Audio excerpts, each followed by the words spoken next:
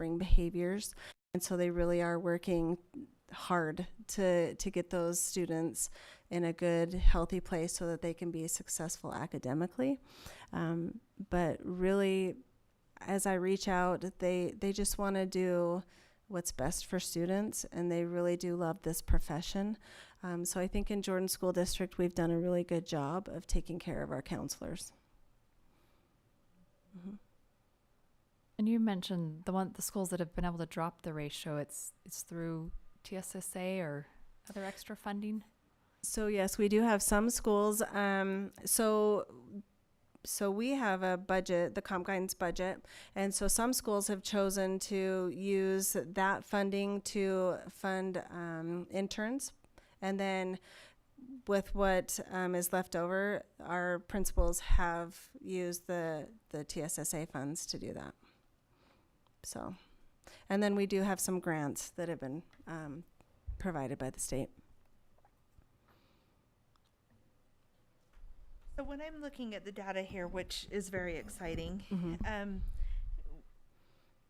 And please know that these are just questions. No, totally fine. Yeah. I am a little bit concerned with seeing the drop in the college and career advising. Mm-hmm. But then I'm very optimistic about the parent contact. Mm-hmm. Can you speak to that a little bit? Or? I can. Quarter one, you're not going to see a lot of the college and career advising because it's quarter one and we're just getting going. If I were to give you the quarter two statistics, which I'm more than happy to provide, you're going to see those numbers spike because that's when we're doing our PCCRs, and we've had Utah College Application Week. So you don't see that data. And then also, like, we do have the FAFSA evening events. And so you'll see, like, in quarter two, that really is like a late October, early November push. And so quarter two's information, you'll see a spike in that. And what do you think are more of the meetings as far as parents contact?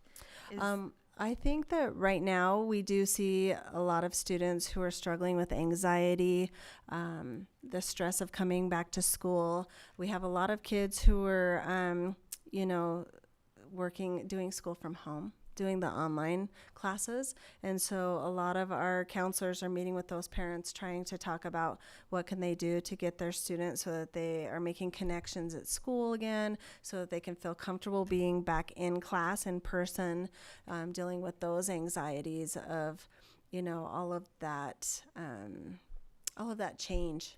Change is hard for students, right? And parents are really concerned. We have been working with our school social workers, so we're seeing a lot of MAP referrals coming out of those as well to help meet those needs. Thank you. Yeah. Any other questions? Yeah. Hi.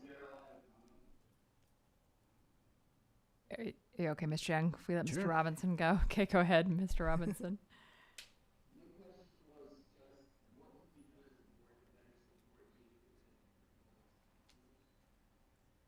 That's a good question, and I would invite you to come into the schools and meet with our teams.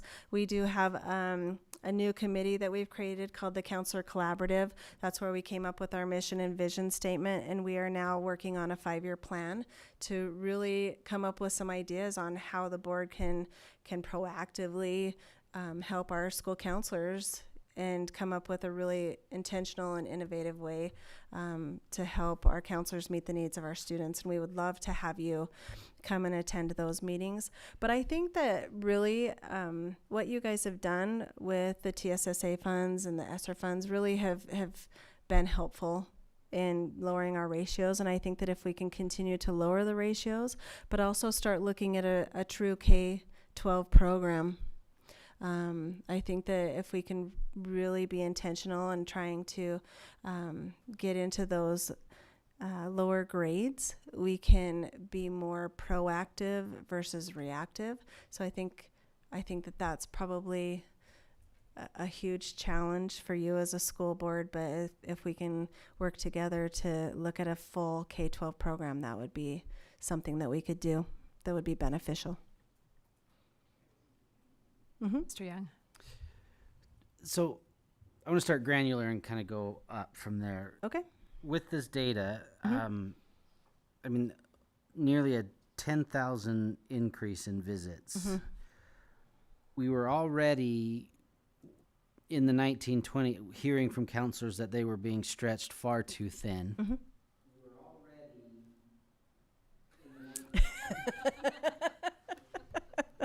That's how I hear it Just every time. emphasize that point. Um, what has changed? Because we didn't flood them with more resources. We didn't flood your counselors with more counselors. Right. I mean, there may have been an incremental at some schools. What have they been able to give up in order to get to this point? What's happened? Because where did they create this time? I guess. That's a good question. So in the 2019 school year, we had about approximately 90 counselors. We're now at 105. So we have incrementally added some school counselors. So you're seeing the ratios are paying off.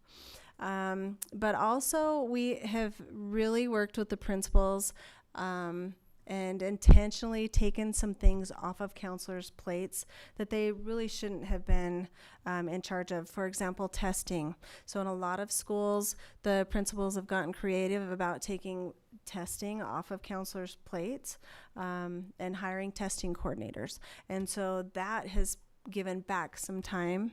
And I think that really they just are getting a lot more. They're working smarter. They're being very intentional about going in and working in classrooms, working with groups, grief groups, anxiety groups. So they're getting more time with kids that way. But really, I think some of it is ratio, some of it is principals understanding, okay, they shouldn't be building the master board anymore. They shouldn't be in charge of AP testing. They shouldn't be doing those types of tasks. And so that's where you're seeing a lot of that time given back to counselors to get in front of kids. So do you get a sense that has enriched our counselors' experience? Mm-hmm. Absolutely. They got into this in the first place to do. Yeah. When you talk to counselors, they're always going to say, we got into this business to work with students, not to build a master board or to change schedules. But one thing that we have done in Jordan School District is rather than looking at it as a schedule change, we're making that a very important student contact and taking that opportunity to get to know the student so that they're a safe place. So when a student actually is having anxiety or stress or struggling in a class, they feel like they have somebody who is safe that they can come and talk to about those issues. And so we've also become more intentional about that first student contact rather than it's a class change because they want to be in a lunch with friends. It's okay, I understand, because if it was my child, I would want a counselor to understand that friends are important. Connection to the school is important. What can we do to make that first contact a valuable contact? I'm glad that it sounds like it's obviously become a holistic approach and that our counselors are not feeling as isolated from the rest of the school as I think there has been in the past. In your mission statement, you say Jordan school counselors empower and advocate to support the whole child in the school, the home, the community, and the world. Mm-hmm. I'm interested that you included the home in that, and speak to where you think, what role do our counselors have in that, what I will deem sacred space of a home? Yep. And that we're not encroaching on that space. By including that, what is it that you're looking? Really, we just want parents to know that we're going to work with them together so that their child can be successful, whatever that looks like. And so if we need to work with a parent to try and implement some strategies to deal with anxiety, whatever we can do to support that parent, you know, we can teach you the strategies. We can work with you to see what it is that you can do for your child at home to help support their child. Same with a MAP referral, right? So if we have a student who really is struggling in a way that is getting in the way of that child being successful, you know, we all have anxiety, right? Anxiety is normal. And talking with parents, okay, anxiety is normal. You can have this dialogue with your child. But if it is getting to the point where it is impeding that child from being successful, coming to school, interacting with their friends, these are some things that we can do to help support. If it's a MAP referral, if it's doing a BRISC where we're meeting with that child for 6 times to empower them so that they can implement those strategies, we will support you so as a parent you can meet the needs in the home as well. So this is just more of a personal story, but I think I'm going to ask the board to indulge me. Way back in the early 90s, our family came up to Utah. We were living in Arizona, and my father took us back to his old high school. It was the old Jordan High School. And we were touring around there that summer, and he gets to the counselor's office, and he says, "This is where Mr. So-and-so looked me in the eyes and said, 'Son, you better go find yourself a trade because your grades will never allow you to be successful in university.'" And I think about that. If that counselor had focused on the whole child, they may have realized that my father had lost his mother as a 15-year-old while in high school, that he had worked his whole time in high school, late into the evenings and early in the mornings. And thankfully, my father didn't take his advice.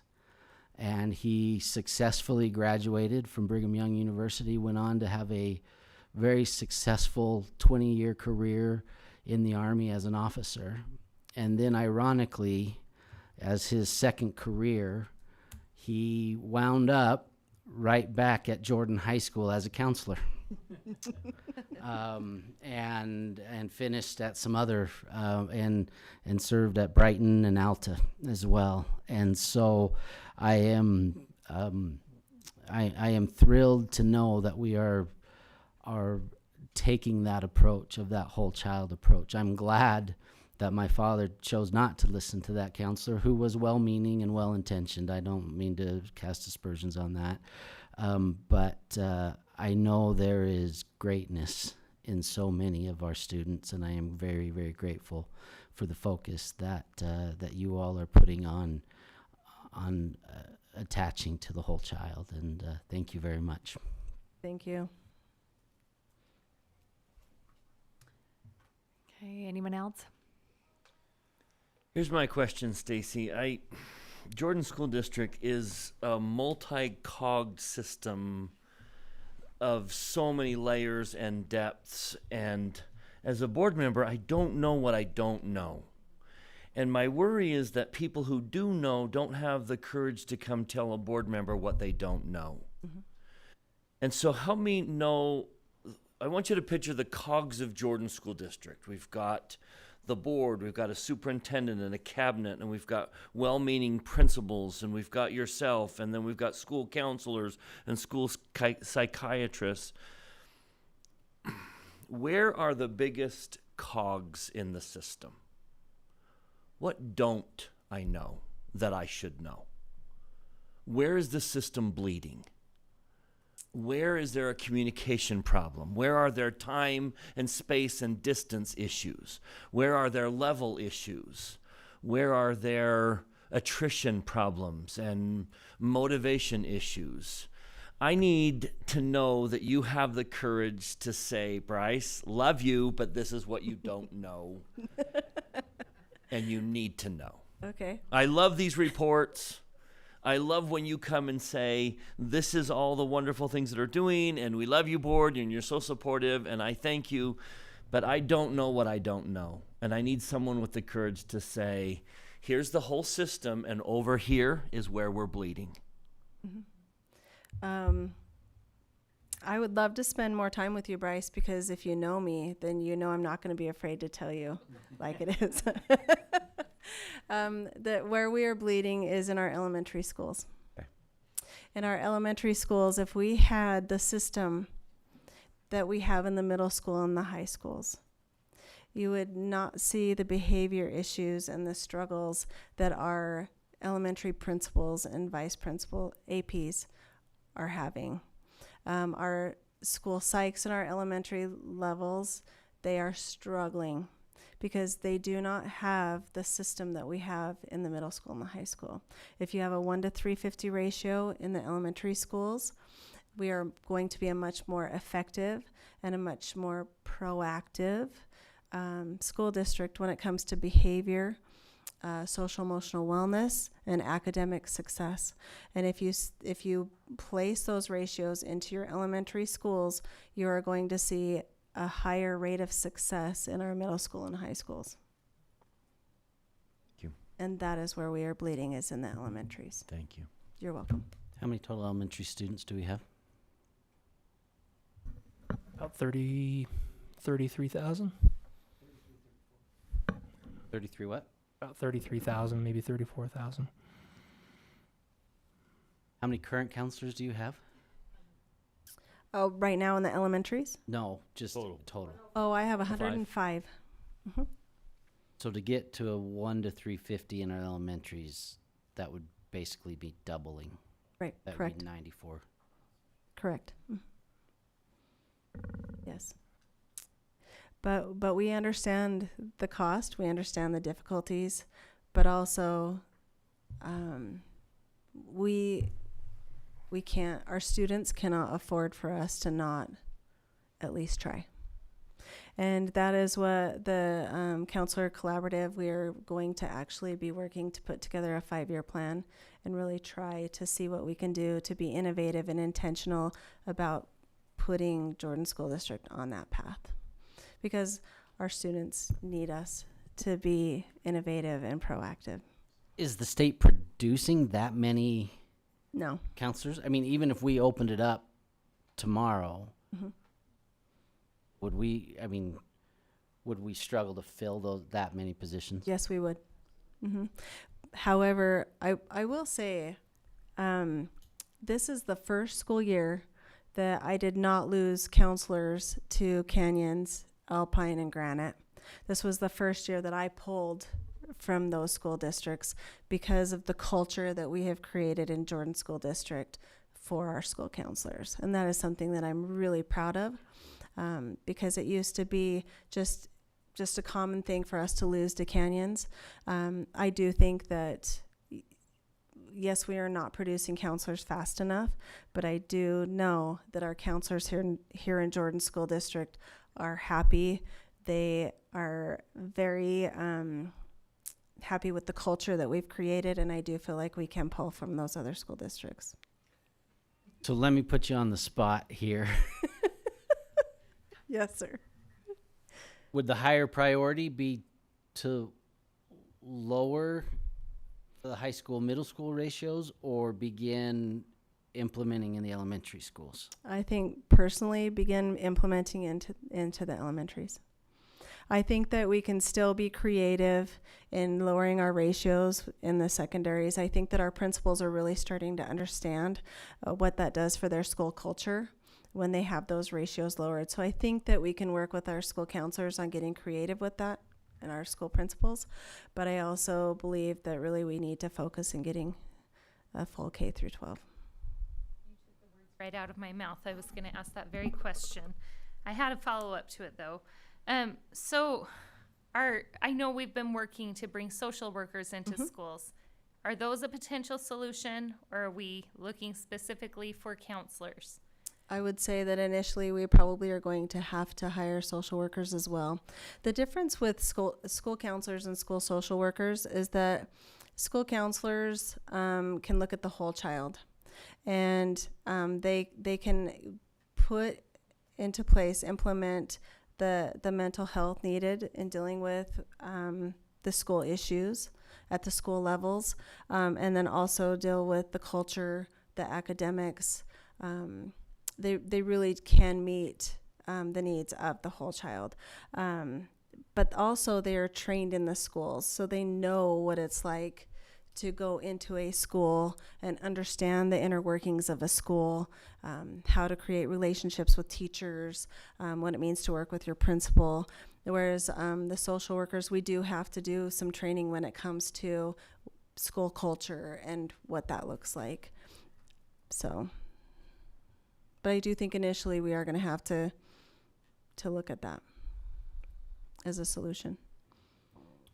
President Miller, I think, and I don't think now is the right time for this, but I think in January or February, I would love to revisit this topic on an agenda where the specific issue is what would an elementary school counseling program look like, and a comprehensive, with our school psychologists that are in place, with social workers, with what does an elementary school program look like, so that as we go into our budget season, we have a full understanding of what that is. Is that something the rest of the board would be willing to spend some time on? I can speak to what that would look like if you want to go into a Heartland Elementary. We do have a school counselor, a school psych, and they are working with Buddy to implement that. So you can go into a school and talk with them and see what that actually looks like in full implementation That would be, with one school counselor. yeah, I really, if we can do that, I would really appreciate that. I think that- Well, thank you. We really appreciate this report. We especially appreciate all you're doing to support the counselors in our district and all that our counselors are doing to support our students within this district. Thank you. Thank you. My counselors make me look good. They are the ones that are doing all the hard work. So thank you. All right, next up on our agenda, we have updates to Administrative Policy AA 421, Local Professional Improvement Committee. And we have Dr. Nordic, our Administrative Teaching and Learning, here with us.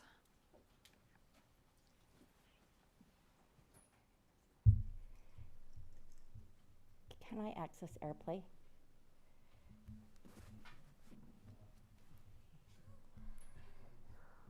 Perhaps. Oh. May I? Yes.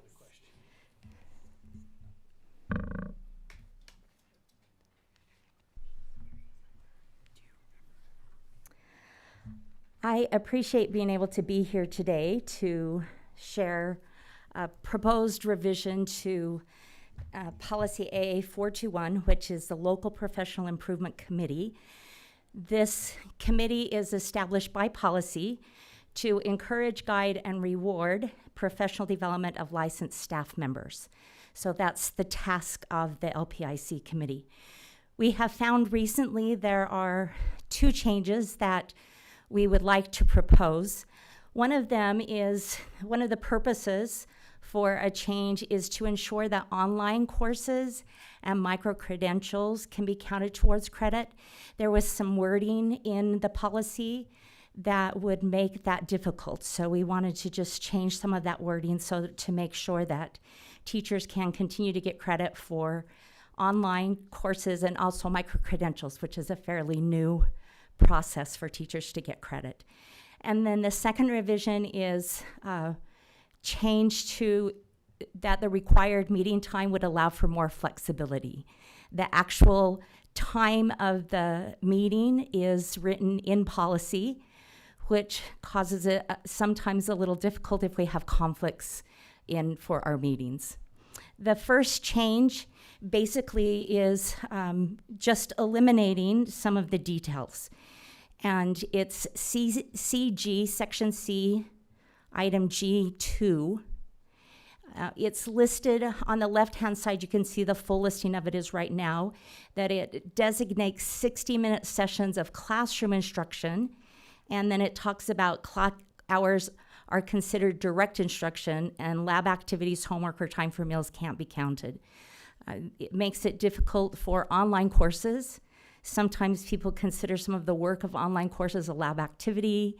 And so our recommendation is that we eliminate some of the wording and just have 14 clock hours of instruction are required for each 1 semester hour of credit. And we believe that by making that change, it would include the option for teachers to use micro-credentials where they're doing a lot of the work on their own, or online courses where a lot of the course work is done online.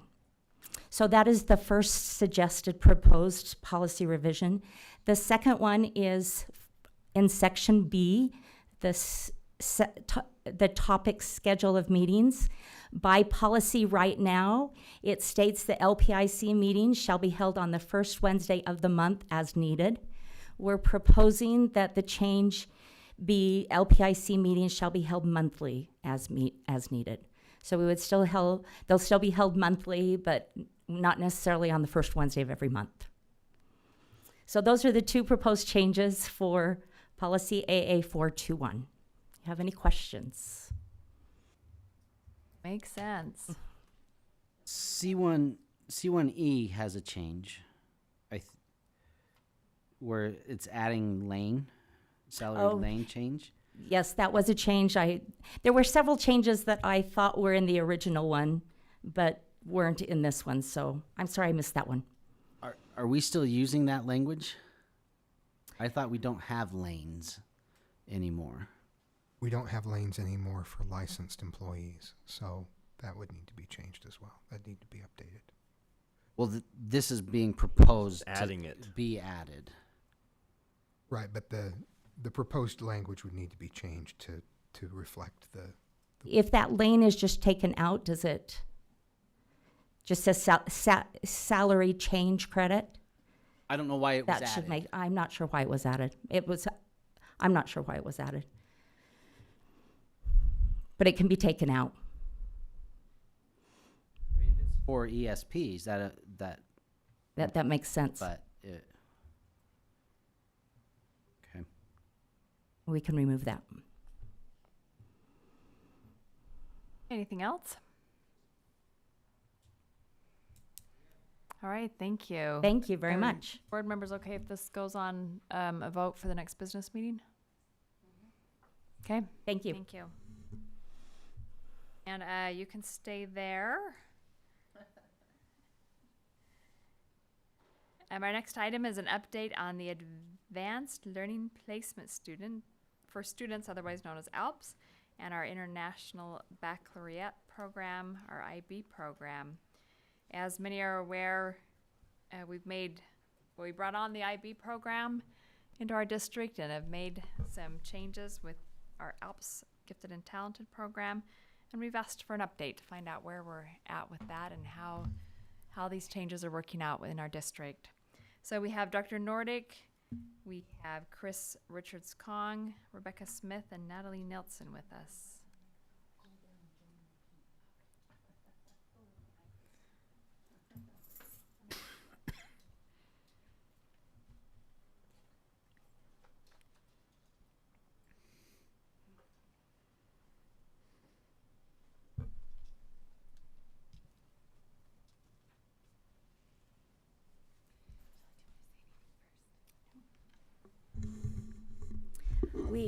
We appreciate the opportunity to share basically an update of what's happening with the ALPS and GT program and also the IB program.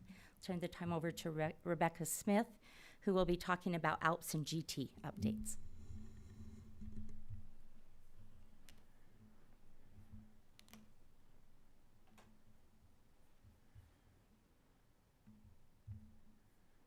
Okay, there we go. Thank you so much for your time this evening. We're excited to be here and to share a brief update of what is happening on the Alps and GT front in Jordan School District. We'll begin with middle school Alps. A few years ago, we had discussions about moving the program from Oker Hills Middle School to Joel P. Jensen. And as you may recall, that was a catalyst for many other discussions. In doing so, we did move the program to Joel P. Jensen and concurrently continued with Oker Hills Middle School. This year, the 2021-2022 school year, will be the final year of the Alps program at Oker Hills Middle School. We then also began programs at Elk Ridge Middle School and Hidden Valley Middle School. This is the second year of that implementation. So currently they have 7th and 8th grade Alps classes at their schools, and we'll add 9th grade in 2022-2023 next year. Joel P. Jensen, of course, because it started that same year as Oker Hills was phasing out, is serving all grades this year. On elementary Alps, we moved the program from Jordan Ridge to Jordan Hills at the end of the 2021 school year. Lots of 20s. And that move was relatively smooth. Melissa Beck and Caleb Yates were both really wonderful to help that move go rather smoothly. They were both just very supportive of that. Of note, 4 of the 6 Alps teachers moved with the program from Jordan Ridge to Jordan Hills. One of the other teachers would have moved, but then moved into a pilot position as a teacher specialist. We'll talk about that in a few more slides. And then 2 teachers from Jordan Hills joined the Alps team. So that was a nice combination of teachers moving with the program and teachers from Jordan Hills joining the team. And so it made for a good transition for that as well. When we reached out to Jordan Ridge families with the move, we gave them the opportunity to choose which school that they would like to go to. With this transition, most did choose Jordan Hills, but we did have some that chose Riverton and some that chose Westland, and we were glad that we were able to provide that choice for them. Just in the last 2 years, we've made a big shift in our Alps testing processes. For a few decades, we did the bulk of our testing at one school over the course of a couple of nights and on a Saturday.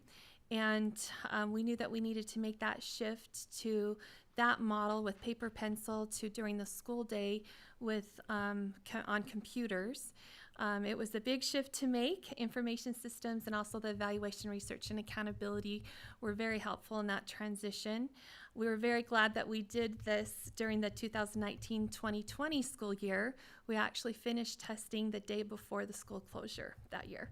And so we were very glad to have that behind us. And so last year, when it would have been completely impossible to do testing in that format with hundreds of students out of school after school or on the weekend, that we already had a year underfoot, and we've continued to refine the process, and we've had good feedback from parents with that. When they called to ask us if we were still doing it in the schools this year, they're usually very glad to hear that yes, we are, that we've really made that shift, and they don't need to worry about coming on an evening or on a Saturday.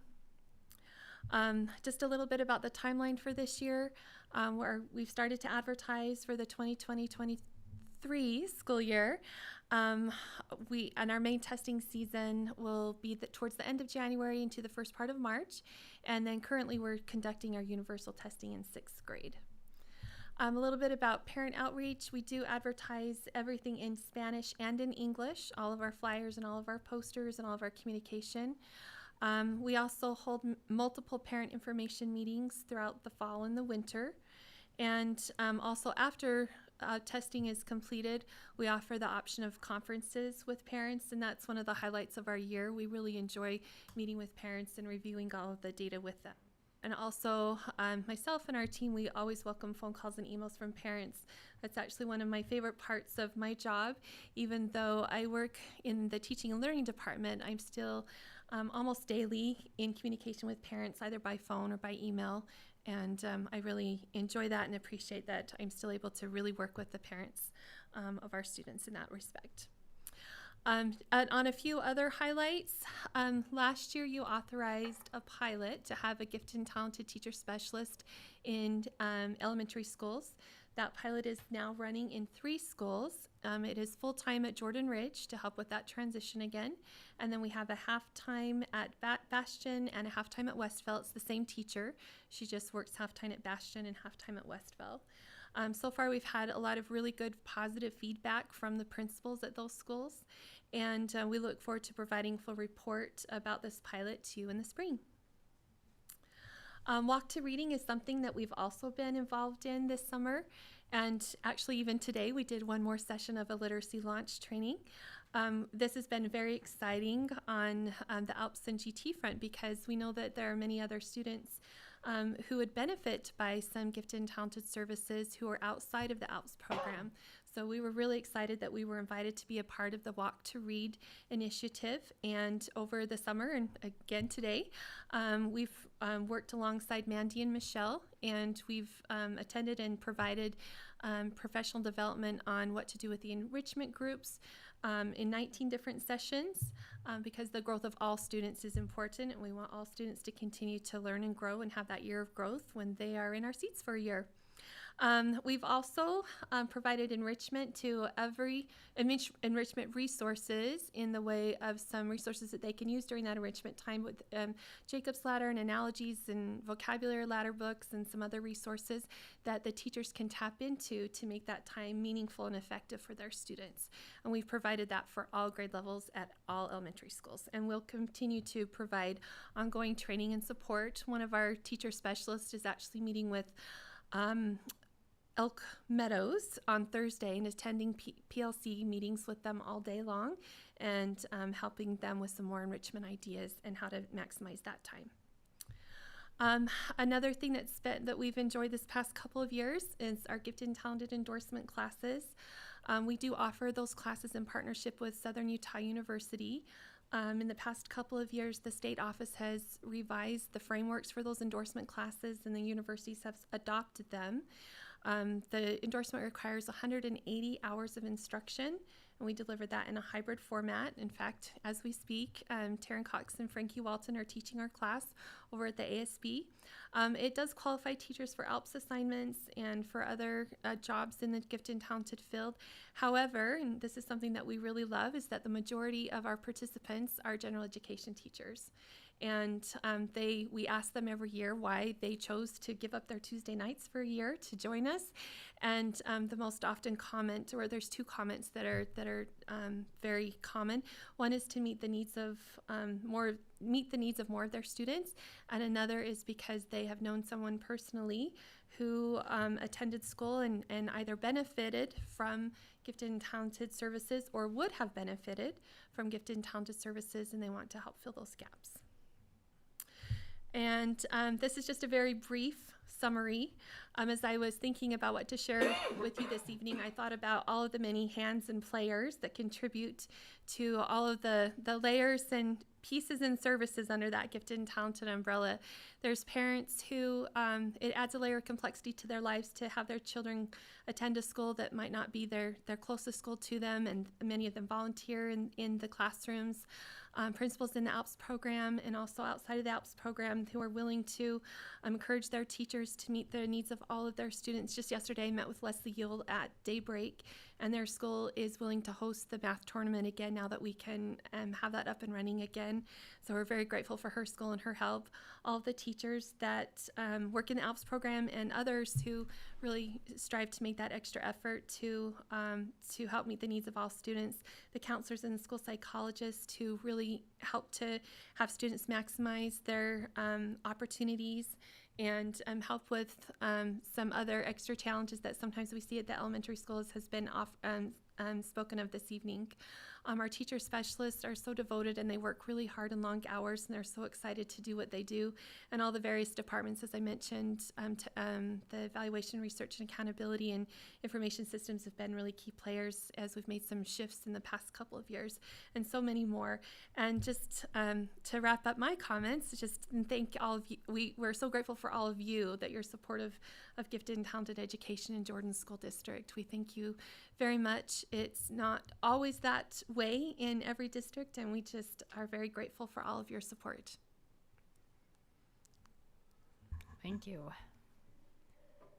Any questions about gifted and talented before we move to IB? Yeah, I'm curious about the move from Jordan Ridge to Jordan Hills. How many students opted to stay at Jordan Ridge and just leave the program? I don't have the exact numbers, but I do know that the majority did come over with the program. There were some who were boundary students at Jordan Ridge who did opt to stay at Jordan Ridge, but I don't have those exact numbers. I can get them for you though, if you would like them. Yeah, so majority, I mean, is that 51% went, or is that 90% went? Off of the top of my mind, I would probably say between 60 and 70%. We did have some openings that were filled with new applicants. Okay, that was my next question. The class sizes at Jordan Hills in those programs, what are those ratios? It's actually they have the most ALP students of any of our 3 elementary schools, with the exception of 6th grade.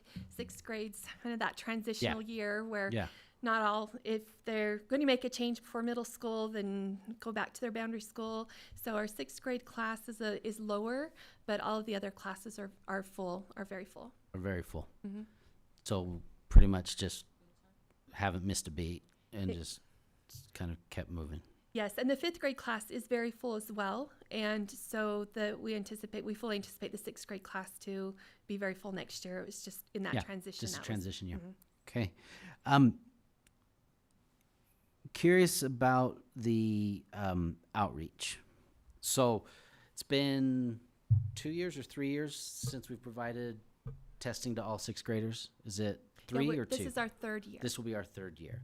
So we've cast a much larger net, for lack of a better term. Are we finding, do you have a sense, are we finding students that wouldn't have been found otherwise? Yes. Of course, we always wish that there was even more than we could find and would find and that would join us. But I would say most definitely we are finding more.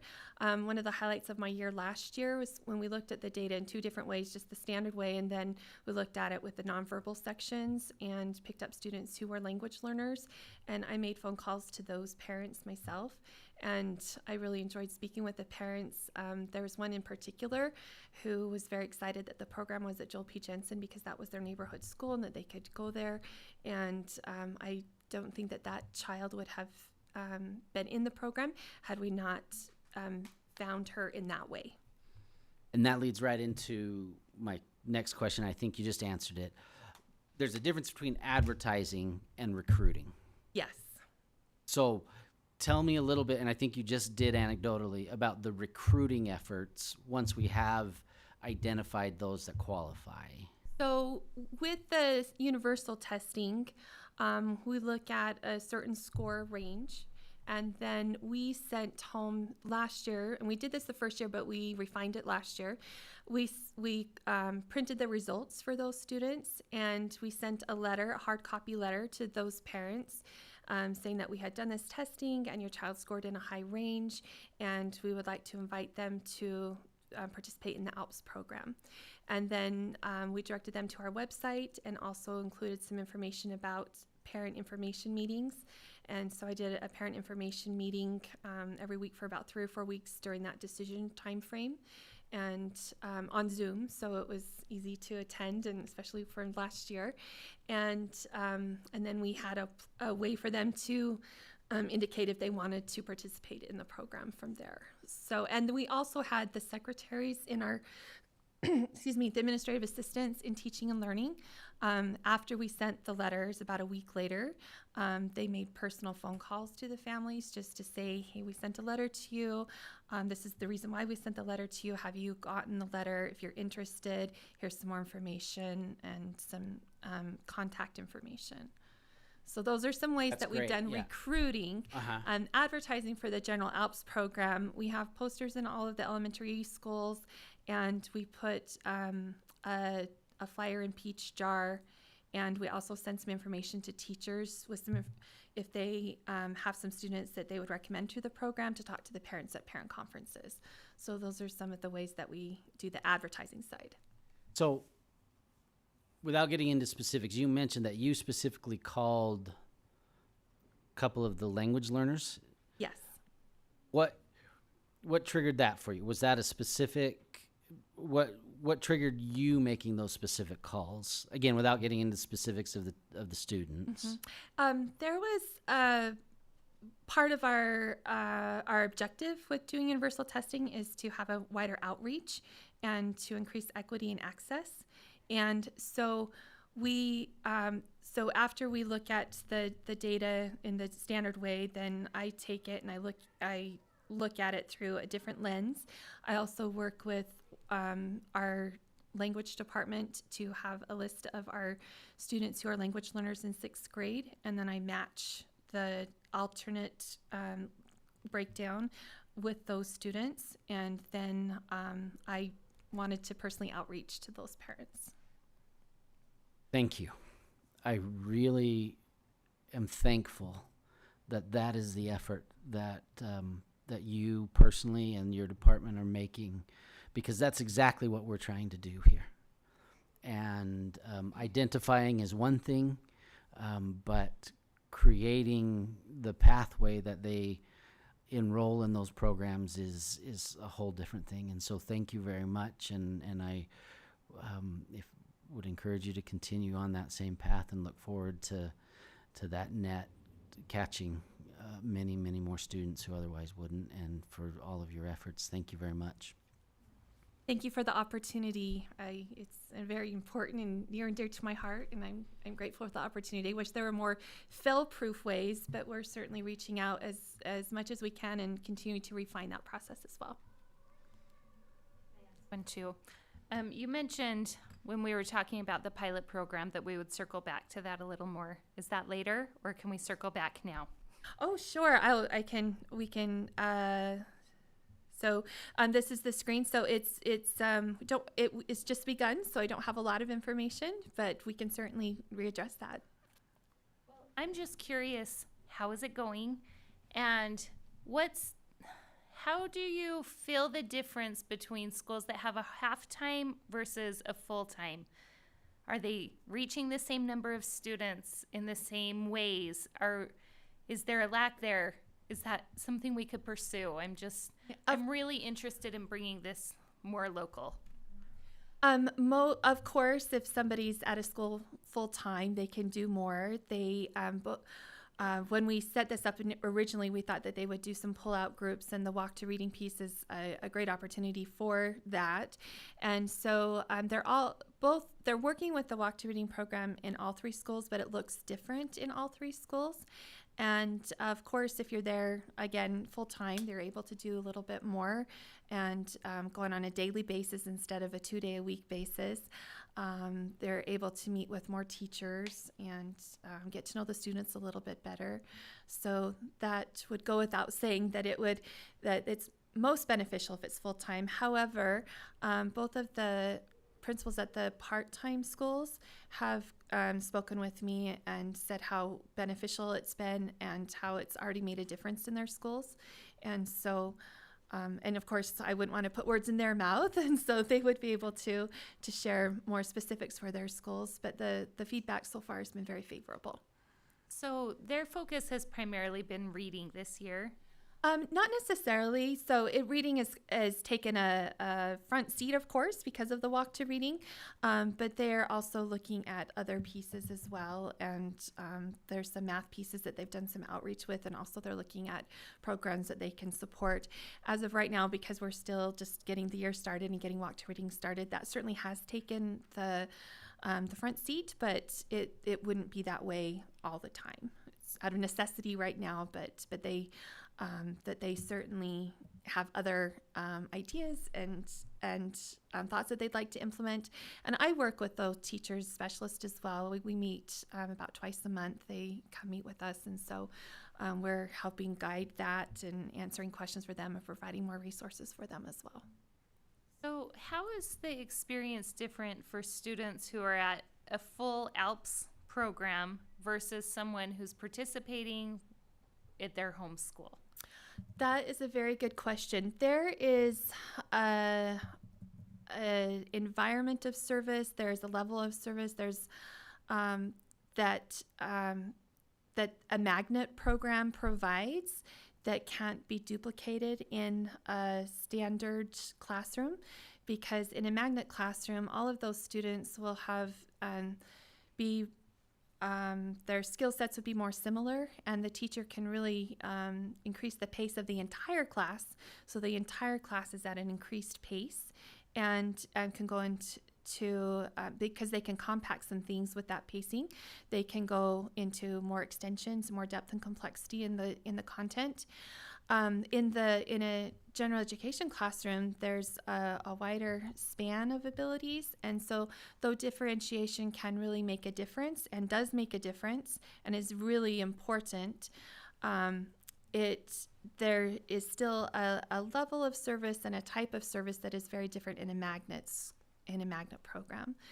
I've seen how it has benefited families as a teacher, and then in this job as well.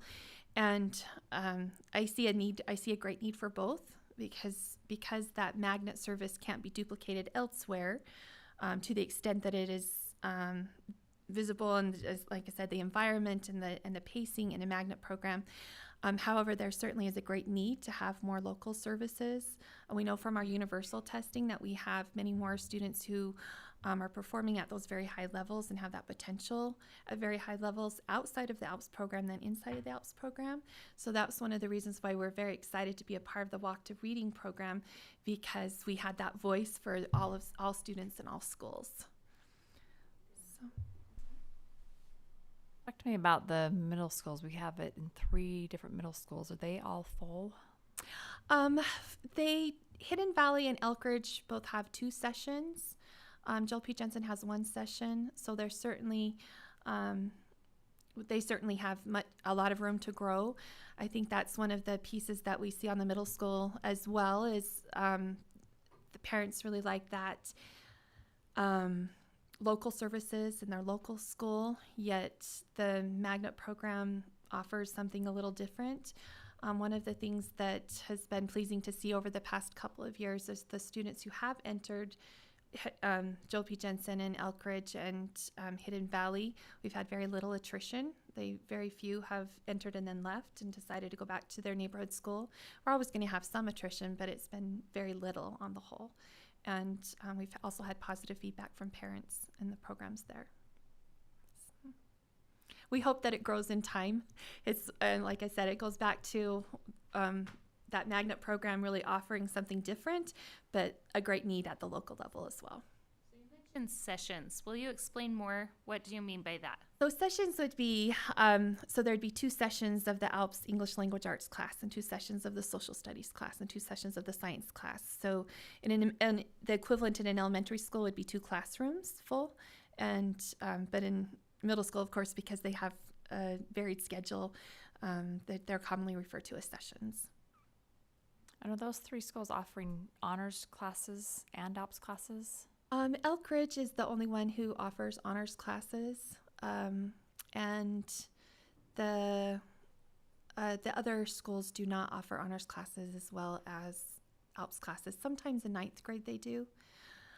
Last year in one of the parent meetings that I had, or it was an orientation meeting for parents who had chosen to be in the ALPS program at Elkridge, and what that question came up is, what is the difference between the honors and the ALPS classes? And one of the teachers said, I'll take that question, and she was one of the 7th grade teachers, and she articulated the differences, even though they're very similar, very, very similar. But with the ALPS classes, again, the pacing was a little different. The way that she could structure things and the way that she could approach the content was a little different. Hey, any other questions? You just have one more additional question. You mentioned that Jill P just has one session. Is that something that we are looking to expand, and how can we expand that? We would sure hope to and love to expand that. And so we send all the invitations out. We haven't had as much response with the invitations that have gone out for Joel P. So we've actually worked a few other things with them. We send out the invitations, but we also gave them a list of all the students who would qualify for their school, so their counselors can do an outreach as well. And so that's one of the things that we've tried to do to help bolster those numbers. And are we kind of making the advertisement that not only is Jill P an ALP school, but West Jordan High School is the IB program? Oh, we certainly will this year. We couldn't until they were fully authorized, but we certainly will this year. Thank you. You're welcome. Hey, let's hear about IB. Want to have Natalie Nelson and Jim Burke. Being here.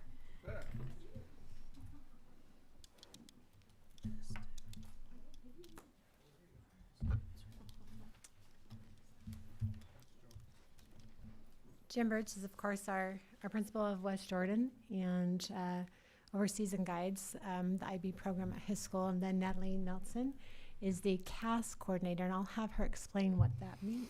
Yes, actually, I'm super excited. So thanks for having us today. I do the IB CAS, which is every diploma-seeking student in the IB program are required to create experiences in the areas of creativity, activity, and service. And so I guide them, I meet with them, and they have to also develop a project that is long-term. So minimum it can last is a month, and it can go up to 3 or 6 months. And this project can be in any of the different areas. So if they want to develop a project about going into the retirement centers and putting on performances and working with the residents, that could meet the different areas of creativity, creating those projects with the residents, activity if they decide to do a dance with them, and physical activity, and it's also direct service. So they can create basically anything. Some of the CAS students in the other schools have developed computer programs, and they collaborate with their peers, put them online, and then they put it out into the world. So I mean, the sky's the limit in terms of those CAS projects and experiences, but it's just focusing on that well-rounded student. So it's exciting. I think it's the heart of the IB program because they take what they're learning in the classroom and they're able to actually apply it in the real world. So it's fun to see. And then I'm also the IB dance, so I have that as well. And Chandler Bishop, who is our IB coordinator, apologizes for not being here today. So he gave me some numbers so that I can speak to what's going on. So at the beginning of this process, when we met with the different schools that already have IB programs, they said, now just understand that the first year you'll probably only have 3 to 5 students in the diploma program, and that's normal. But we didn't like that, so we tried to recruit as much as possible, and even during COVID, we actually started with 13 students. And so we were celebrating. And then some of those students had transportation issues because they were outside our boundaries. And so that's something that we need to speak to in the future and figure out just how to get them to West Jordan. Several of them were from Copper Hills. We did grab one student that stayed in the program. And so right now we have 9 diploma-seeking students in the program itself. We have 27 IB certificate seeking students, and so those are students who the diploma itself, the cohort, might not work in their schedule, and so they're allowed to take so many classes and get that certificate. And then we have 135 students who are in IB STAT classes, and most of those classes are language arts classes. And we like that because they're getting a taste of the IB curriculum, and several of them have come and said, hey, I'm interested in pursuing more of these classes. How do I get more involved? And so just getting them into that experience, they see what the class is like, they feel that unity, and so it's super exciting in terms of that. So this year, we're obviously working even harder on recruiting and getting the information out about the IB program. And the biggest thing is the teachers, we now know what we're doing and what we're talking about. And so we're not just speaking out of conjecture, just making up guesses. And so we've already gone to like Hawthorne Academy. The counselor and Chandler are going to be going to all the different middle schools and doing presentations. We're going to obviously still talk about it at West Jordan High School and try to recruit inside the sophomore classes, just because it is such a worthwhile program. So the best part of IB has been watching the students immerse themselves in the content and become avid learners. Our IB art students recently went on a field trip to the Contemporary Museum of Art in Salt Lake City, and the docent there just raved on these students. She said, I cannot believe the amount of connections that they're making with this art in real life, and they're collaborating with each other. And she's like, you just don't see high school students do that very often. And so she just kept going off on it. And then in terms of the CAS experiences that I see, I meet with every single CAS student 3 times throughout their diploma program, and we not only talk about their experiences but also how they're doing in the program, what support they need, and the projects that they're creating are absolutely phenomenal. So some of the experiences, just working so much outreach in the community, and so the more that they can do that, the more they're seeing the value of what is out in the world and making the connections worldwide. I'm also part of a Facebook CAS group, and it's fun because we're actually getting our CAS students to outreach to students in other countries, and so we're just pushing that, and so that world connection is just really neat. And then our IB teachers, so we thank you so much for supporting us, and we've all been trained through the IB program, and it's fun because we can also bring that back to our colleagues in our PLC departments, and so it's just changing the learning all around at West Jordan High School. And every class, it's not just the IB students, it's really just changing the way that we teach, making more inquiry-based, really hands-on experiences inside the classroom, and it's every single classroom that you go into. So being able to do that has been absolutely wonderful. So yes, thank you so much for supporting us throughout this entire process, for giving us that. And we're just so excited of where the future is going to take us. I mean, this is only year 1, and it's already thriving. So to see what it's going to be in 10 years is it's just going to be fun. What do you like to add? Yeah, in our recruiting process. You pull the microphone to your mouth. Oh, yes. You can't hear me? We can, but the people on streaming can't. Oh, okay. In our recruiting process, not only do we go out to the middle schools and, present to the counselors and present to the students that are interested, but we also, once we get their name, we meet with them individually. And we bring them into our school, we talk to them about it with their parents and give them a chance to ask every question, so that you can see what kind of path, their child will follow, and so the students can get excited about it. There are just so many perks involved in the program that, you don't see unless you actually get into it. So we're able to do that. Unified sports. CAS.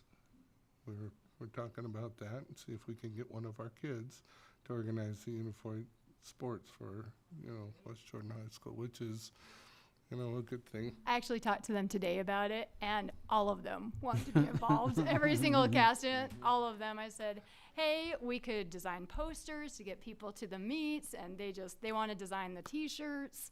So, I mean, it's pretty awesome. So, do you have any questions for us about it? I mean, it's more than what we ever expected, with the number of kids that are involved in it. And talking with Clearfield and with West High School, Hillcrest High School, they started with 2 or 3 kids. That's it. And, for us to start with that many, 9 kids at this point in time, plus those singletons that are in other classes.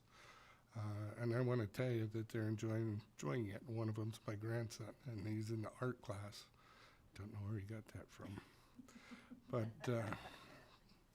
the experiences that they're having. She mentioned going to the art gallery, and the things the kids were able to look at a painting and talk to the curator about were amazing, because of, what they've been able to experience in their classes just to this point. We're only a quarter and a half in.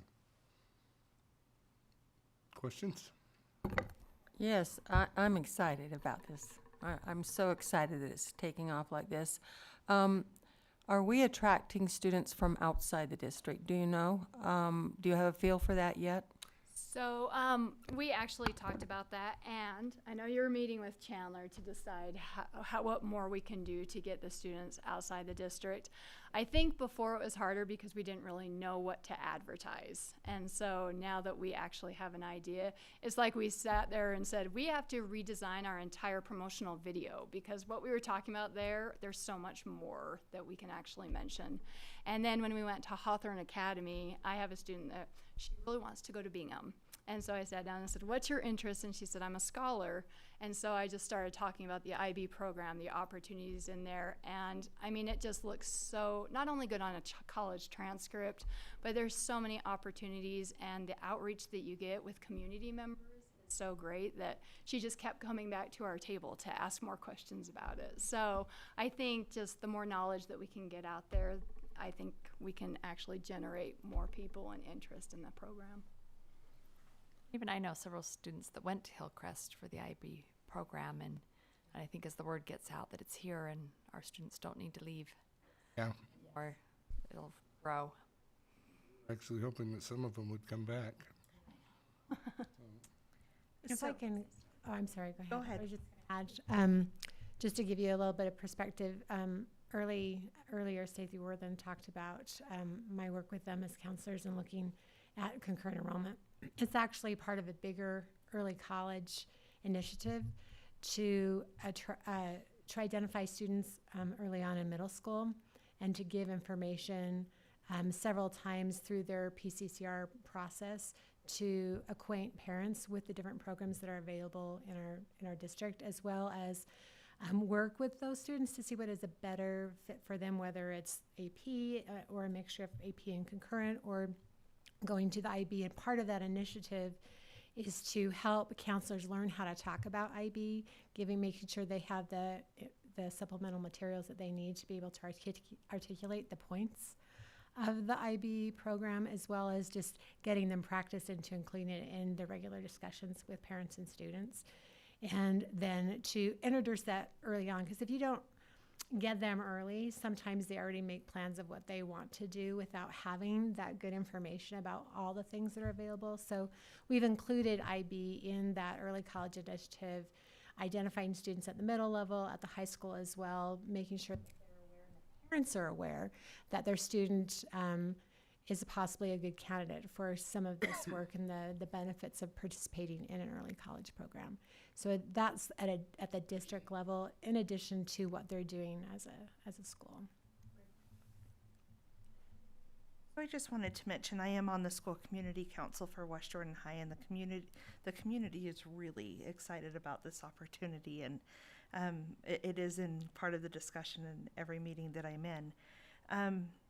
The superintendent and Mr. Young and myself were in a meeting last week with a former principal who just expressed to us the importance of a teacher addressing a student and saying, hey, I really think that this would be a good opportunity. Do you have any questions? Maybe some of the key talking points like you would be giving to principals. And I am sure that you guys are doing that, but just maybe a nice reminder to those teachers. They know of the students in their classes that would be good candidates for this and that would really thrive in the IB program.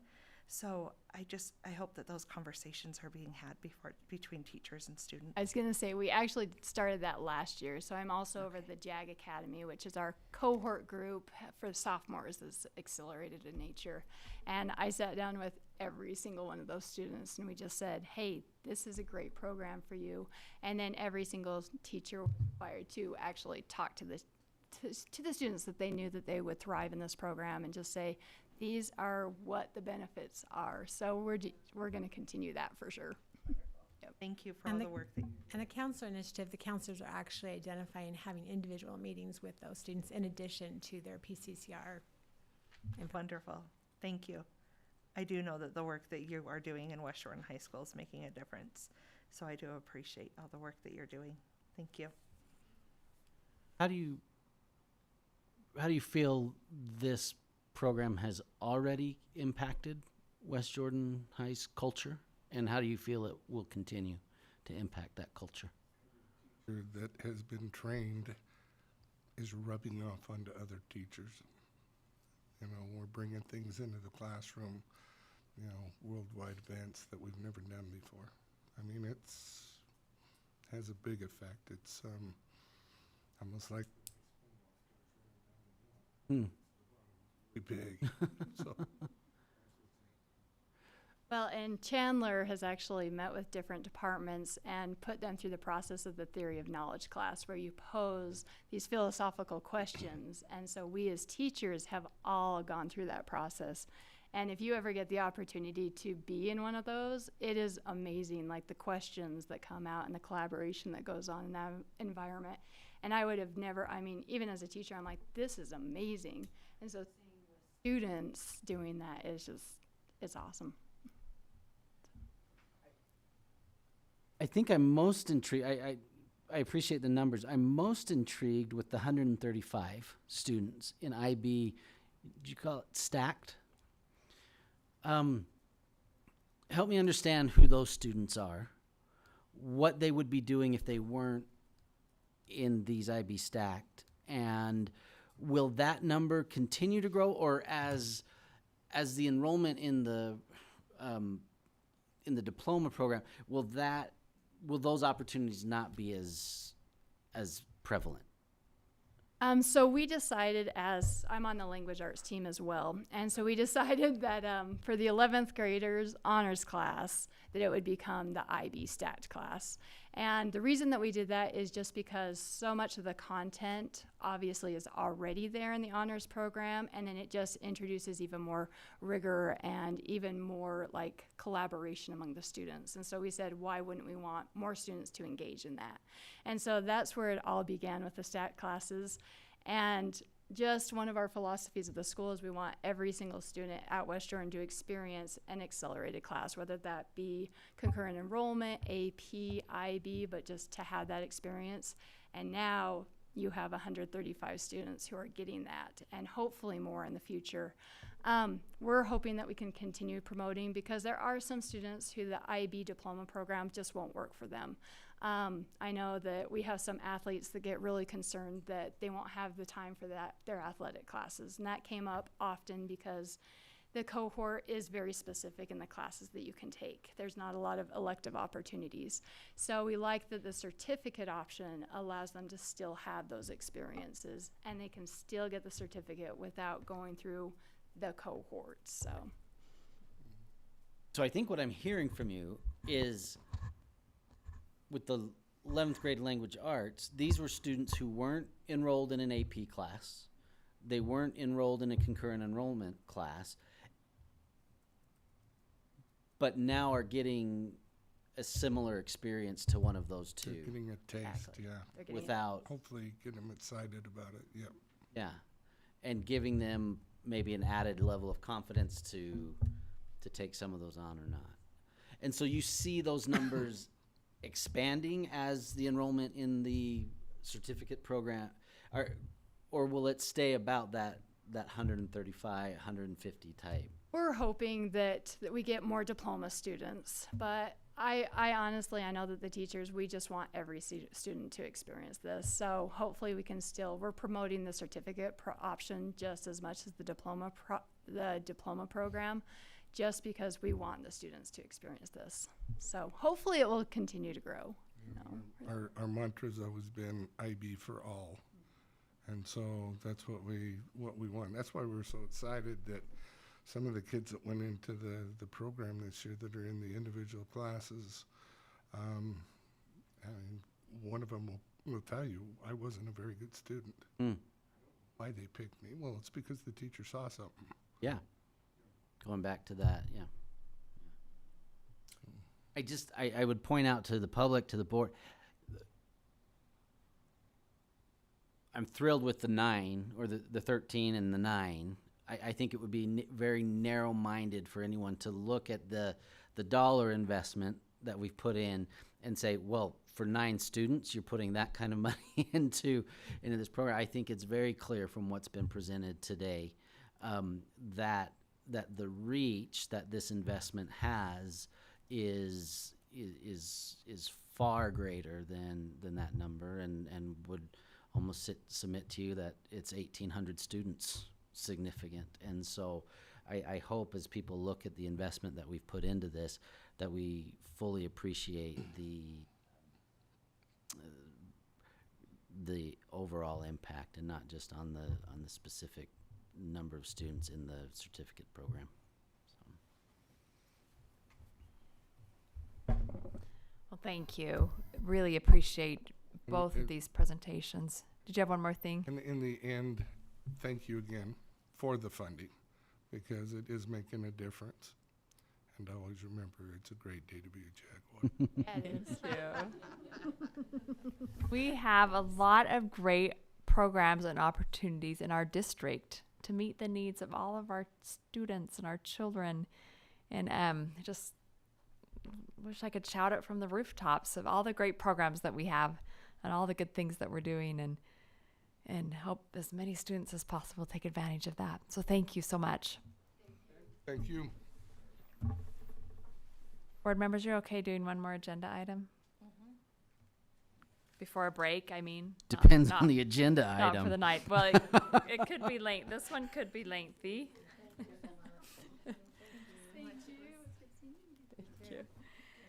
Next up is our discussion on school capacity. You really want to tackle this one? I mean, this is an hour long. It'll be a lengthy one. Break. Everyone want a break first? We have food for these two. Are you okay if we take a break first before getting to your item? Okay. We're going to take a 15-minute break. Then we'll come back and hit capacities.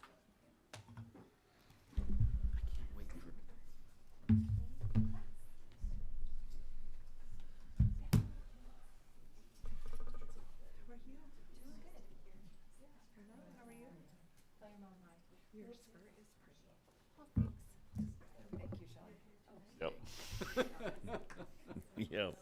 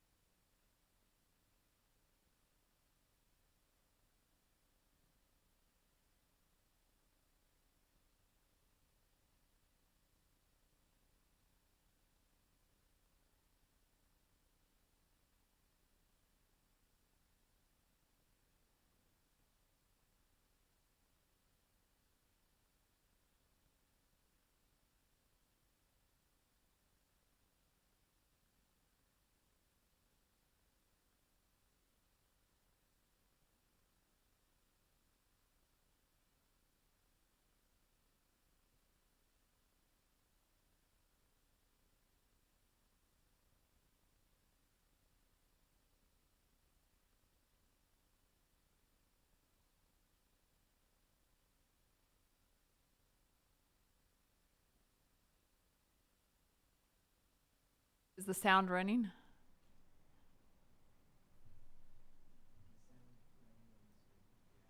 Oh, and the live stream is going. I can see us. There we go. All right. Now we just. We good?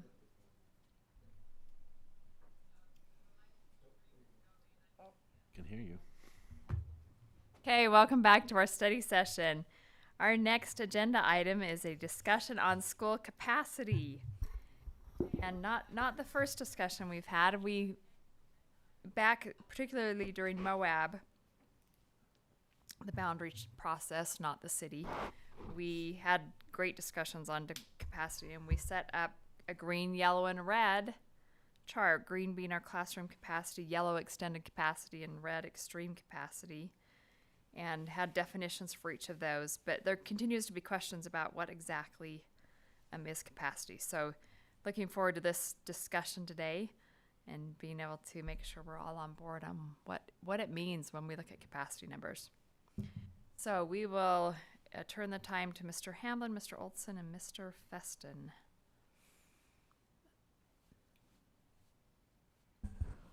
Well, we're glad to be with you tonight. Thank you for that. Superintendent, were you gonna? Sorry, Mike had kind of Mr. prepared us for Anderson's on this, the agenda, but in his absence, did you want to say anything? Yes. Back in the days of Moab, when we set up discussions about potential district-wide boundary changes, we worked closely with the board to determine various ways of measuring capacity. And I think it brought up some really important discussions, not just about what constitutes a classroom, which might seem like a strange question, but also what are some of the other amenities that are impacted when we move students into portable classrooms, and when we put a certain number of students in a classroom, or in a school rather, what other pressures are there on the school that we need to be aware of as we make decisions about how to place boundaries in the district. And so Moab stretched our thinking, that process of going through that. And there were, I think, at one point, 23 different definitions of capacity. The reason for that is because we were looking at just in what ways we could use our buildings long-term, temporarily to help solve a problem. It was a means of being very creative in using our buildings, to maximizing the use of our buildings. And so based on previous board discussions and a request from the board in our last meeting, the team is here to discuss really some of the factors that to consider in looking at building capacity. And really what I hope we can get from the discussion this evening is information from the board about what you value, what information is going to help you make comparisons from one building to another. And through Moab, we even had a layout named, I believe they were named after national parks, were they not? Correct, yes. So that we knew, hey, we have 7 schools that have a similar layout. So if you're talking about school X, you can make a comparison with school Y. They're similar layouts. So it really went in depth, and that was at the request of the board that we really defined some things. Now, we may not need to define things at the same depth, but if we can get some definition or some priorities from the board, the type of information that you would like to see going forward, then this crack team can move forward with that information and really analyze everything in a way that can be very useful going forward as we look at how to make the most of our buildings and where we will need more in the future. So they've put together a presentation that looks at some of the elements to consider as we look at how to define capacity, so that when we say this type of capacity is X, then you know exactly what that means going forward. Thank you, Superintendent. one of the things as Mr. Olson begins to go through this, that we would again echo what Superintendent said, is that having 23 definitions as we currently do is quite difficult to determine actually what it is. And even for myself, who, we're back in the day when we created those, I have to look at the formulas to even figure out where it pulls from with that many. So as we present this, our request would be is, yes, we absolutely want to give you exactly what you want and measure it in the right way, because there are so many different data points and so many different ways to look at things. Having a consistent way that we have a common language, so that when we say it's this capacity, that we know that everyone is of the same understanding of what that means. And you'll see in here there's a proposal, a suggestion, an idea that we could perhaps boil it down to 3. And again, keeping with the red, yellow, and green kind of thematic thing, but really just we could boil it down to 3 if that were your desire, and if that adequately gave you what you needed. Mr. Larson, could I ask you to push the magic button on the wall that lets my computer show up? Because I don't know that I make enough money to know which button to push.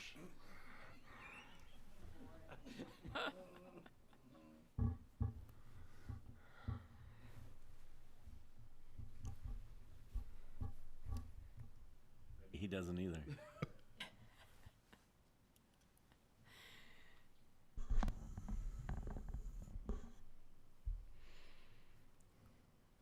Just pushing buttons. Oh, it worked. Okay, good.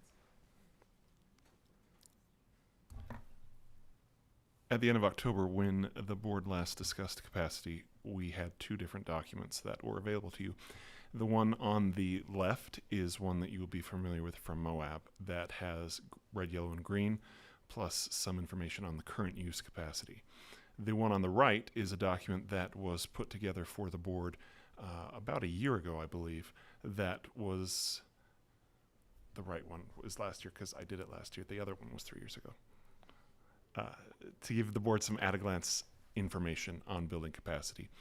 The issue, however, as has been mentioned a few times, is that at present in the Jordan School District, we have as many as 23 different ways that we can report capacity to you.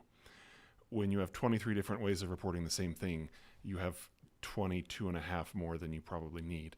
The other issue is that, as Travis mentioned, there are probably 3 people in the district who could tell you what all 23 of these mean and what the differences are, and 2 of them are not here tonight. So it becomes difficult for the board to know what we're talking about when we don't know what we're talking about, and when the definitions can change from one year to the next as the building use changes.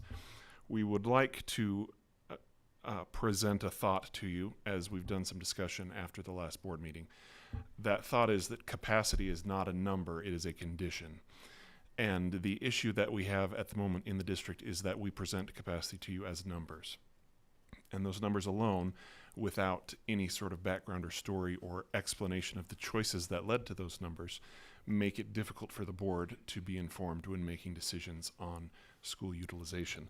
When we look just at numbers, we tend to view our schools kind of like this is the gymnasium at Mountain Creek Middle School. You can see the curtain there. When we just have numbers, it feels sometimes like our buildings have unused wings that are curtained off, and when we move from one capacity group to another, we just pull up that curtain, and suddenly there are extra rooms available. And that is unfortunately not how we currently build our schools, although the Facilities Committee may want to explore that option in the future. I want to give you a couple examples of some of the impacts of capacity and some of that condition statement. This is the floor plan of one of our elementaries. It doesn't matter which one, because these scenarios play out exactly the same at every building in our district. At this elementary school, these 3 classrooms are used for a district program. In this case, it's for special education support classrooms, which is wonderful. Those programs serve a very specific need and enrich the lives of the students in those buildings. But when we talk about capacity, we pretend like those rooms do not exist because they're not accessible to the school, so we don't count them in the capacity for that school. However, when we move up to a higher capacity level, one of the decisions that would come into play is removing that program, which would make those 3 rooms again exist and the building's capacity would increase. However, we have to remember that there are then 3 classrooms floating out somewhere of students who now don't have a home. And if we just look at this as numbers, it can be easy to forget that the decision to move up in a capacity range has now displaced 3 classrooms worth of students. The second issue that comes into play, also at this same school, we have 4 classrooms that are in use by a dual language immersion program. The other 2 classrooms are in portables outside. These classrooms count towards the capacity of the building. However, each of those classrooms has a capacity of 25 students. One of the upper grade DLI classes only has 20 students enrolled.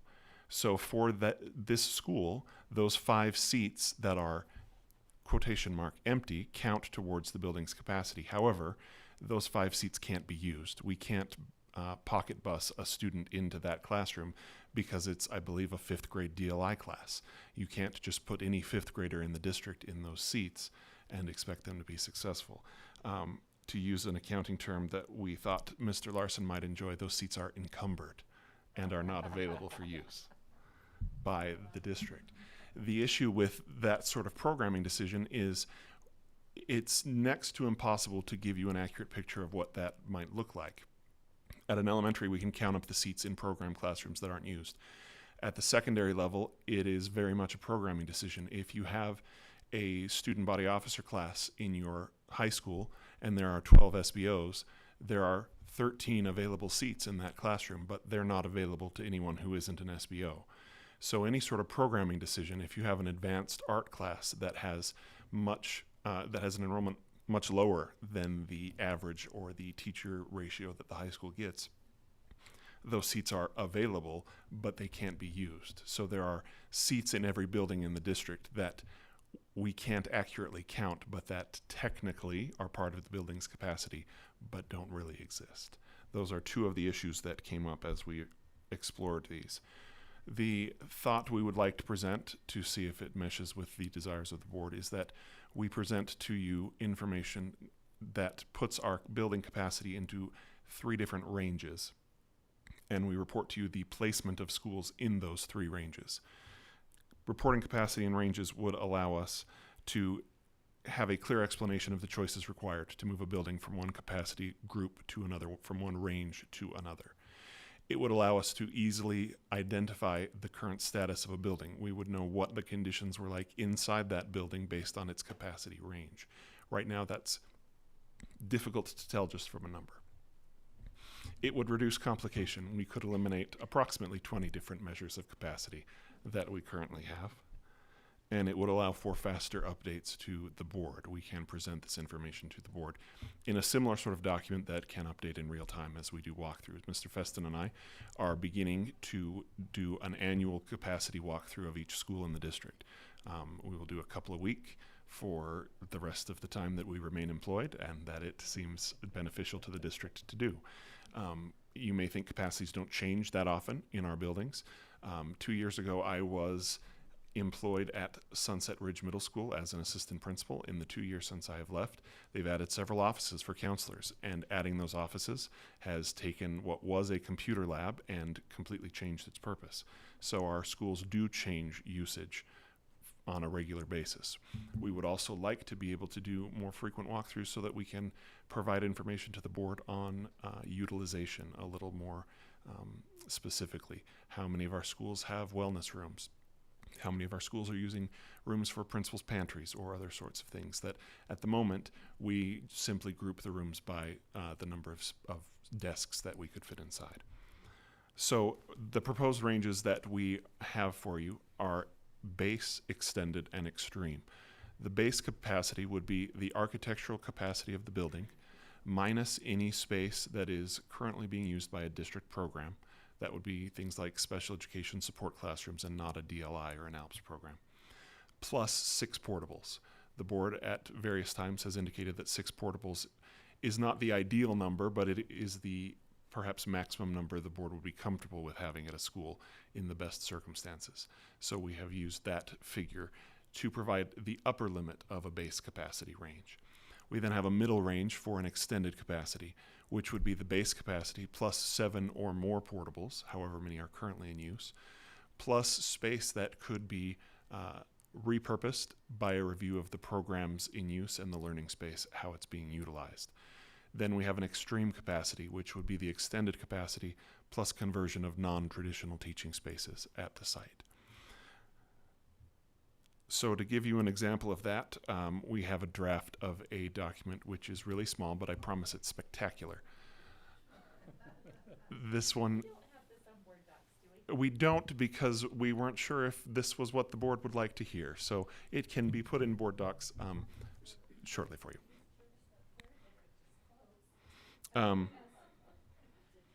So ignore that the address is not an address, because that was a spreadsheet error we have since fixed. We are presenting Daybreak Elementary here. We have the current use of the building. You can see it has an architectural capacity of 950. There is a decrease in capacity of 100 students. There is no income. Decrease is based on what? Is based on That's the program special piece. education programs that are there. We are not indicating any encumbered capacity, because here at the elementary level, that would be a DLI or an ALPS program, and Daybreak does not have one. There are 3 portables in use, which are adding 75 seats, which gives us a current use capacity of 925. You can see that box is colored green because that 925 would fall into the base capacity range. You can see here that we have a decrease in capacity of 100 seats, which is due to a preschool and 3 special education support classes. Then down in this corner, we have 4 portables on site and a measure of stored portables. We are trying to be more aware of the fact that the district has portables at locations that are not being actively used for instruction because of the expense in moving them, and subtracting those out of the capacity of the building if they are simply being used for storage or just holding parked there. So Daybreak at present has 4 portables, of which 3 are in use. So those 3 are being included in the capacity. And can I just jump in on a clarification? Lest anyone listening think that portables that are not used for a class are not used. It's a great place for walk to read, to pull groups in. A lot of things happen in those portables. It's just not used for basic instruction. So when this says portables in use 3, is that being used for instruction, There or would be they're using it for 3 of the storage? 4 have or- a teacher assigned to them. Got it. The Okay. 4th, as the superintendent mentioned, could be in use for instructional purposes, but they do not currently have a teacher in that space. Got it. So we are, just as in the base capacity, if an elementary school had a collaboration area, we would not count that as a classroom space in the base capacity measure. We're not counting those portables that are in use for other instructional activities, but without a teacher assigned in their capacity.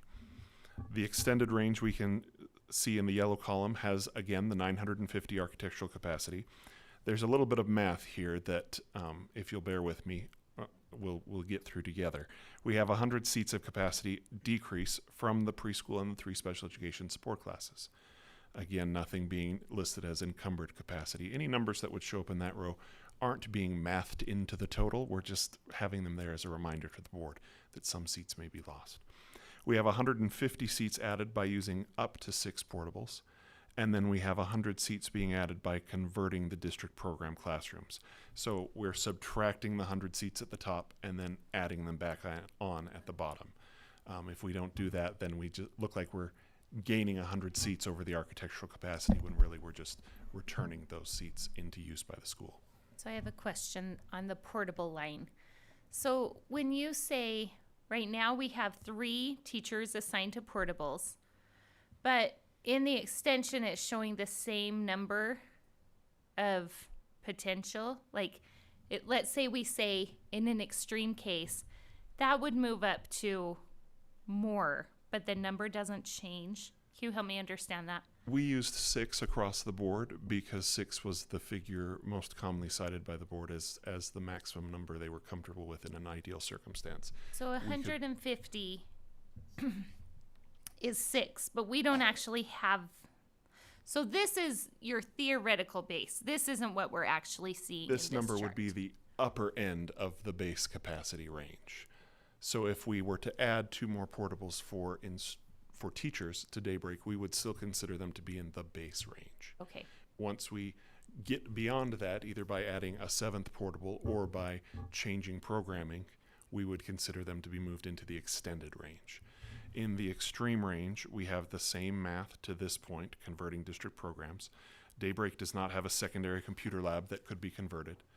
And then we have a variety of other conversions that could be done, and we have them broken down there for the board, indicating that additional seats could be gained at Daybreak, but at the expense of these building features. That list would vary by school. It would vary by level. We have the same groupings for elementary, the same for middle, the same for high school. So we have a middle school example here, in the case of Sunset Ridge Middle School. What about a school that just has a unique situation? Would you add it there as well? What type of a unique situation? There was a remodel built, Monte Vista Elementary. Okay. So that actually would be impacted. Monte Vista, you would see that probably in the current use section, because the number of portables would drop down, but the architectural capacity number would increase. Okay, that makes sense. So at Sunset Ridge, it's the same basic structure. You can see the difference here is that we're showing Sunset Ridge as being in their extended capacity. In the previous systems the board used with the red, yellow, and the green in the document, it sort of assumed that every school in the district was in the green level right now because an action by the board to move a school to the yellow had not taken place. In this suggestion, this proposal, we could indicate that some schools are already in a higher capacity bracket because of choices that have been made. In the case of Sunset Ridge, you can see it's because there are 8 portables in use, adding 208 seats. Now on the kind of generic ranges, it says up to 6 portables. So we're showing more space from portables than we have in our base definitions of these ranges, which is why Sunset Ridge is able to be in the extended range, even though some programming decisions have not been made. In the case of Sunset Ridge, they don't have a secondary lab or district programs that could be. Okay, you're gonna have to stop here because I'm looking at so their current enrollment is 1522. Mm-hmm. Our extended yellow is 1508. Why is that in a yellow?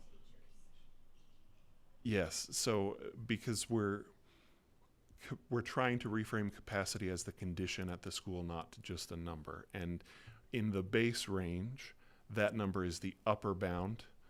In the other two, extended and extreme, those are the lower ends of those two ranges because of how the math works out. So my yellow range is 1508 to 1767. And there are other ways we could look at making this more clear to the board. This was just fleshing out the idea that we had of how we could clarify a condition versus a number. So because Sunset Ridge has more portables than the 6 the extended range would require or would use, it puts them into that extended range even though no other programming decisions have been made. We couldn't make those programming decisions at Sunset Ridge because they don't have any to change, but they still fall into that range. So Sunset Ridge does have DLI though. They have a DLI class, but at the middle school level, we don't have the same loss of seats as we do at the elementary school. Okay. And you can see on Sunset Ridge at the middle school, we only have an asterisk in those boxes because we really don't have a way to know how many seats. So the asterisk is just there as a reminder to the board or to a district administrator that there are seats that are not available at this school, but we can't accurately know how many they are without going through and touching heads. And then so in the instance of Sunset Ridge, I'm glad you chose this school as your example. They have teachers who don't have classrooms who move to a teacher's classroom who's on a prep. How is that portrayed here? That's an excellent question because it isn't. However, if that sort of information is something that the board would like to have, there is plenty of white space that we could add a field where we could include that sort of information. And ideally, Mr. Feston and myself would be assembling that information or getting that information as we do an annual walkthrough, and could be told, by the way, we have 2 teachers who don't have a permanent classroom, and we could input that and reflect it here. I think on the that would sheet. be really valuable, especially when we're considering how to distribute portables. So I'd like to see it added as one voice. I think that is part of the bigger picture of looking at capacity as the condition, not as a number. There may be more data points that are needed to get a better look at how the school is working. For the high school, it's a very similar structure as the middle school. We just have additional spaces that could be converted to get us to that extreme capacity range.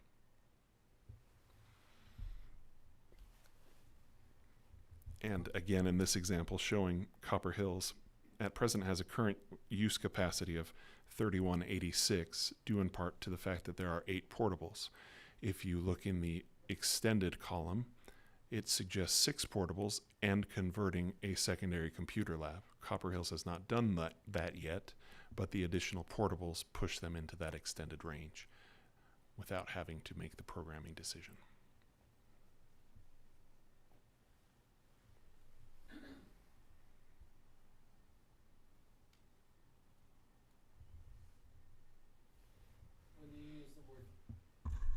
Preschool, is that, because some of the high schools have preschool and daycare, is that one and the same that you're talking there? For this example, that preschool is the preschool class that's offered. I don't believe that it is the daycare. So yes, the same circumstance. So that's a combination. It's the one classroom is a net loss in our calculation of 27 seats because it could be repurposed as a single classroom space. And we could rename that as daycare for the high schools to be a little more clear.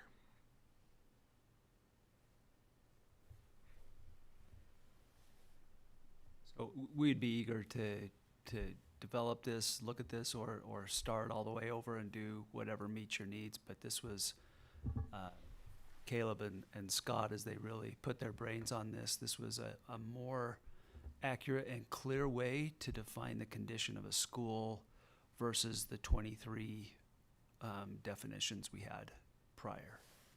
But we're absolutely open to all guidance and changes.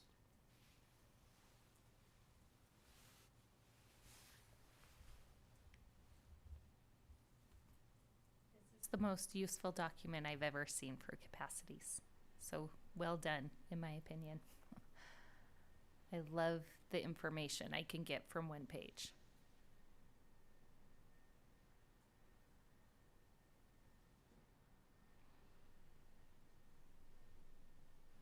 Converting a cafeteria to a classroom realistic? We've done it before. Oh, well, we've used that space for that, yeah, and one of them that I think of most clearly was West Hills. When I was teaching there, we had classes down in that area. We just couldn't have that class for 2 periods of the day. But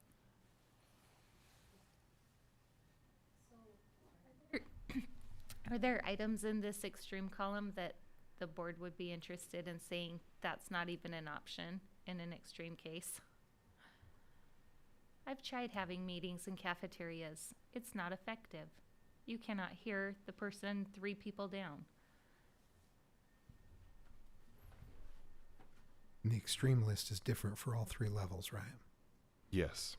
So the question would need to be posed at each level. Is there anything to add and anything to take away as not being considered a reasonable option? The list for each level is based on the document provided to the board during MOAB. It just does not have a building only, building plus 6 portables, building plus current portables flavor. It's just a measure of this is the start of a range that could be accomplished if certain choices were made. I would propose, here's my wish list as one board member, but I present this to the board. I would scrap the 6 portable concept And I would want to know how many could the school have? How many does it have? And then for current use, so that would be reflected in current use because here's how many it does have. And then under extreme, I would add that if we went from what it does have to what it could have, that would be an extreme addition. I think I'm losing a little bit in the 6 portable line in the sand. I'm ready to let go of that. I, for one, am ready to let go of the standard of 6. I want to know what it has and what it could have. I'm ready to drop the 6. If I remember correctly, the conversation that was had when we had the conversation about the 6 is the impact that it has on the rest of the school, the cafeteria, the library, the main areas. So you're okay with, I'm a little hesitant about removing the 6 because of that. But that would be my only reason. Walk me through why. Why do you need to know what the school would look like if it had 6 when it doesn't? What I'm worried about, and I think what Ms. Atwood was also saying is, so now we have 13 portables, let's say. So 25 kids in each of those portables, and now we need to serve lunch to 13 times 25. Do you understand what I'm saying? Like, it's the same period of time, but now you have to make it through 75 additional kids in the lunch line before you get your food. That's not a capacity issue. How?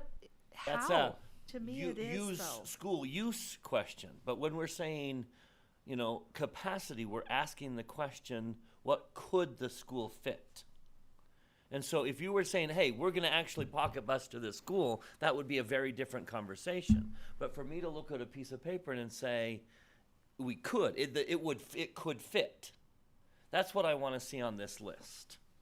And my So I don't question see a is, need could to it say- fit? Because every student should have enough time to get lunch. That is, But we would only do that under an extreme condition. If But- we absolutely had to and there were no other choice, I need to know that the school could do that. but is it a choice to have such a full cafeteria that students can't eat?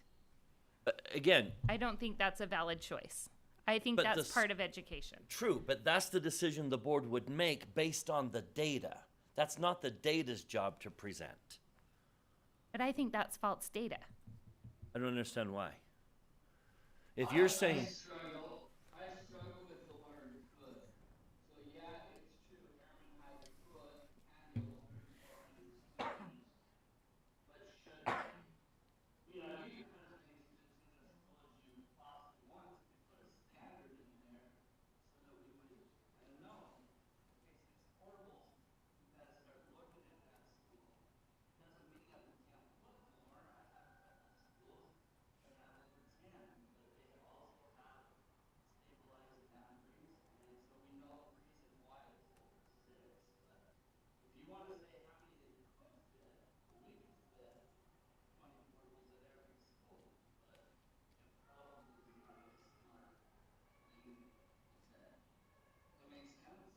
yes, but that's different than could. I'm simply saying at Golden Fields, there's spot for one more in that row.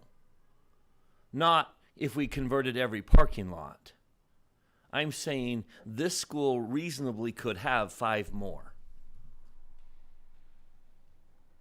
But what I want to make clear is I don't want to impose on the document the decision the board has to make. I want the document to just simply say, here's the facts. And that we make the decision. That if Nikki's saying, I would be very concerned if that school were in that situation, well, that's a board decision. The document doesn't need to reflect that. The board would make that decision. Let's let the document present the information that we need to make those decisions.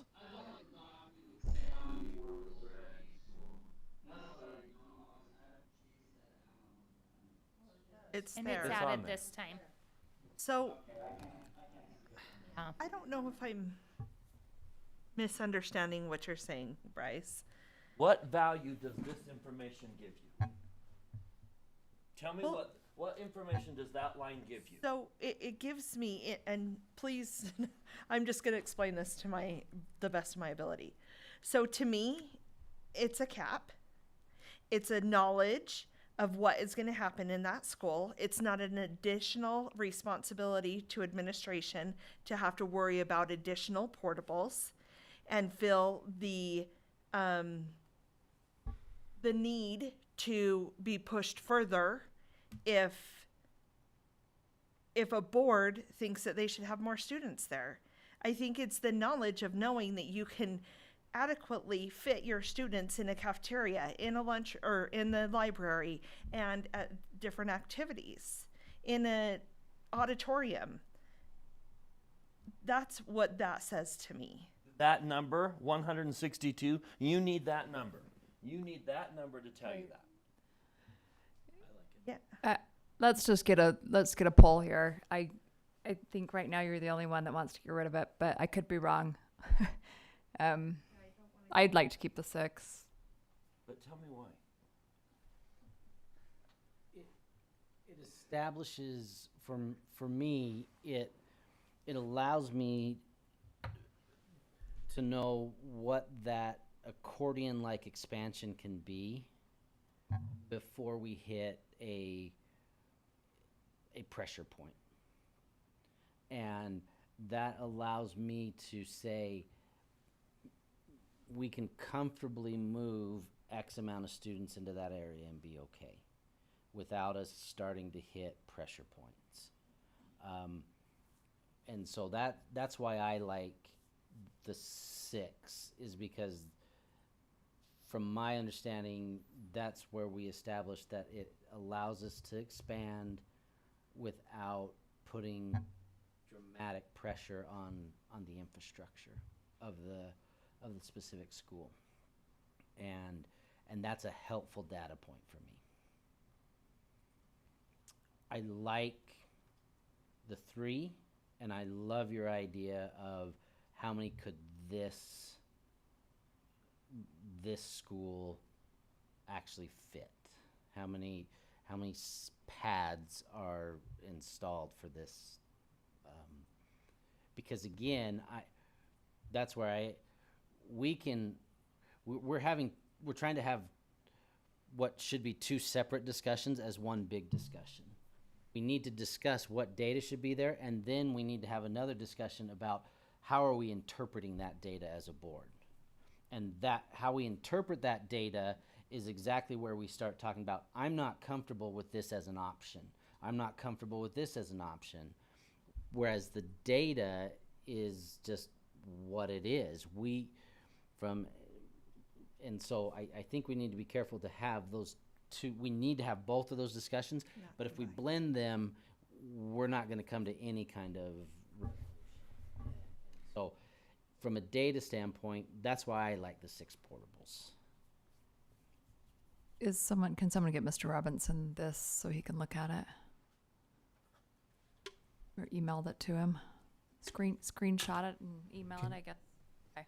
Yeah, or can you email it to Lisa and she can post it to Board Docs?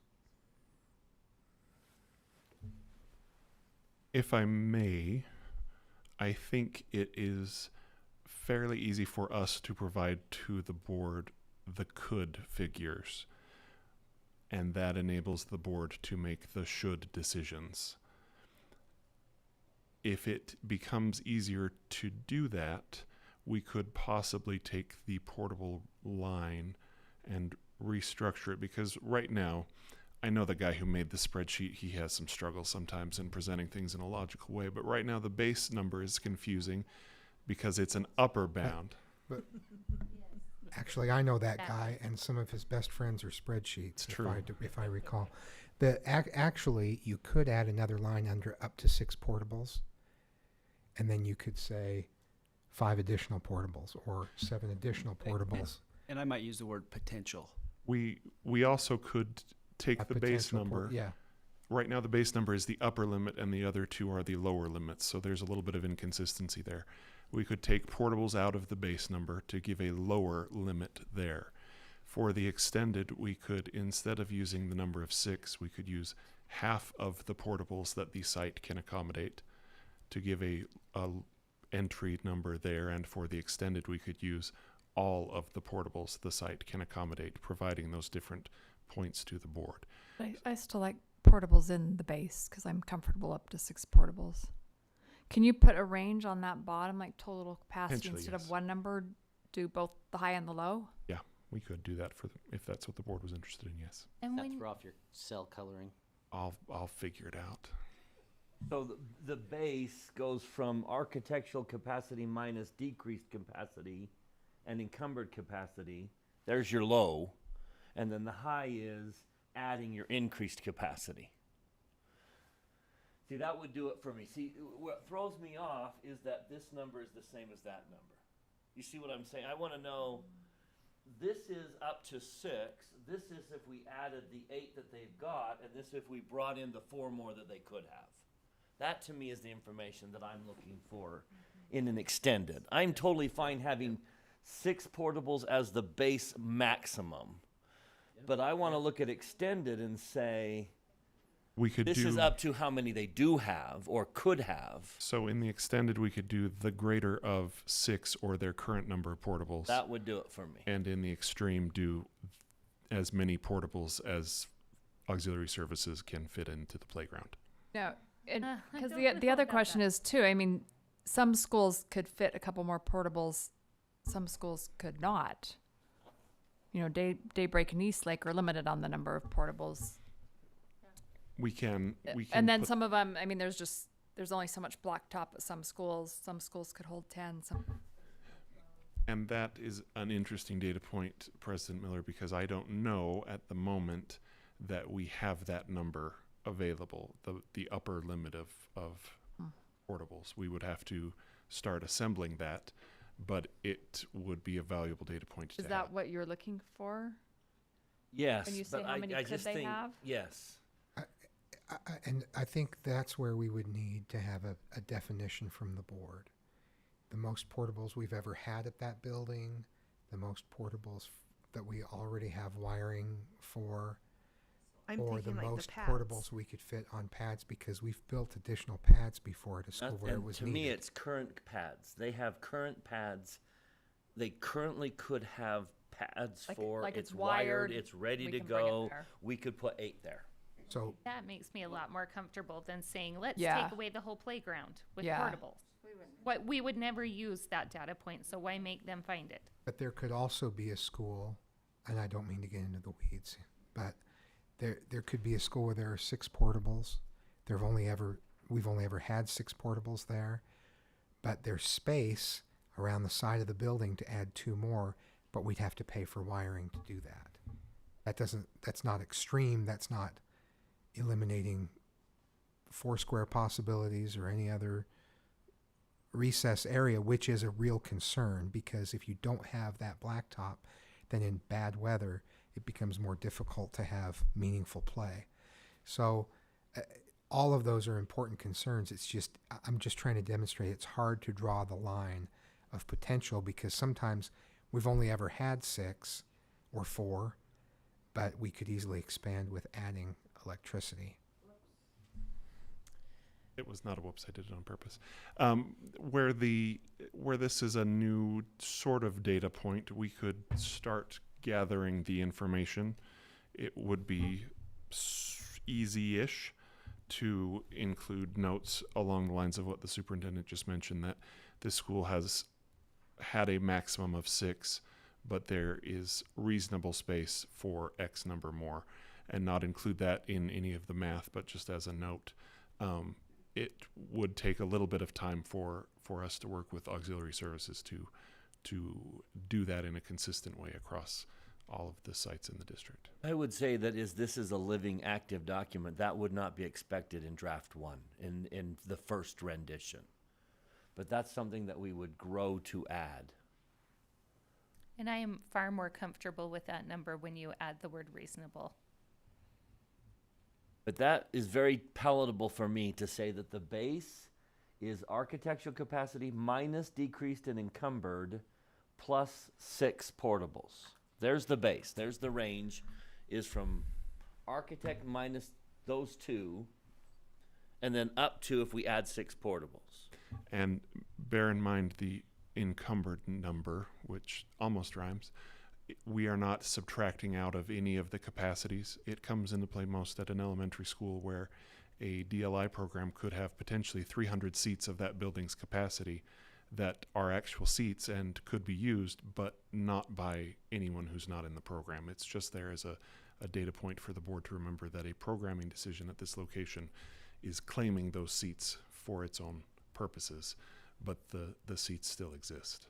And I would just add to that, it goes both ways, right? Often at a DLI elementary school, the younger grades are overfilled, while potentially they're trying to mitigate the risk of having smaller upper grades.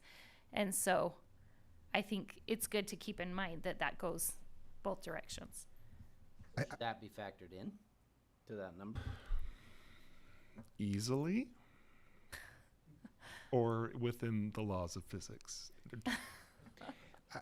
I think that discussion demonstrates that there's only so much you can quantify on a page like this, and having some additional notes to consider is useful. But trying to categorize it across schools and measure its impact is going to really be difficult, because that will vary by school enrollment. In some schools, you'll see things more out of whack because of the difference in size of DLI classes than you will in other schools. And the word reasonable that you used about portables, I'll watch to see if I see nodding here, but reasonable is actually a really good definition of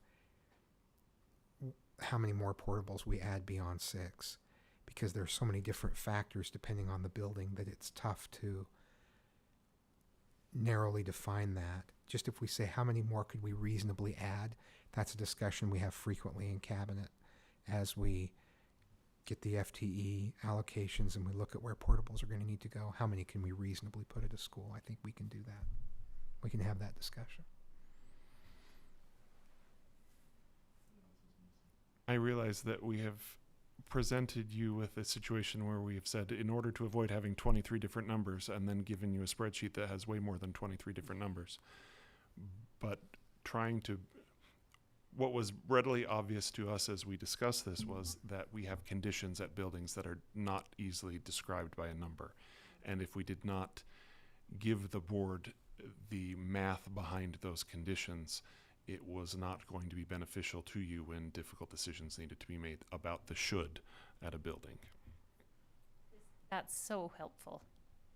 And I feel like it creates, I think the sticking point last meeting for me was this feeling that those numbers don't give me a fair portrayal. And this shows me a clear picture. I can see the exceptions to the rule here that don't count as a number.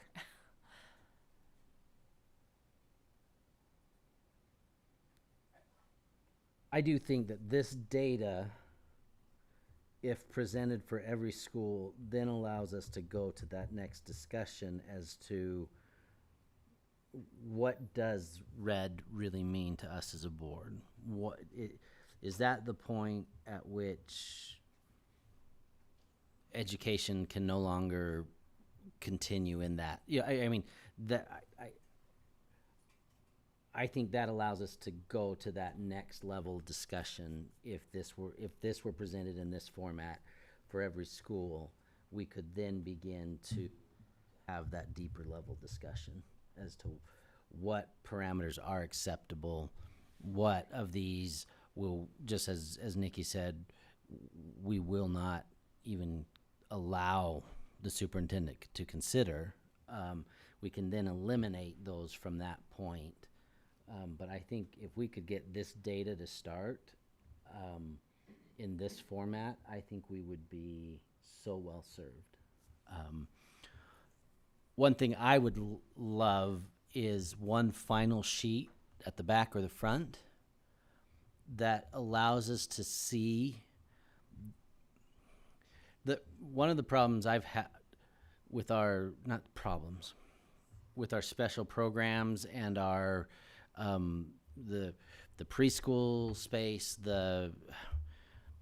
all of those necessary programs, is by putting them in our schools, we create the illusion that there's not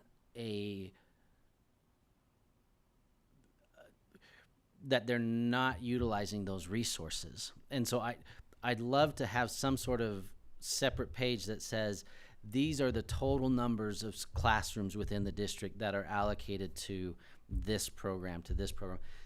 In essence, we would need to build 5 other schools to accommodate all of those programs. I would appreciate if that wasn't too difficult to put a summary like that together, so that we could see the true utilization that's causing within our schools. Would that be that difficult? That would be doable. And is that something other boards support? Yeah, I think board members that support? could be very helpful.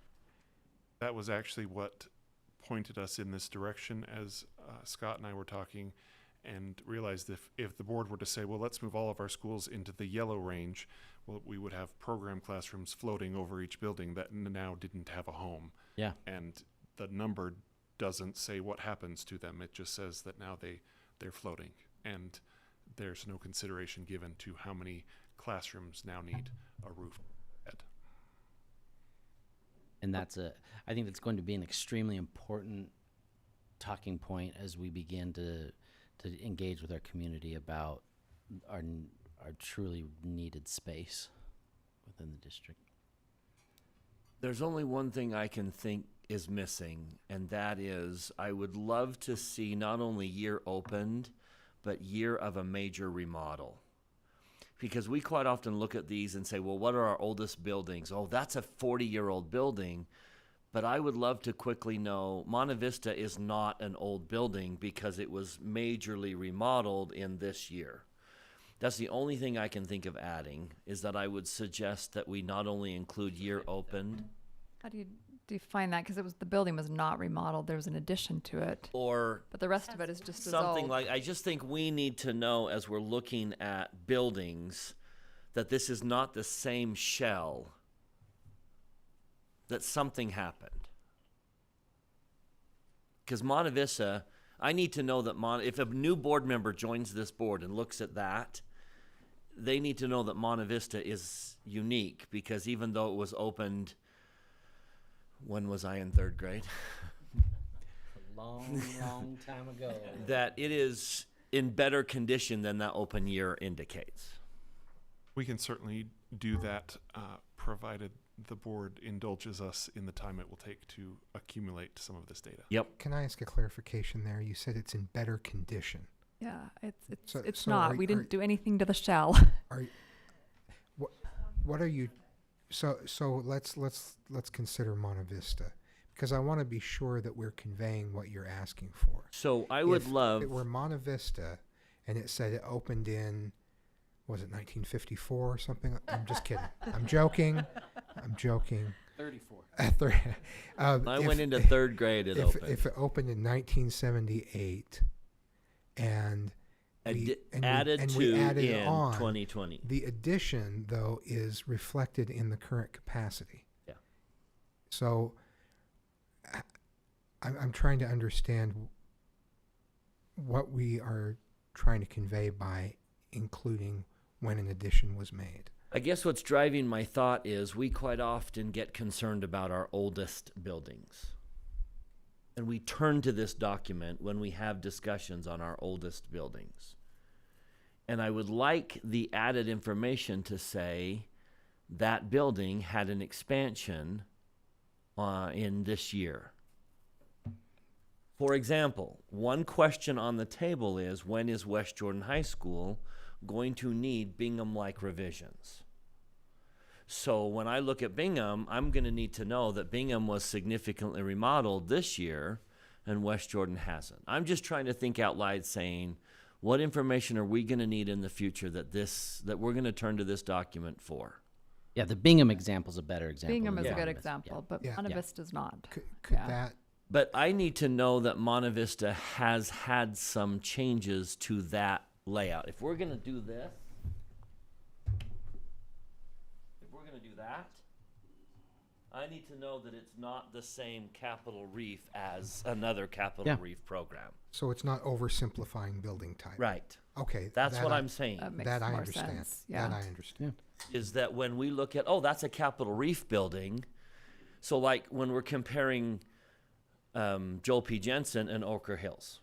What if it's Capitol Reef remodeled or That's- Capitol Reef That's expanded? Plus exactly- addition. Yeah. That's exactly what I'm asking. It's Because just, because that the make example sense? there is, I believe that Welby is a Capital Reef. right. And so to say that Welby and Monte Monte Vista. Vista are the same school is no longer applicable, because now, whether we touch the shell or not, Monte Vista has collaborative space That's that, what I'm- that Welby Yes. does not That's have. what I'm asking. But it's useful to see that they're both Capitol Reef, but you look at Monte Vista and it says Capitol Reef plus addition, Correct. which sounds redundant. Then you are able Plus to, expansion. right, then you're able to see, oh, okay, well, they're the same type of building essentially, but Monte Vista has some. So some changes hypothetically, to we're it. talking about Welby one day. I should be able to say, well, look at Monte Vista. Yeah. Look at the numbers that changed from Monte Vista. That's all I'm asking, is I think that's going to be useful information to know that the building type has been tweaked. Yeah. As a clarification, so we're looking at not just additional classroom spaces, but any kind of remodel that upgraded the building? Or In the examples you gave, the Bingham High remodel, as far as I'm aware, did not add classroom spaces. The Monte Vista remodel did. So those are two different remodels. Are you interested in having them both reflected, or only seeing? Only if it's a capacity change. Okay. That does change. I think you could say remodel or addition. I'm Is that fine a- with both, but what I was pointing out was when the building type was altered. so you're wanting to see the building type Capital Reef plus an expansion on the building type. Yep. That makes sense to me. Can someone recap what suggestions we've made? I don't know that anyone is able to do that, Principal Miller. There are only 23 of them. What do you mean? Because I want to make sure the whole board agrees with what we're asking you to do, and I'm not even sure what we've asked you to do at this moment. I've written them down, so let's see if this captures everything. Obviously, let me know if we need to add or subtract. So under capacities, you'd like to see the number of traveling teachers at a building. That was brought up. Well, let's talk. Okay. Go through the list. I want to go back to that one. All right. Yeah, me too. Portables it has and the potential that it could have. Reasonable potential that it could have. The total, a total sheet at the end that has the number of classrooms in all of our special programs. And the year it was opened with the last year the building was updated, had a remodel. And the base is now a range from architectural capacity. high. Yeah. So the low is always going to be architectural capacity minus the decreased and encumbered. There's the low number. And then the high number is that number plus 6 portables.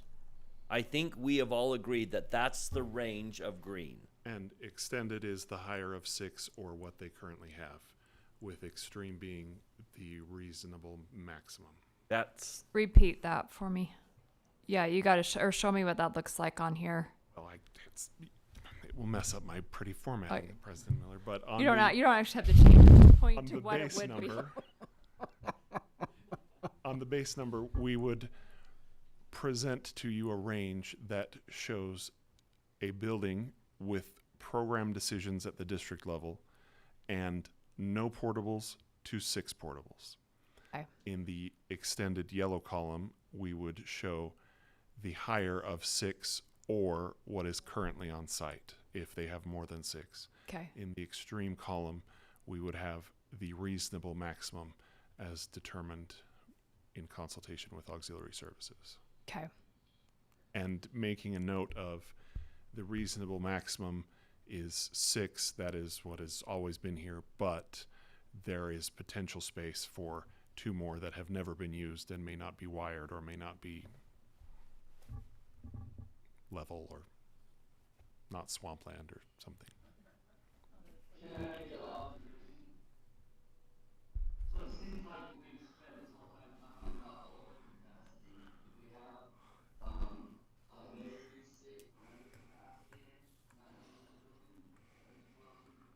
That would come up in the current use box if the building is below its capacity. It should be reflected there.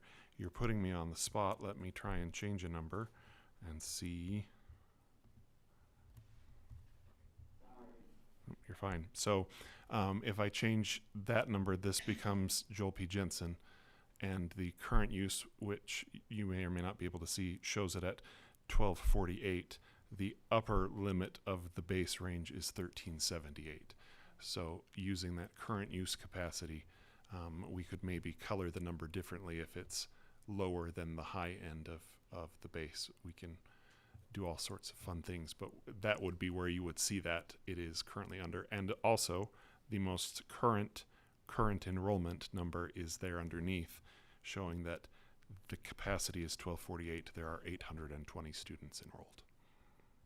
So would it be useful, and it might not be, but to just put a percentage of use I could column certainly over on do the that. current use side? Like a percentage of the base use? It would make it easy for us. Look at you making formulas. Fancy. The upper, lower, or the lower number? I think it's a good question. You tell me. Percentage. Now all of a sudden you're starting to say So maybe a that's not percentage of the useful. lower number, the percentage of the higher number. So maybe it's not useful. That was just spitballing That's something we could figure ourselves. according to case, really. Okay, go back to traveling teachers. My problem with that is it changes almost by semester at Yeah, some schools. And one of the, as we were talking and as we were thinking as well, is that traveling teachers most often could be a condition of the use and the programs that an individual school may choose to employ or to keep and try to develop. In the case of a couple of schools that I'm historically aware of, that was exactly the case. We had particular rooms and programs that were very valuable to the school community that we wanted to keep, and we had teachers who wanted to travel, and so that we had some traveling teachers. So it's one of those things where I think that in determining a traveling teacher and putting it on there, like finding out if a school has traveling teachers, that's simple enough. You know, that's a phone call. But the why is yet a further discussion that I'm not sure the data would accurately portray, if that makes sense. Can I give one example of that? There's a PE teacher at a school that teaches health in a classroom on someone else's prep. If they had their own classroom for that one class, then it would be a classroom mostly wasted. So it's not a teacher that's necessarily going throughout the building. It's just they teach 2 different subjects in 2 different types of settings, and they share one of those settings. So it may be misleading to call that a traveling teacher. So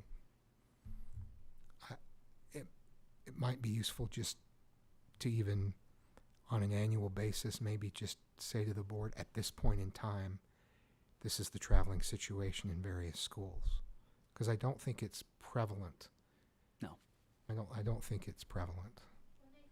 The only time that we would really need to know that is if there's a school that's doing it out of necessity, not out of convenience. Right. So I don't know how hard that is for you guys to distinguish, or even just make a note. I'm fine if it's not written on the document, but mentioned in conversation would be helpful.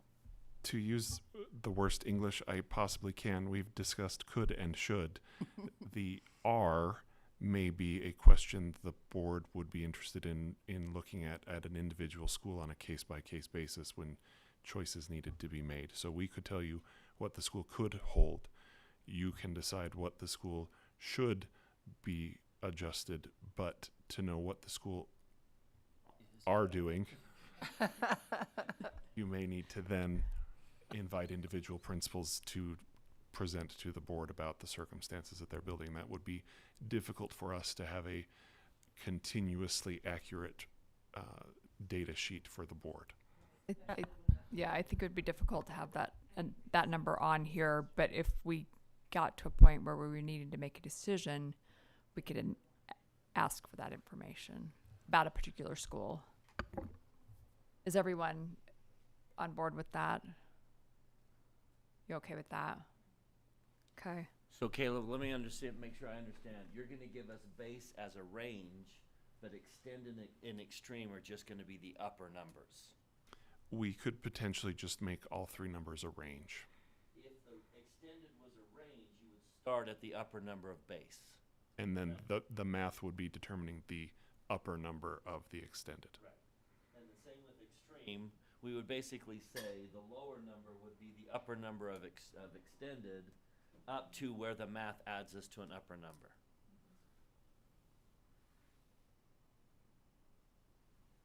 And then, would that encompass the reasonable portables piece, or would that be a different line?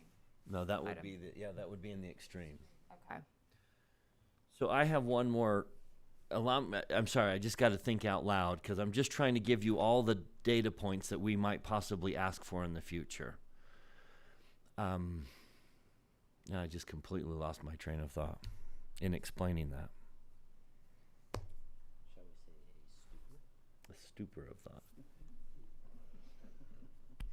If the board is comfortable with the format and we can make the requested changes, it would not be difficult at points in the future to add or adjust based on points the board considers to be important. Or we can do whatever it is you'd like to explain now that you've remembered. Let's hear his thought before he loses it. Okay, my question is, Copper Hills is in the extended simply because they happen to be using 8 portables, not because they need 8 portables. Would it be valuable to the board to not list Copper Hills? The definition seems to be if they're using more than 6 portables, they're automatically in the extended, even though the numbers don't necessarily justify them being extended. So I'm questioning, Copper Hills is using them because they're there. Copper Hills isn't using them because they have to, necessarily. I think that comes back to the argument between could and should and are. We can only reasonably provide you with the could, and then for the are you would need to turn to the principal or to the administrator of schools for that level too. So I'm wondering if, for your help, if we as a board define a school, should Copper Hills be yellow or green? I guess that's my question. Just so I understand what you're saying, are you saying that they don't have to have that because they haven't yet converted? The upper, if we were to say 6 portables adds 162. So when you take this number and subtract that number and add this number, their base capacity is 3132, and they've got 2,800 students in the building. But the reason we've listed them as yellow is because they happen to be using 8 portables. But they don't need to be yellow. But it doesn't seem like they need 8 portables because their base capacity is well above their enrollment. So the problem is, if I were to look at this, the first thing my eye does is, we've got a problem at Copper Hills. Yep, alert. Alert. And yet when I look at this upper number, The enrollment. and then when I look at this number and that number, I'm not concerned. Would it be helpful if the current enrollment number was color-coded based on the 3 ranges as well? That may solve it for me. I don't want my first instinct to be Copper Hills is in trouble until I digest and realize, okay, maybe not so much. At the moment, the current use capacity number is color coding based off the ranges because the capacity we are presenting is the condition of the desks in the building. If I understand you correctly, you are pointing out that the students in the building is less than the number of desks in the building. To provide that context, we could color code the current enrollment number with where that number falls in the 3 capacity And ranges. that would tell me that in terms of number of desks in the building, we're here, but in terms of the students in the building, we're here. I would look at that chart and my eyes would see the things I would want my eyes to see. Okay. I would say come back to our next meeting with those changes to just these 3 schools, and let's see what that looks like before going ahead with all the schools. But could So you do, we really, could you do one DLI school so that we could see the encumbered? The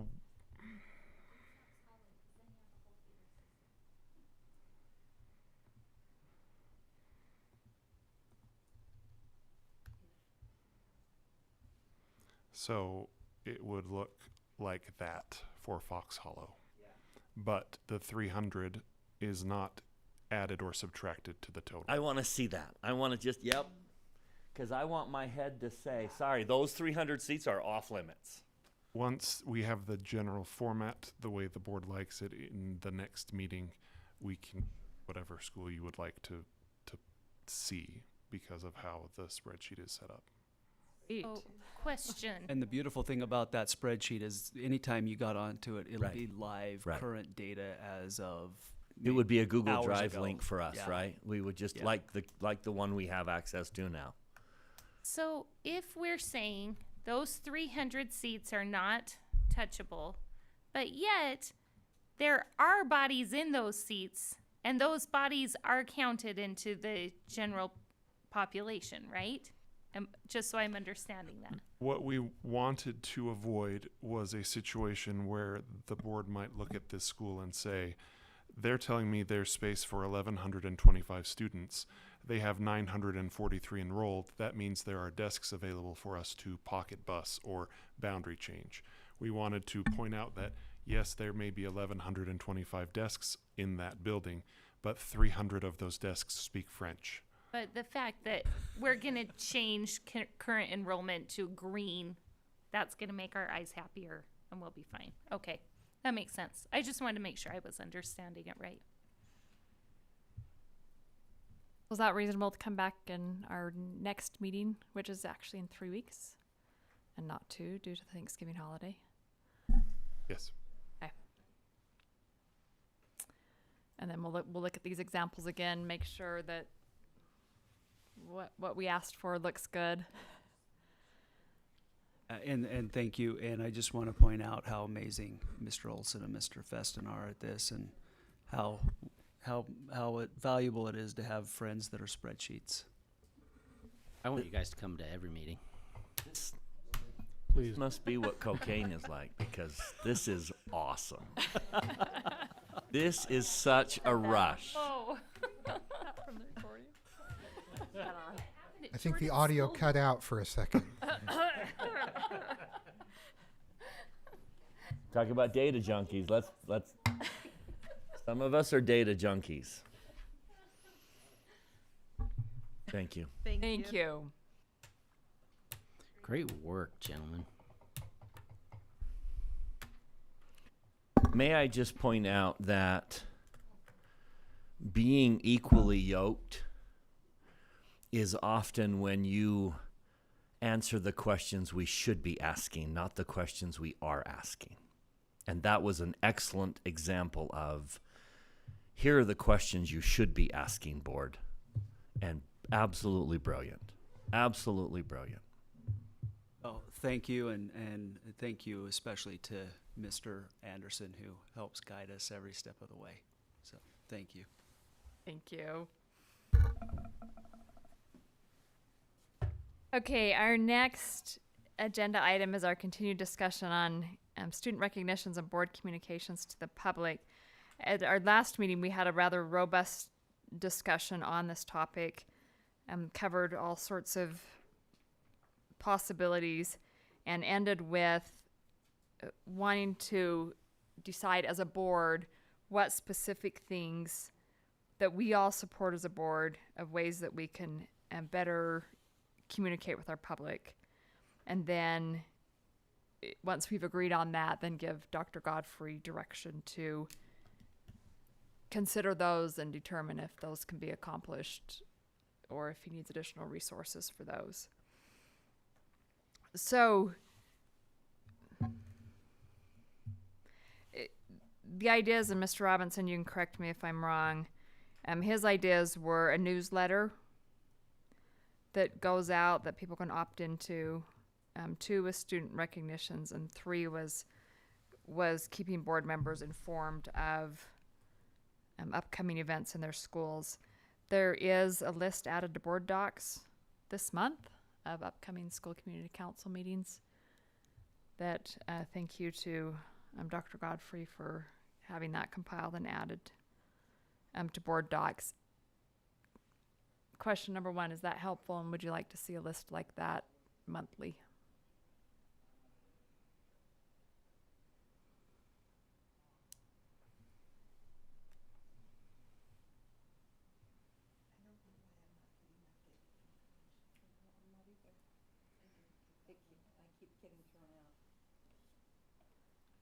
I think it's helpful, but I wouldn't call for it.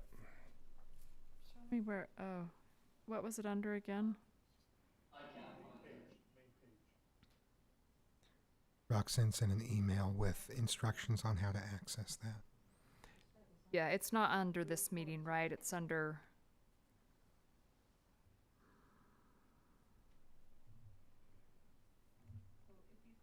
Oh.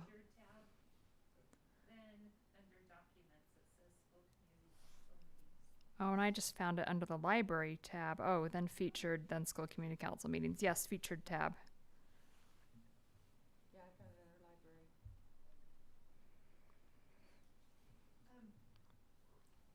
I do like this list. I think it's helpful. My only concern with this, and I don't know how to remedy it, and I don't want my words to feel like it has to be the remedy, is that sometimes school community councils have to change that date for one reason or another. And I think it's difficult for us to be able to track that down, and I don't want I have a hard time expressing that somebody needs to be responsible for tracking that down. And this also is only secondary level, right? So I don't know how useful it is. I mean, I can tell you for me, I've just asked the principal to put me on the email list for the school community council. That's why I wouldn't call for the information, because I receive it. It works beautifully when they do it. I get the email, I get any Some changes. schools that do and some that don't. Yeah.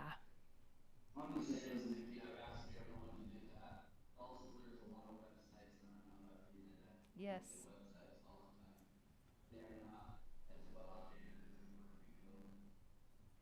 Yeah, I've had the same experience of coming to a meeting that has been changed but not updated on their website. And when that's all we're relying on, that's tough.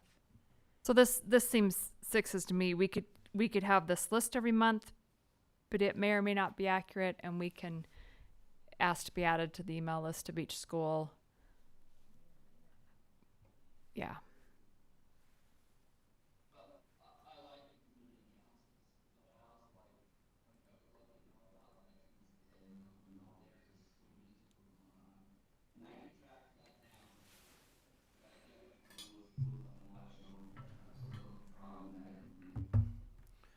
Problem is Roxanne has 56 schools.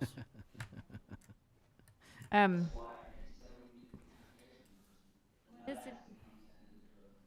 it just an issue of training? Add your board member onto your email is a Yeah, and if practice you're instead not, of just like a side conversation. I think so. If you're not getting the email, ask again. I think they all would add you and have good intentions. Maybe Yeah. maybe there was a communication gap somewhere. And I think that's all it is. You know, you're having a chat with the principal and you say, hey, would you mind adding me? But then you talked about 15 other things that day. Mm-hmm. It's not intentional. Okay, let's just start right there. Raise of hands. How many want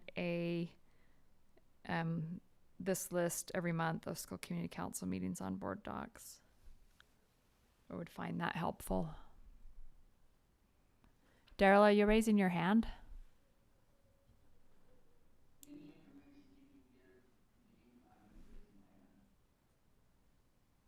Okay.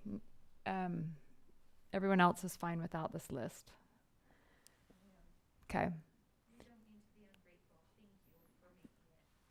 Yes, it is helpful to see. And then what about a list of other events going on at a school? Would you like to see that list? Or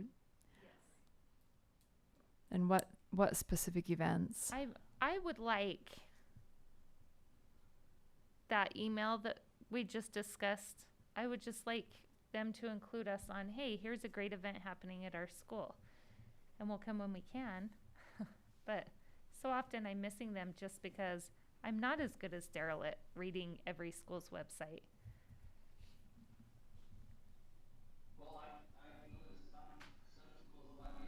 Mm-hmm.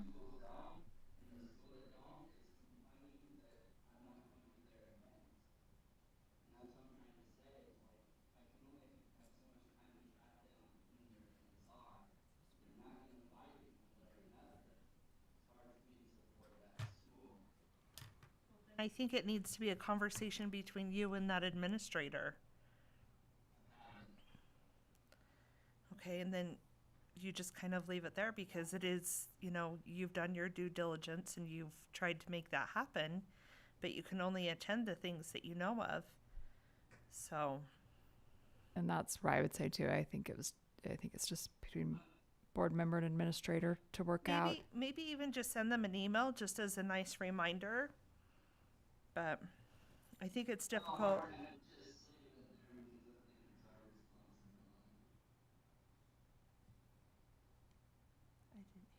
Okay, raise a hand on this one then. List of activities going on at each of their schools each month.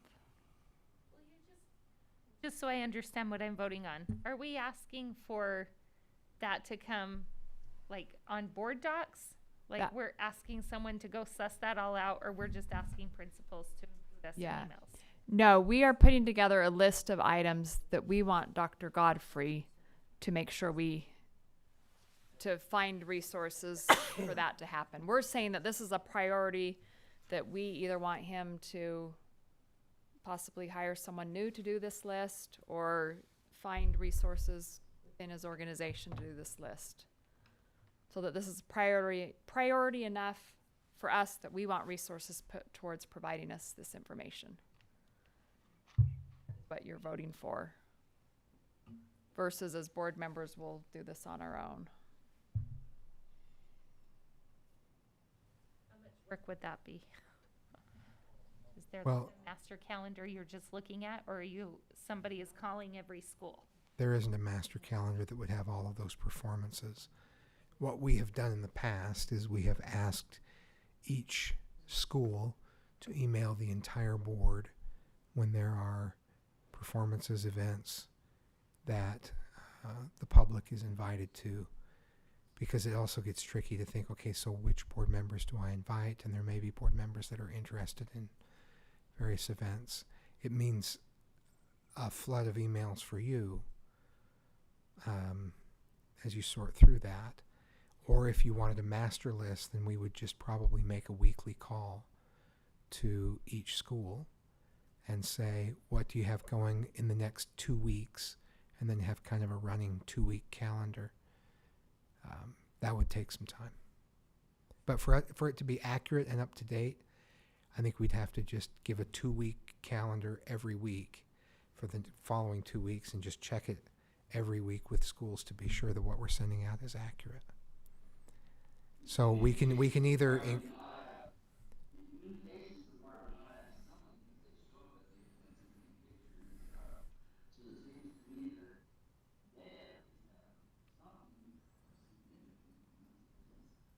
They're They're usually often- invited by the school to do that, right? Right. They're often contacted by the school, or we're out covering something else and we see a poster there and we say, hey, what's that? And then we come out. Sometimes I get an email from a teacher that says, hey, you should stop by and see this and such. And it turns into a podcast, those. So it's a little haphazard how we hear about some of that. There's just so much going on. We have great things going on all the time. So if we were really wanting to make sure we were capturing as much as possible, we'd make a weekly phone call and send out a schedule for a couple of weeks, and that would take some time to do that. And then the alternative is to just ask each principal to invite the entire board when there's an event that they think the board might be interested in attending. Which we do get those sometimes. Okay, raise your hand if you would like administration to proactively reach out to all the schools and be able to provide a list to us of all of the events.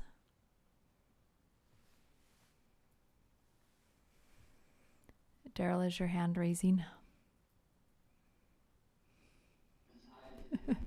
Okay, I think you're the only one. Which, by the way, for everyone, Riverton High School is doing Mamma Mia from the 18th through the 22nd with a special sing-along version on Saturday. So, What day's the sing-along version? the 20th, the Saturday. So, So the 20th. I will say that, are we going down the avenue of having the position that Daryl was proposing? That is I don't think I would ask someone to add that to their plate. That is what we're going down. We're going down a list of things that we want to ask Dr. Godfrey to find the resources for, or to come back and tell us he needs to hire someone else to accomplish this. So from my perspective, it's what's important to the board, and then I figure out a way to make that happen. Maybe I have someone who has the time currently within their schedule that we can find that can make calls like that. I want to find a way to provide the board the information that you would like to have.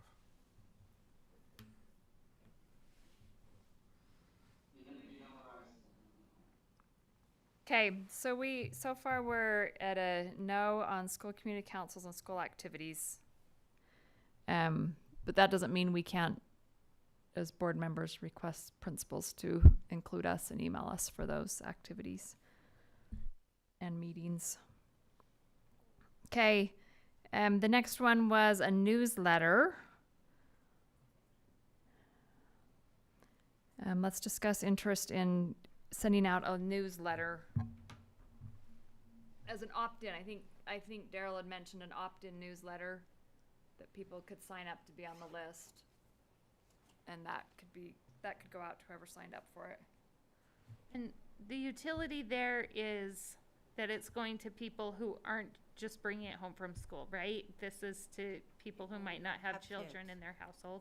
Yeah, so a couple of years ago, well, for a long time, we sent this out twice a year. And communications put it together. We all would review it, decide what we wanted in this. It would get sent to every household in the district twice a year. I thought it was really good, but apparently most people didn't see it, or it went into their garbage cans. So we stopped mailing it out. It's a lot of resources to mail it, yeah, it is expensive to mail this out. So when I would say I would envision doing something like this, but in an email format. Yeah, I get a monthly email from a couple cities, South Jordan and Riverton, that I've signed up for their email newsletters, and I get them in my email once a month.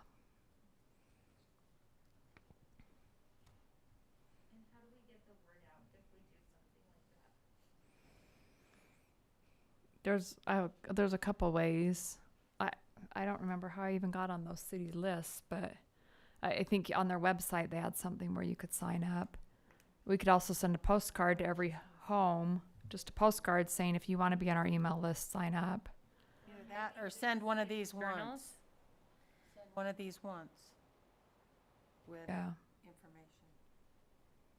Or, like Nikki you just said, do it as something in each city journal 1 month, but Mm-hmm. Yes. The QR That's code to sign up? Yes, that's I an don't idea know. too. I That's an just, idea too. as beautiful as that mailer is, if I'm not expecting it, I'm gonna be like, what's that? Toss. Which is exactly what was happening, which is why they stopped sending them out. Okay, so is there an interest for having, and we don't have to work out the details of how someone opts in or when the postcard gets sent out or anything, just high level. Are you interested in having a newsletter that people can opt into? Raise of hands if you are.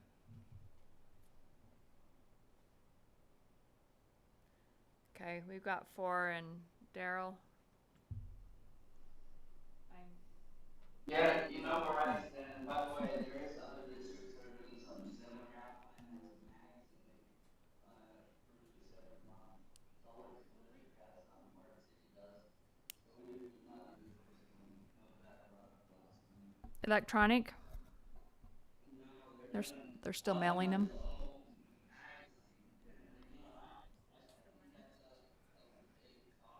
It is.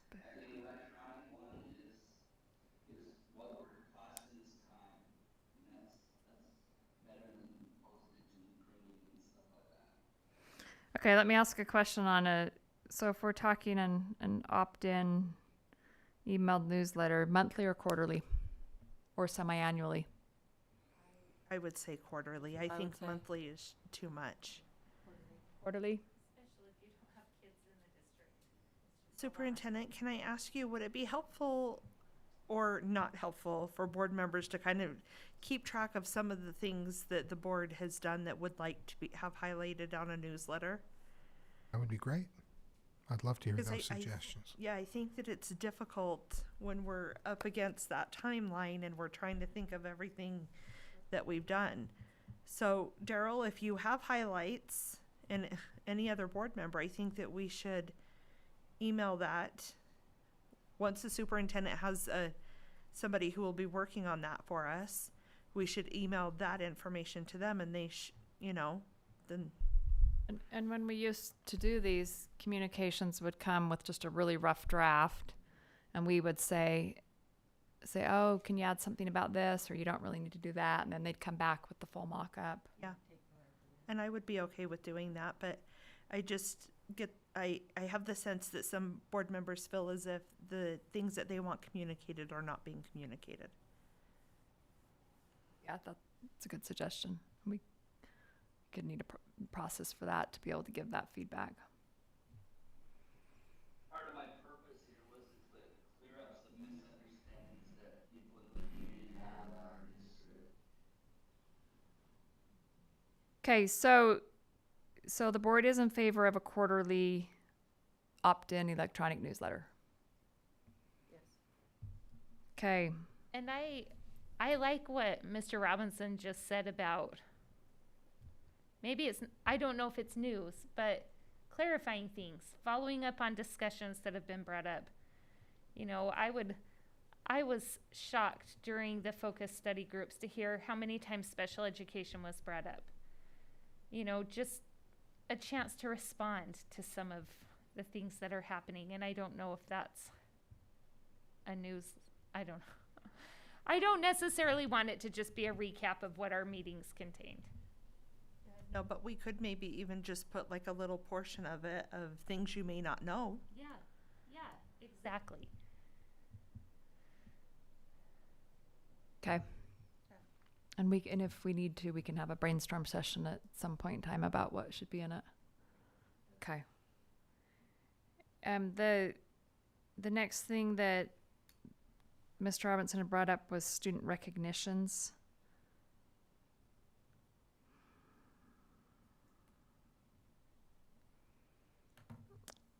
Having some sort of, or having administration come to our board meetings once a month with a list of school recognitions and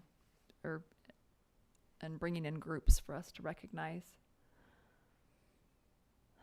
I've been thinking a bit about this, and just a couple things that I want to put out there. We have on our business meeting agenda every month a space for recognitions for board members.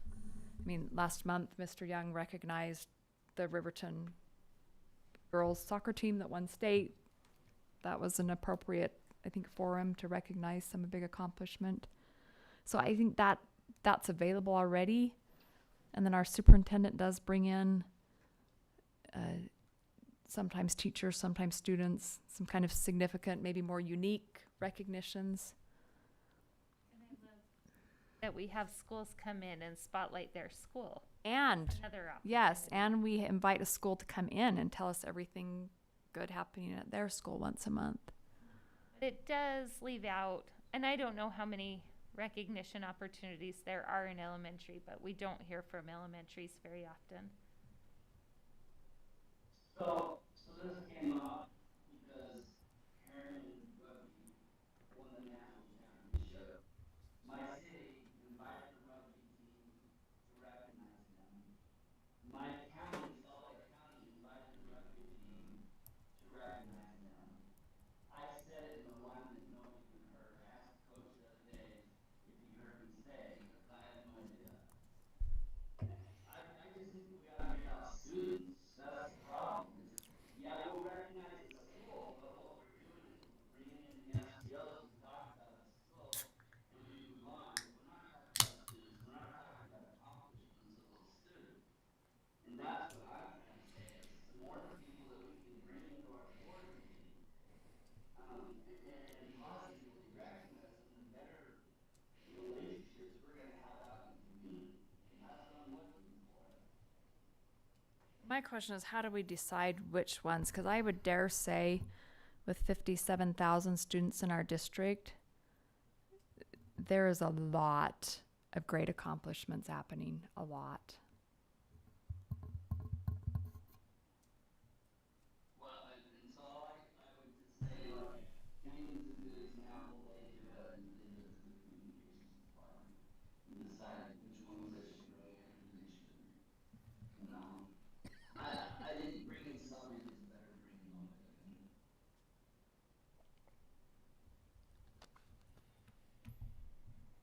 Okay, other board members' thoughts?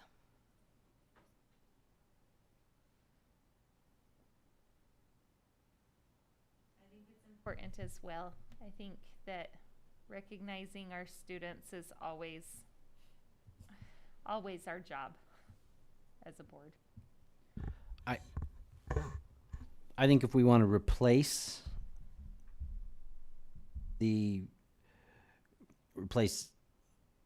our school recognitions that's already on the agenda with something like this, I would be good with that. I'm not interested in adding yet another item to our business agenda. And so I would be interested in doing this, but something has to be taken away from the agenda in order to accomplish that. And so if it's our school recognitions, that's fine, but this very well could be an addition by subtraction to our meetings. But something has to go from my perspective. I feel like we're already doing this. We're just saying, let's do it better. So you feel like we should take away what we're doing? Yeah, if we're going to say communications, go find us people to recognize, then I don't want us to spend another 10 minutes with the board going down saying the things that they've done and the individual schools they've recognized. I would switch those out, and this is our opportunity to recognize schools, and we would give up that time. That would be my something on that agenda needs to be removed if we're going to add something like this. It doesn't necessarily need to be that, but that would be my suggestion.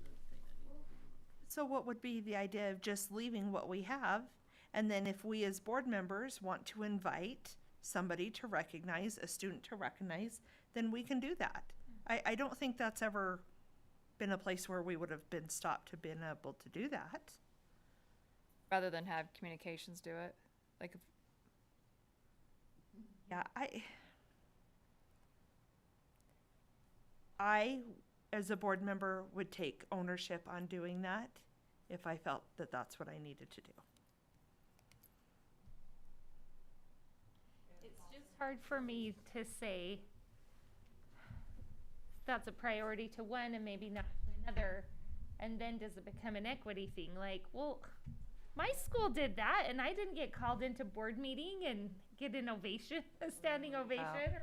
I think you're gonna run into that with every scenario. Let's say that's because there's exactly so many what we're going to run into. accomplishments. With communications is going to have that same problem. And then there are going to be the ones that are under fire for not.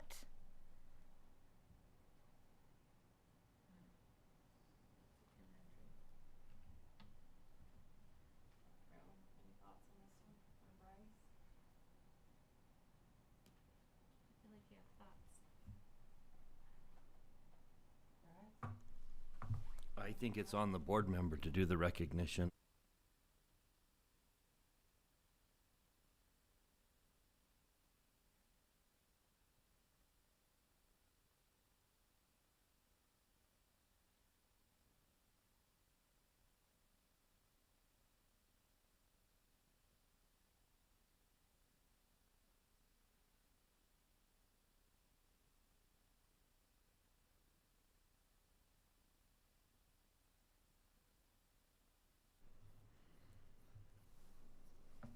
I think we're all very cognizant of the fact that we want to recognize kids. I just think we're all there, but it's the way in which we do it.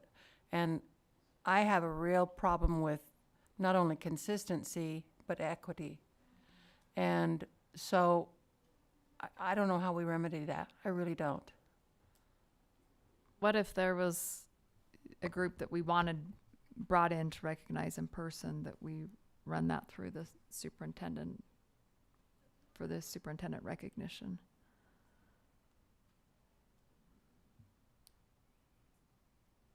I don't understand what you mean. If a board member wants to recognize someone, he gets the superintendent's permission. Yeah. When would the superintendent say no? Sorry, Bryce, you can't recognize that person in your precinct. I think the only possible solution is that board members have the right to recognize whomever they want, but that the board president has the ability to navigate the agenda so that that doesn't dominate too much time. So if we find that a board member is taking up 25 minutes through recognitions, I think the board president has the right to say, I'm going to give you 2 minutes.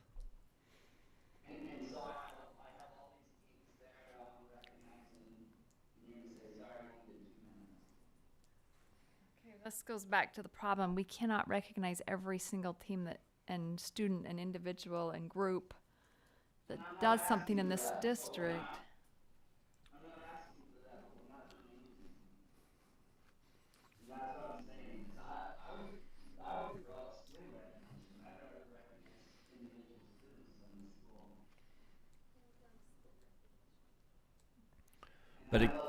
But again, I would say, we as a board don't recognize schools. You as an individual board member recognize schools. So you as an individual board member could recognize individuals. With respect to the board, that it can't dominate a lot of time with an already packed agenda. I would have no problem if Daryl had invited the national championship team and said, I'd like them to stand and give them an ovation and even hand them a pin. And that would take a minute. Look, I'm just trying to figure out ways that we can have better relationships in the community. It seems like I just get roadblock after roadblock after roadblock in this board. It's like it shouldn't be this hard. If our number one priority is to get out to the community and let them know like what we're doing and sell our message. There's so many misconceptions out there, and that's all I'm trying to say is why is it roadblock after roadblock after roadblock? And if you have a better idea to change that misconception, I want to hear it. But we got to change the narrative. Because we're getting to the district and there's not a lot of people that think that. Listen to the surveys that we listen to and such. It's just not fair. We should be able to navigate that better. And that's all I'm asking.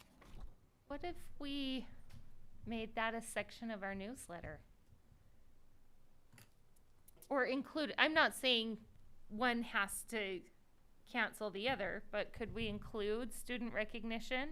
And we have, and I'm Accomplishments? just looking at this last one, there was school success, and we listed some, there's bullet points of several. I guess that's not student though, that's full school stuff. What if we give it a try for a couple months to, if a board member thinks there's some significant enough accomplishment that they'd like to invite the group in to email the executive team when we're putting together agenda and let us know that you've got a group coming in as part of your school recognition. I don't know if this is fair for me to ask, so I'm just gonna ask. Would it be fair for us to say one group per board meeting? Yeah, And I think so. also, we usually do that at the very end of a meeting. If we're bringing someone in, could we move it to the beginning so those kiddos aren't sitting That's through committee it? reports. In our business meeting, it's at the beginning. Oh, that's true. Okay, I'm In fact, confusing it's those two. before patron comment. So let me make, you are asking that executive committee be notified in advance. Yes.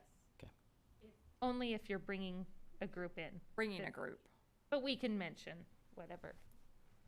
And then one group per board member each month. You want to give that a try? Okay. I do.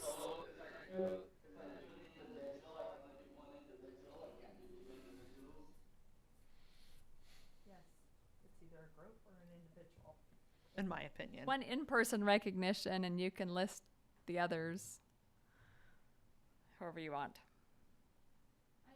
Is there any concern that, like, maybe you share a high school with another board member, or maybe Dr. Godfrey's bringing it up? I don't know. Do we need any form of coordination there? I think if the executive committee's notified, Okay, so notify the executive.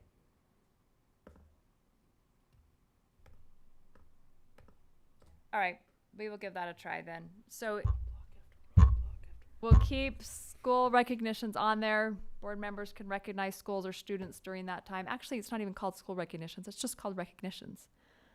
You can do your recognitions if you want to bring in a group or a student to be recognized in person. Just email the executive committee that week before so we're aware that that's happening. Okay, we'll give it a try. All right, so we have a quarterly newsletter. We have the potential to bring in students for recognition. Is there anything else that people would like to see that we can do better to connect with our public?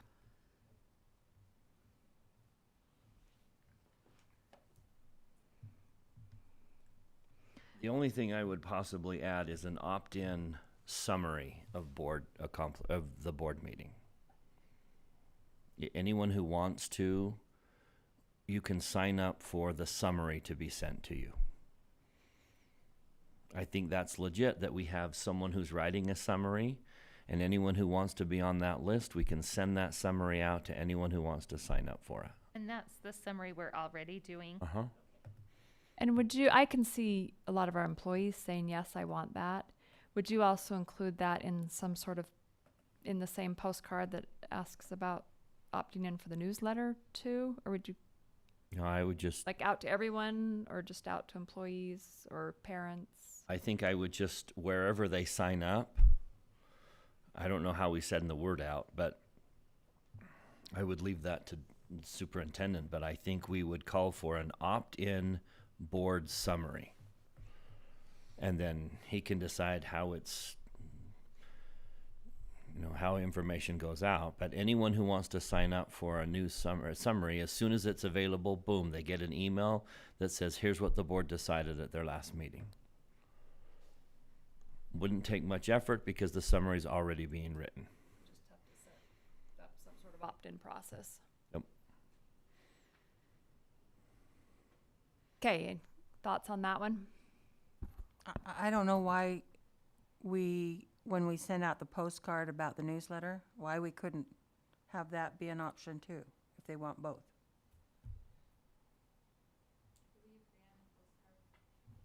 What's that? Not necessarily. That's a concept, and we'd let Dr. Godfrey figure out how to get the opt-in and the word out.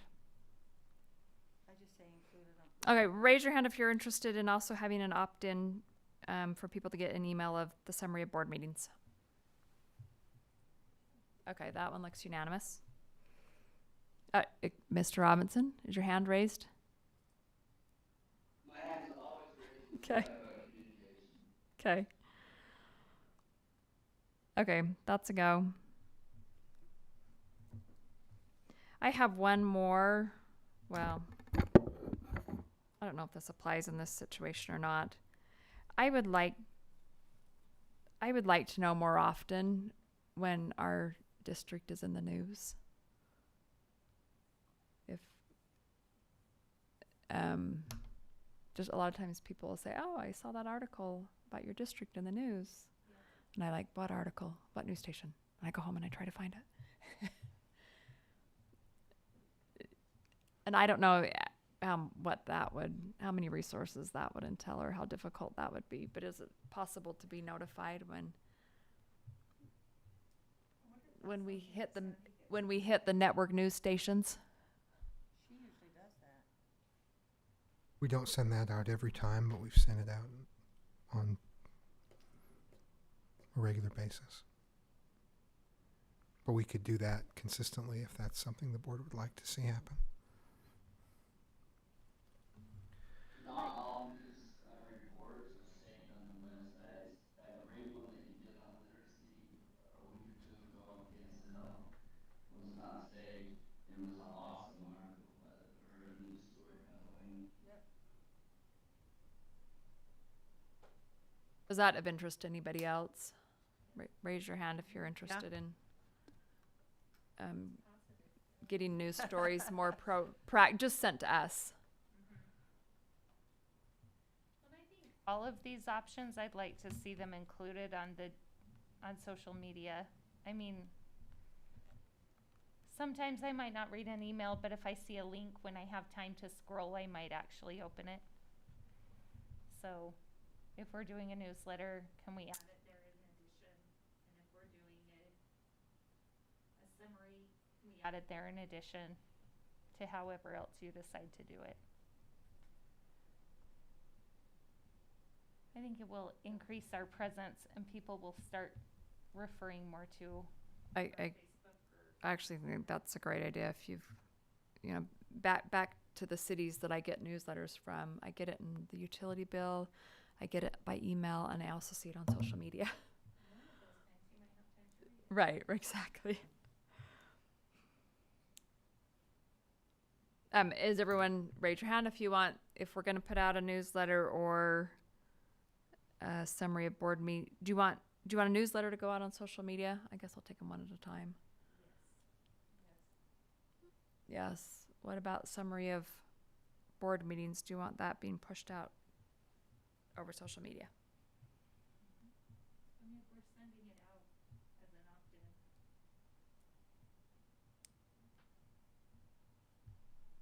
Okay, not so sure on this one. Yeah. Okay, raise your hand.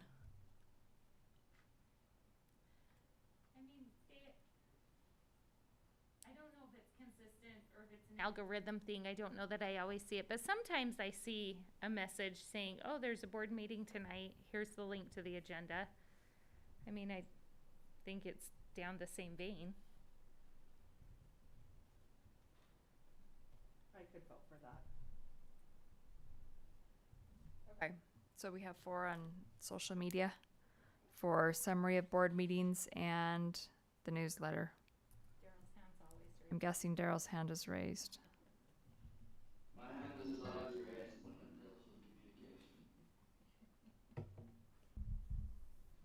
Okay, and then I need to take a raise of hand on news stories. Do you want more emails from communications when we have news stories hitting major network news stations? Yeah. that's 5 on that one. Okay, so we have a list of these are things that we're asking Dr. Godfrey to consider doing. And then he can report back and let us know if this is doable or if this needs extra resources. And then we can decide as a board whether or not we want to proceed with these. Does that work, Dr. Godfrey? Any clarifying questions? Thank you. So we have the quarterly newsletter that's opt-in, an opt-in summary of board meetings, and both of those on social media, and then major network news stories notifying board members.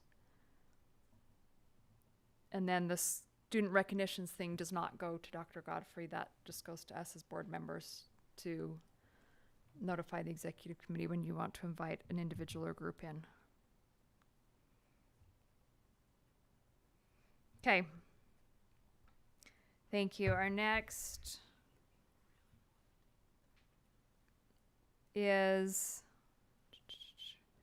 review of administrative policies A9 named gifts to Jordan School District and A11 naming of facilities. These policies are attached to board docs. They were last reviewed in 2015, so it's been several years. And at our last board meeting, it was asked whether or not we should be reviewing these amounts to make sure that they're current and appropriate for when naming rights can be given. So my question is everyone content with the policy the way it is, or is there some interest to look at this and possibly recommend some changes? Just to clarify, A11 has been reviewed many times. A9 has not, but A11 has been reviewed many times. And A11 is more how we name a new school. But A9 is the named gifts one. Well, A9 has 3 categories. The amount to qualify for the naming of a school, the amount to qualify for the naming of a facility, or the amount to qualify for a plaque. So you've got $1 million for a school, to $250,000 for a facility, and $25,000 for a plaque. Okay, so let's take this policy first. Is there interest in having someone look into that to see if those are still good and reasonable amounts? I'm interested in whether those are good and reasonable amounts and exploring some additional changes to it.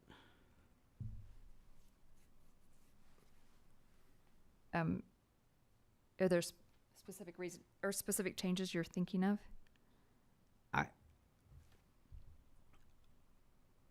I'd like there to be some sort of mechanism where, particularly 4 and 5, the board actually gets a heads up and either a final approval of or some type of, I don't see a mechanism where we actually get informed when something's done. Because really there's nothing in it now that brings anything to the board, right? Exactly. That's what. Yeah. And so, and maybe for all of them, but particularly for 4 and 5, if we're naming, if we're naming a school or if we're naming a facility, I think the board ought to have that final say at a minimum to know that it's happening. To express our appreciation to the donor. I think there's a number of reasons that that would, I think, I'd like to see some mechanism where it comes back to us. And would the board be made aware, or would the board be actually approving, allowing their name to be included? That's a great question, because you don't want to take this. That would be very embarrassing publicly if someone came and said, we'd like to name a school after this person. And then the board says no. I don't know if that qualifies under character and competency, that if those things came beforehand, we could have that discussion in, I don't know. But you definitely wouldn't want that to be a public thing, because that's just not. But at the same time, I would like to know, this is the person that we're choosing, this is why, and this is how that individual meets our criterion. I think that just ensures that there's an adequate enough vetting done before we just put a name up. But I don't know if short of that falling under character and competency, I don't see I don't see it working out to do an approval at the public level. Some sort of mechanism to take it to the board. And then if we had concerns, maybe that would fall under. Well, there is this line in A11. A11 says the name of any new facility must be approved by the Board of Education by a majority vote. That's for the whole facility. So we could add that it's not just a facility, but it's, I mean, the language in A9 is facilities and school. Well, and that makes sense with a school because we do approve the name of a school by a majority vote. But the spirit of A11 would say even a field house or a gym should be named by a majority vote of the Board of Education. But over in A9, There's no process for Right. submitting a so name. let's consider some mechanism for bringing it to the board. Well, let me, again, back in A11, anyone desiring to have a new building, existing facility, or part of a facility in Jordan School District named after an individual should first refer to District Policy A9.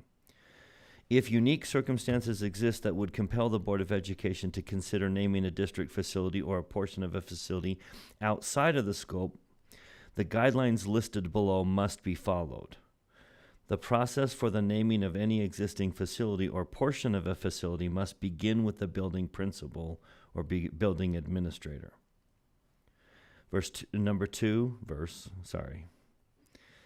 The board will consider petitions or recommendations for the naming of a facility or portion of a facility, providing ample time is given to the board for a response. So in the combining of the two policies, I think there is what you're asking for, but it's not in both. Well, Why are these two separate policies? It does get confusing because Have a principal by the time we're discussing meetings, right? yes.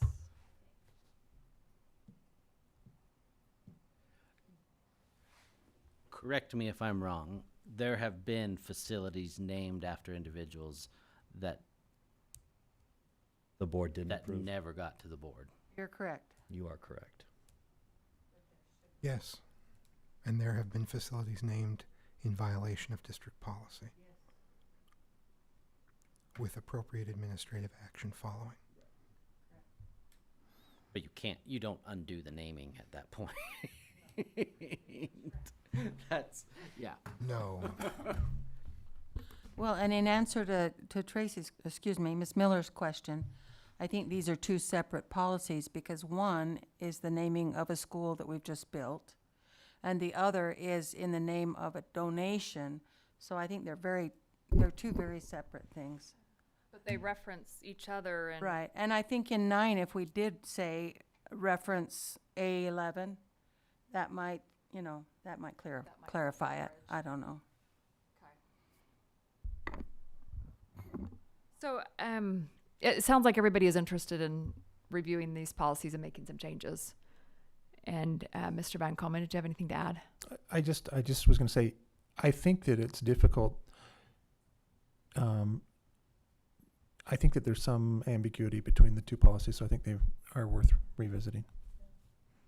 I am proposing that we ask Dr. Godfrey, and maybe this falls under Mr. Larson, actually is someone that could, look at amounts and review that. So maybe the two of you together, but ask you to review this A9 and A11 and bring back One of the a draft of some considerations. changes. One of the considerations is, when does the donor kick in? Because the way it's written now, somebody could come forward and even name a new facility. When does the board get involved in that process or no? I think that there needs to be some coordination there. Yeah. So I think the two issues, one, looking at the amounts and maybe comparing it to what other districts or organizations do for naming rights and bringing back some information on that. And then the other is just this mechanism to take to the board to make sure that process and language is clear.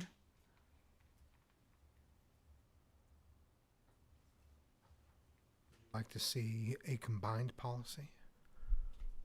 I would be open to that. I'm open to it, but not necessarily. Okay. And in terms of process, are you interested in having a final say in the naming of a building or portion of a building before that donation is finalized always? I would like to explore that, yes. That Yeah, I mean, it's like I want the right of refusal if necessary. By Adolf Hitler High, right? Like we need a say, even if they are donating. I would even be open to it being a committee of the board that does it. So that there's three board members and some administration that, I don't know, I'm open to anything, but I think we need to have some level of sign off. I'm just trying to, Marilyn, I heard you, I'm just trying to avoid that public embarrassment. Yeah, I get it. But you're right. I think I'm the just whole trying to find a way around that. the whole board would need to be aware of it, and then We'll maybe have the to committee pass it to discusses us, it. right? And Hasn't happened in the past. By policy. But by policy, But our they practice has not ought followed to that. have. Sometimes we adjust our policies to match our practice. Sometimes we adjust our practices to match our policies. I think in this case, we need to create both from scratch. We need to create a policy that now becomes our practice. we need to make a policy that's clear enough that it doesn't get violated. I think the potential black eye that could come on a district by abuse of this policy is significant.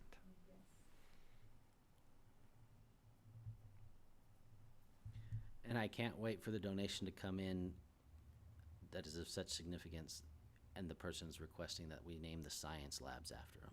And that's where the money's going. Would be awesome. That's yes, right. yes. Okay, Dr. Godfrey, do you want to summarize, or what more clarification can we give you? We will bring back those two policies, either as two separate policies or as one policy with a clarified process. We'll analyze the amounts and see if, based on the time that's passed since those amounts were established, they need to be increased. And then we will provide kind of a fail-safe or a kind of an out before it's all finalized in case there's a concern over the name that would spare public embarrassment but could allow for administrative and board input into a name. Perfect. Does everyone else agree with that direction? Okay. Thank you. Is there a time frame on this for anybody? Well, Just whenever you reasonably can have that ready? I'd like to have it in place if we're gonna make the other decisions that we are tonight. I'd like to have this in place before that. Before Sooner- the naming of it. Sooner rather than later. Yeah. Understood. Okay.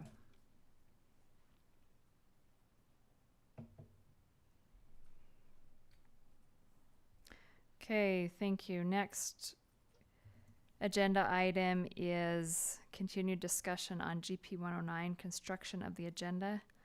We discussed this last time with significant amount of changes. I only made one word request between that discussion and this discussion, and that is, we'd had a lot of discussion last time on C4, when an item will automatically be placed on the agenda for the next meeting upon written, I changed it to the word request. I don't remember what it was before. Written notice of 3 or 4 board members.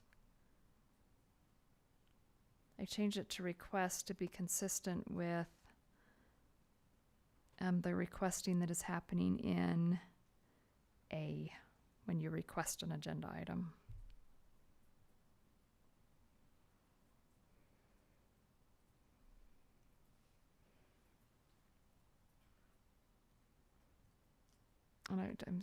And I'm sorry, it doesn't look like the red line version is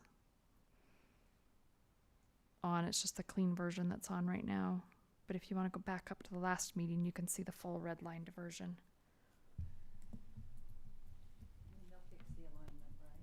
Yes. We're going to leave it there just to keep you out of whack, Marilyn. Does anyone have any other changes or suggestions for this policy?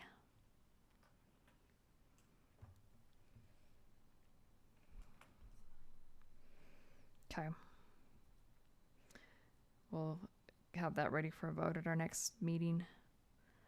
Next one is GP 110, public participation at board meetings. We discussed this last time, had a couple of changes. Mr. Dunford, did you have anything on that? No, just one change. I don't know what the other changes are. I just removed the word taxpayers. Right. So patron comment, I emailed this prior to this meeting. Patron comment time is limited to residents of Jordan District, students, parents, guardians of current students, and current employees of the district. All others may address the board with prior approval of the board president. Sorry, I haven't seen the email yet. Let me look quick. The only change I wrote down that we made was dropping the word taxpayers. If there was another change, I apologize. I didn't include it. I had 2 other changes to it.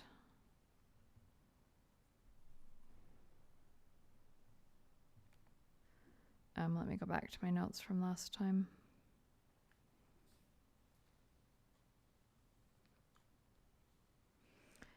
I had on C2, change it to a maximum of 3 minutes instead of just 3 minutes. That's correct. I forgot about that. And then we had removed taxpayers. I think Mr. Young suggested last time that we add the statement on agree or disagree from the statement that I read out loud last time. And let me find that and I'll tell you what that said.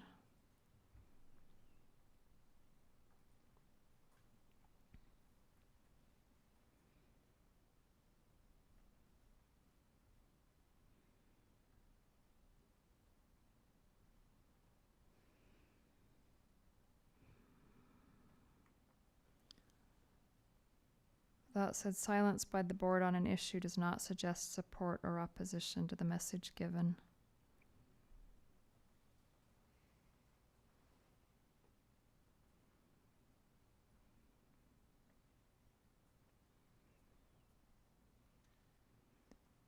And then we also had a discussion last time on whether or not we should include, on C6, whether or not we should include groups of individuals. Right now it says individuals. And we had a discussion on whether or not that should be groups of individuals, but we didn't ever come to a conclusion.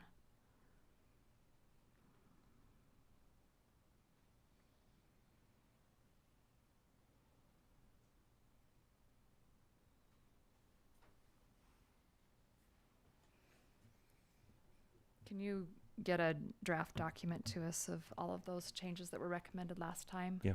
Let's put it on the next study session again. Yeah.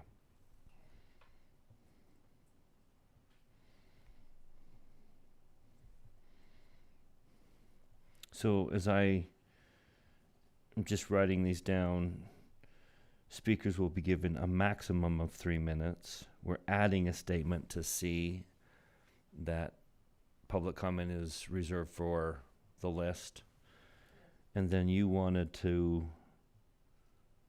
me to propose some change that we discuss on people making comments on character and competency of groups. We didn't ever come, that was discussed last time. We never had made a decision on that. Is there a proposal, or should I just drop that?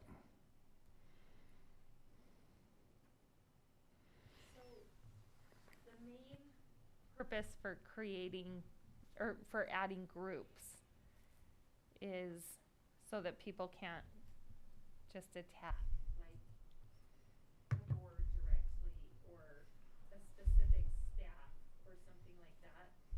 So they couldn't say the third grade teachers at this school, because there's only 3 of them, and so now you know exactly who the 3 are.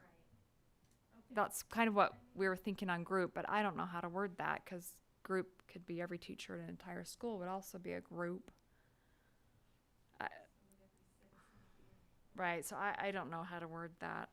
I'll play with it and come with a proposal. If it's good enough, we can approve it. If not, we'll just bring it back. I would propose that we not debate it tonight. Let me propose a couple changes. I'll email them back and forth to get your feedback, and then I'll come to our next meeting with that proposal, and if we approve it, we can approve it. We'll address it in study session, and then if you feel good about it, I'll get it on the agenda for approval, and if you don't feel good about it, we won't approve it. Okay. And can I add to that I don't want you to feel like you have to come with a proposal on that if you feel like it's not adequate. No, I know exactly. I think I know exactly what how I'd like to word it. Oh, okay, good.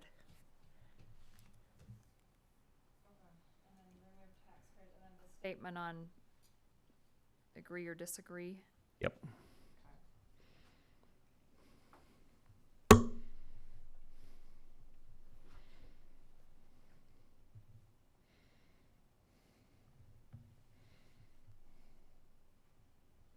Okay, anything else on that one?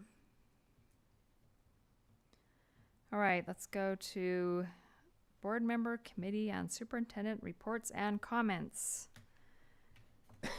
Mr. Young, do you have anything to report? Yes. So the legislative committee met and began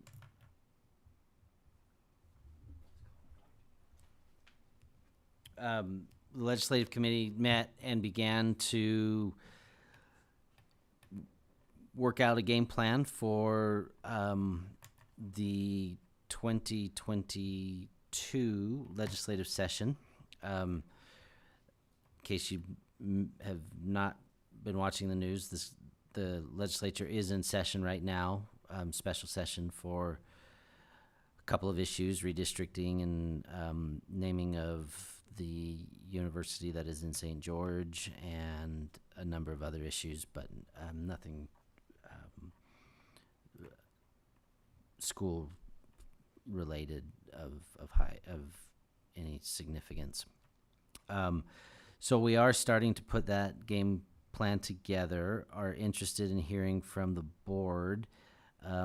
Typically, we have hosted a breakfast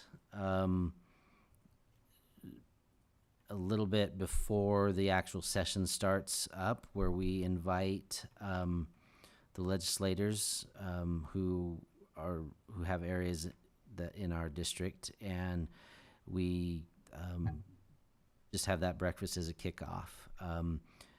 Are we interested in, the committee would like to move forward with that? Is the board interested in pursuing that option again this year?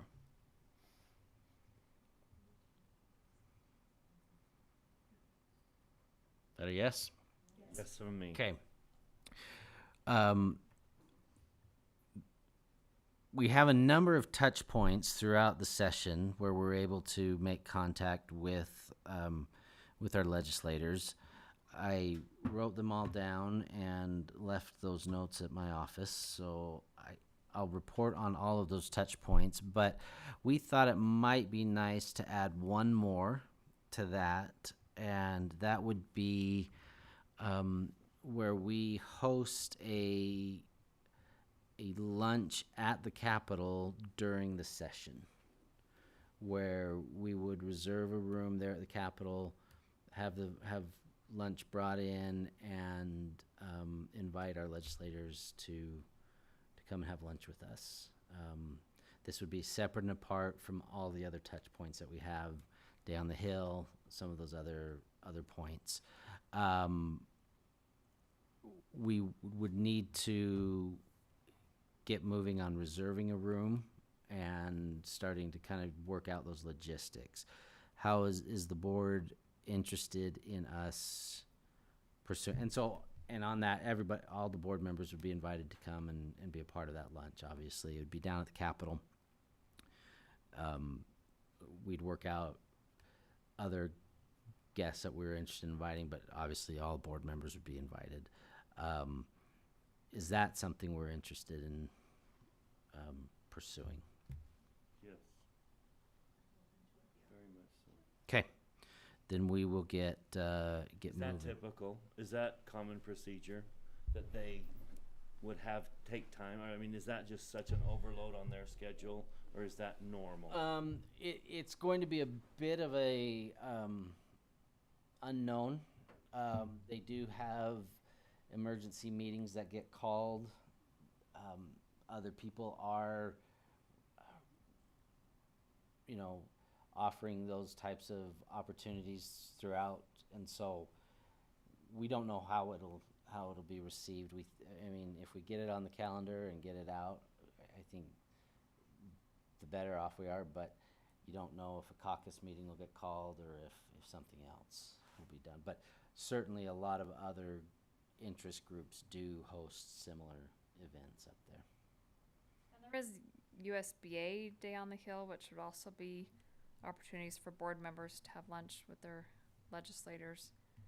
But that's all board members across the state and all legislators, and some overlap districts, and that would be in the rotunda. So this would be just more intimate with our board and our legislators. So that was a yes? Very much so. Okay. Did you throw out a date for the breakfast? No. We were, again, that's on my notes at the office. I wrote down January 12th. That's what, yeah. Uh-huh. We were thinking January 12th, that is before the session begins. But far enough away from it, the session starts the 18th of January. So, and we'll bring more of the ideas. We're thinking about having that day on the 12th be a little bit more student driven.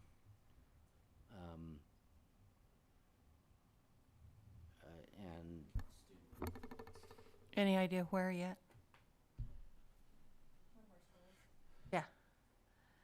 The morning after a board meeting.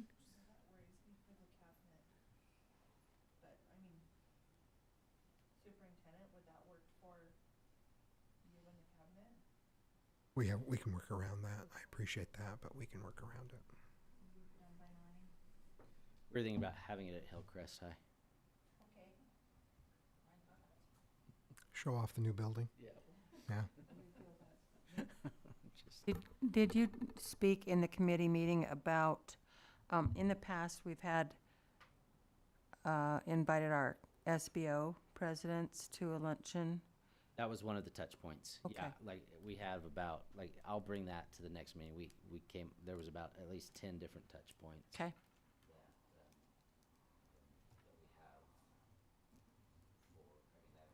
Field trips, SBOs. There really is a lot of opportunity for us to make contact and help our legislators be aware of the impact of their decisions. The next thing that we as a committee really need to get focused on are our legislative priorities as a board. So I'm interested in hearing, would love to hear some ideas right now as to what each of you would like those priorities to be. Then we as a committee will be getting together next week to hammer out a rough draft of proposed items, which would then come to the board on the 30th for further scrutiny and dissection and input, with the desire that hopefully we could approve the final priorities on the meeting of the 14th. So would love to hear any ideas now, any main things that I really want this on there. We ought to look at this focus. What are some of your thoughts there? And then that's the timeline, again, given you'll have additional opportunities to really dive into this. Of things that I wouldn't mind just at least your committee looking into a little bit more and being open to what the board thinks. But impact fees, and then we did hear from our counselors tonight. So just any additional funding that would help us to be able to reduce the ratio of counselors in our elementary schools. I thought that too when they were talking. It's one of their favorite topics. And this is just something additional, but,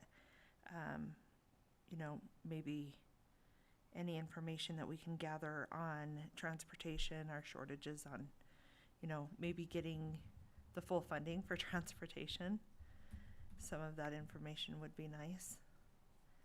Maybe that could help us out with our bus driver shortage.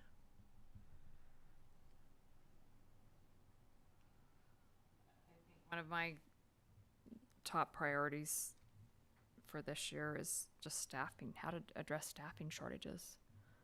I mean, they're across the board. Yeah, they are across the board, and I agree with that for sure.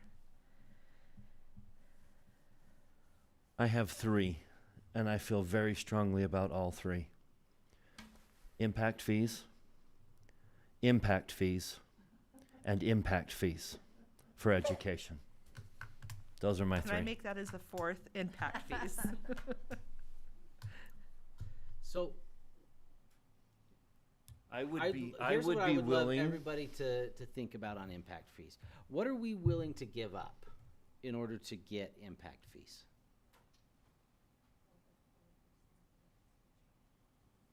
What was that? What are our choices? Like what are you thinking? I don't know. I mean, are we willing to give up our ability to bond?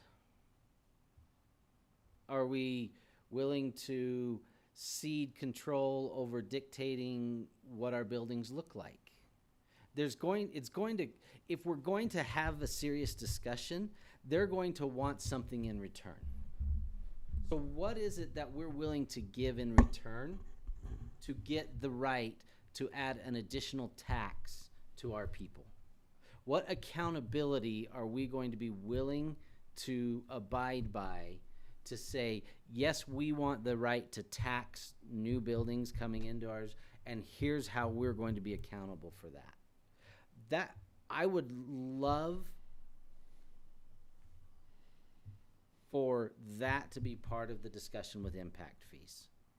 Otherwise, to a legislature, it's just, here's another way for us to tax people. So what is it that we're willing to give up? What is it that we're willing to put on the table? Or is this just carte blanche, we've already done enough, we just need more money? What are our city? I would like the legislators to do what they promised they'd do in 1998, and that's to study. They've been on pause for years studying it, they never studied it. They should look at what other states do to build schools, look at patterns out there, and see if we have the best model. That's all I'm asking the legislators to do. I'm not asking for impact fees, I'm asking for them to study how we build and rebuild schools. I would be willing to commercialize the building of our schools. Allow developers to build the schools. I'm asking developers to give up a huge give. I'm asking for a huge give. Because you're gonna lose business in having to charge an impact fee. But I'm gonna grant you, I would be willing to grant you the ability to choose where those schools are built and what they look like to be in harmony with the development you're creating.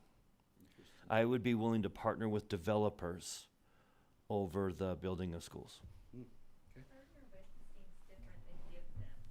I would go so far as to commercialize the building of schools.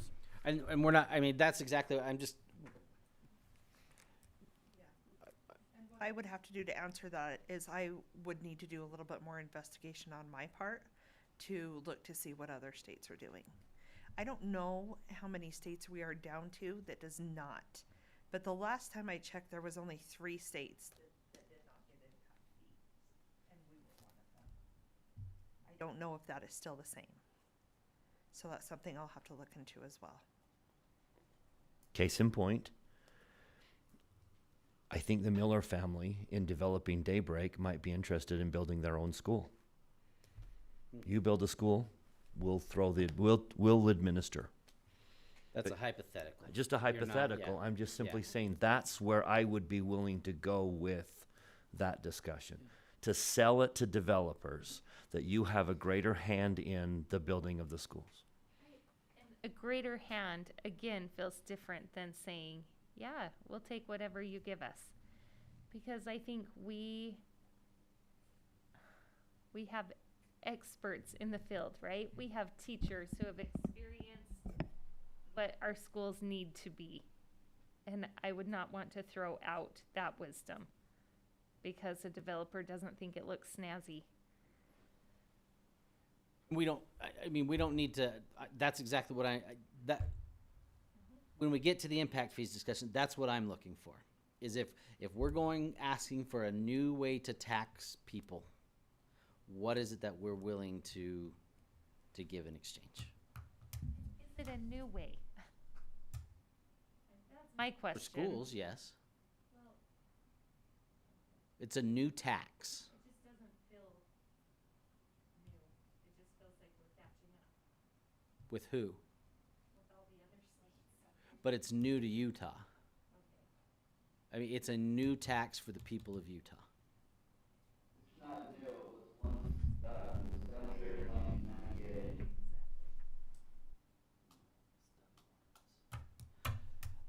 Okay, I have other.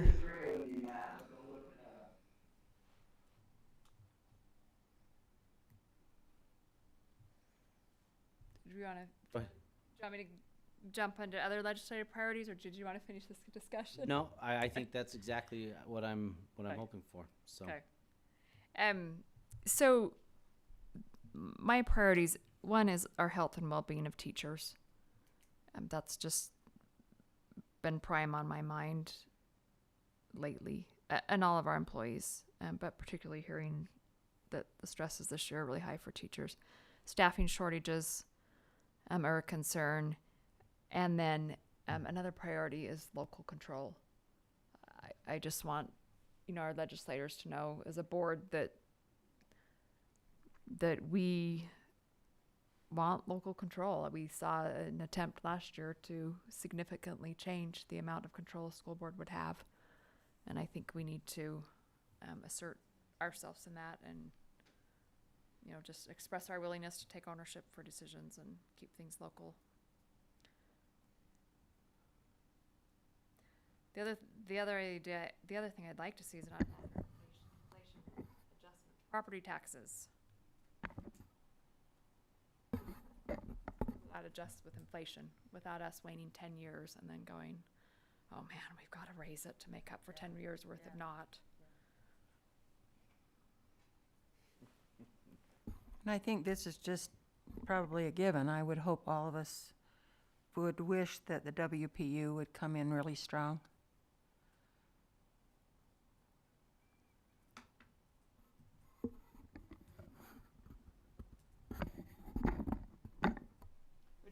In the past, we have not made a specific WPU request. Would you want to make one as a board? I think we need to discuss it, you know, at least have that discussion.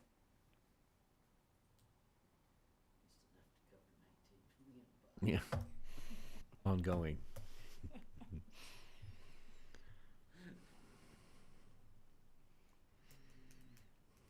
Okay, anything else?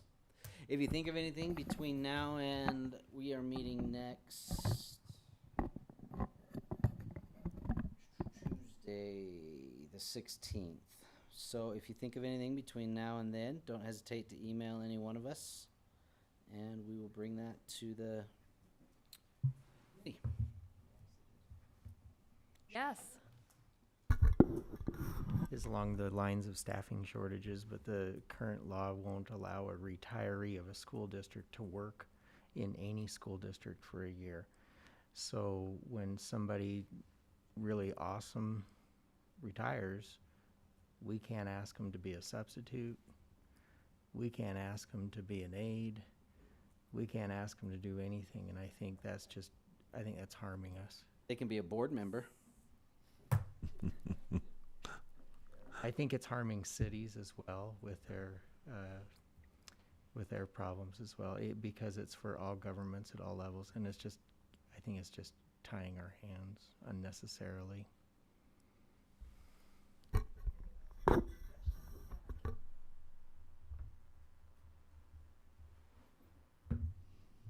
Okay. Hey, thank you. Yes, we would like to dedicate Aspen Elementary School. The date that the school and I are proposing is Wednesday, November 17th. Next week? Yep. We have struggled to find some open dates, and she's a little concerned at the abruptness of that one, but we don't want to get into the Christmas season, and we don't want to push it off until January. No, Wednesday, November 17th. Next Wednesday, a week from tomorrow. 7 p.m.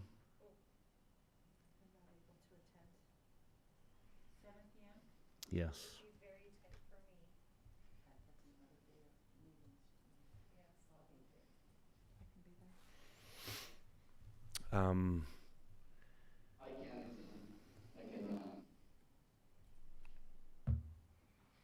Is that a concern for everyone that we should pick another date?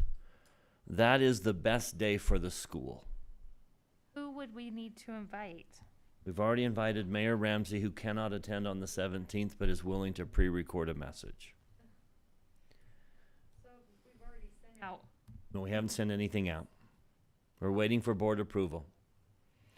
If you approve the date, then I'm going to ask for permission to ask the superintendent to ask communication staff to produce an invitation that is sent out to all stakeholders. And can that be done in a timely manner, considering it's next week? Yeah, we'll get them out. Dr. Godfrey? We have a prototype. We just have to change the picture and send it out. So I have 3 requests. You want to do them one at a time? The date, permission to ask staff to produce an invitation, and a personal request. This school means a great deal to me. I would like the board's permission to dedicate it myself.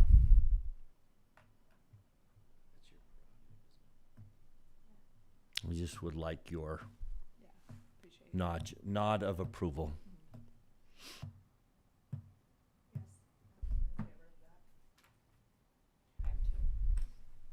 You just, January, you just don't want to push it that far Yeah, back. we Susie really doesn't want to push it into January. I pushed it early, and I could tell she was a little overwhelmed starting a new school, and so we kind of let it go, and then all of a sudden both of us went, oh, wait a minute, let's think about this, and we didn't want to do it in December or January or February. She's preparing some student numbers, her own comments. She and I have been working on this for about a week. I was a little uncomfortable reaching out to the board in a non-board meeting. Maybe I should have, but I just felt like I felt more comfortable presenting it tonight in a board meeting. So if you're concerned about the quickness, we would be open to looking for a different date, but the best day for the school is the 17th.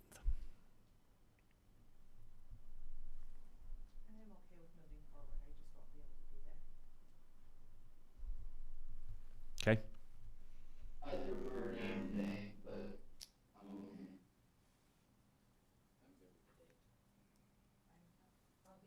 okay. Okay, so let's move forward on, is a different time better, 6 o'clock? They were quite open on the time. I mean, 6 o'clock is. Too early? Well, and it's right during Upper Hill School Community Council. Then I would propose Wednesday, November 17th at 7 p.m. is the dedication of Aspen Elementary School. With the board's approval, I'd like to ask superintendent. Now, Sandy already has a prototype invitation. It would be the same one that we've used repeatedly, but I'd like to ask the superintendent to instruct his staff to prepare that invitation, to send it out to all city, county, and state elected officials that would be interested in that dedication, as well as inviting Scott to reach out to the architect and the contractor and invite them as well. Is everyone okay with that? Superintendent, do you need anything? I mean, Sandy and I have already kind of talked about a prototype and everything. We would like, can you be there? I can be there. Okay, we would like you to speak. I'll plan on it. President Miller, would you conduct? Yes. And then we'd like to have the architect speak as well. I'll coordinate with Scott about that. Okay, that's all I have. Hey, thank you. Ms. Richards? Finance Committee will meet tomorrow, and we have several things we're working on for the next board meeting, so we'll have that report there. I don't have anything to report. Thank you. Anything? Okay, Mr. Robinson, do you have anything to report on?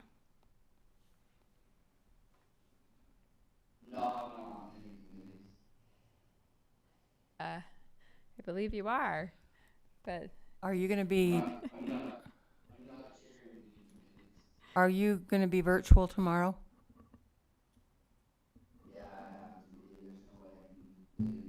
Okay. okay.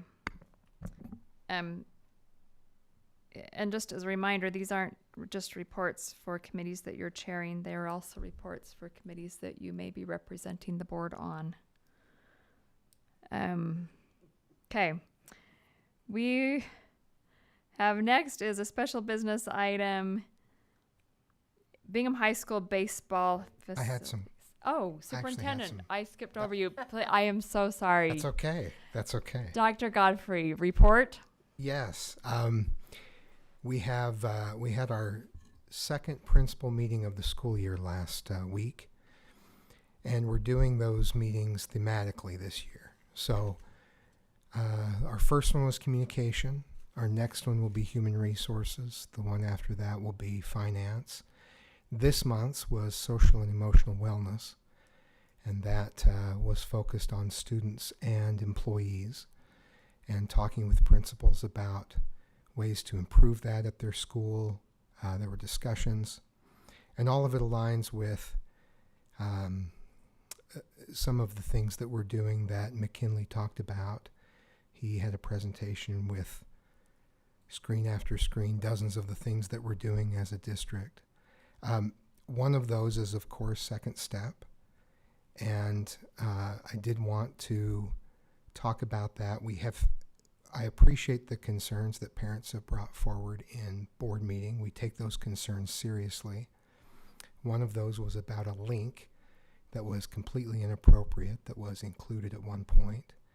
That was quickly taken down, and we've continued to engage with parents on any concerns and have regular conversations with Second Step as we move forward.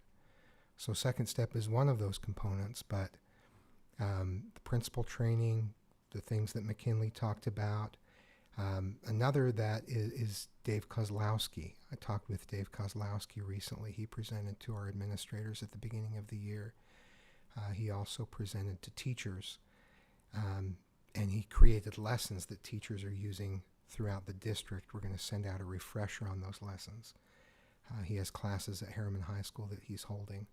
So those are some of the things that we're doing along those lines, and the principal meeting was a way to reemphasize that and give principals a chance to exchange ideas.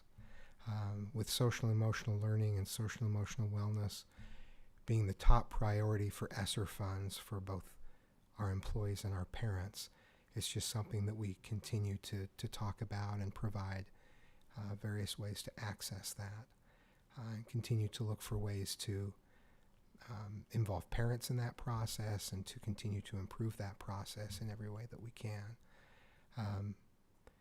And so, you know, you heard tonight from school counselors all the things that they're doing to focus on that, going from guidance counselor to school counselor, and really viewing themselves as mental health professionals to address the needs of students.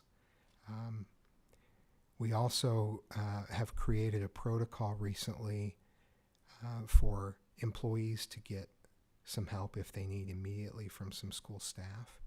And frequently that's from our school psychologists. And this happens to be School Psychologist Week. And we received an email from the Utah Association of School Psychologists. So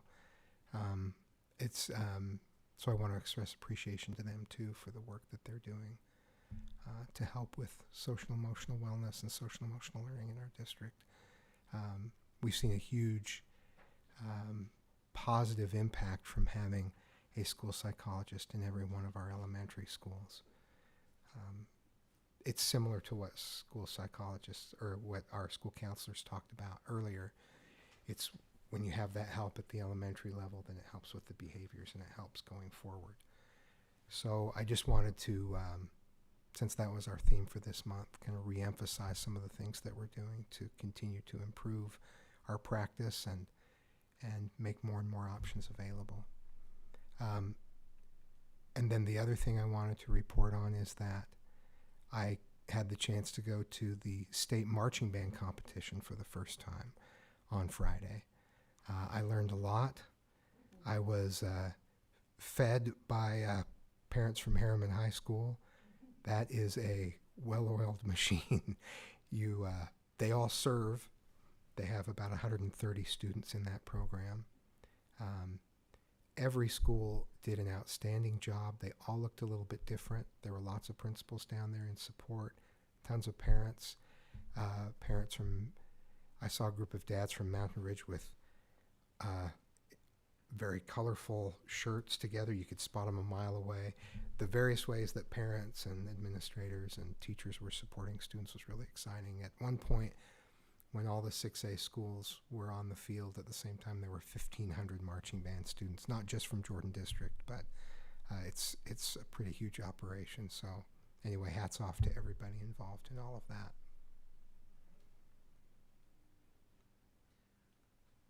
How did you say there was how does a teacher or an employee make use of those resources? The lessons from... No, if they're in personal need.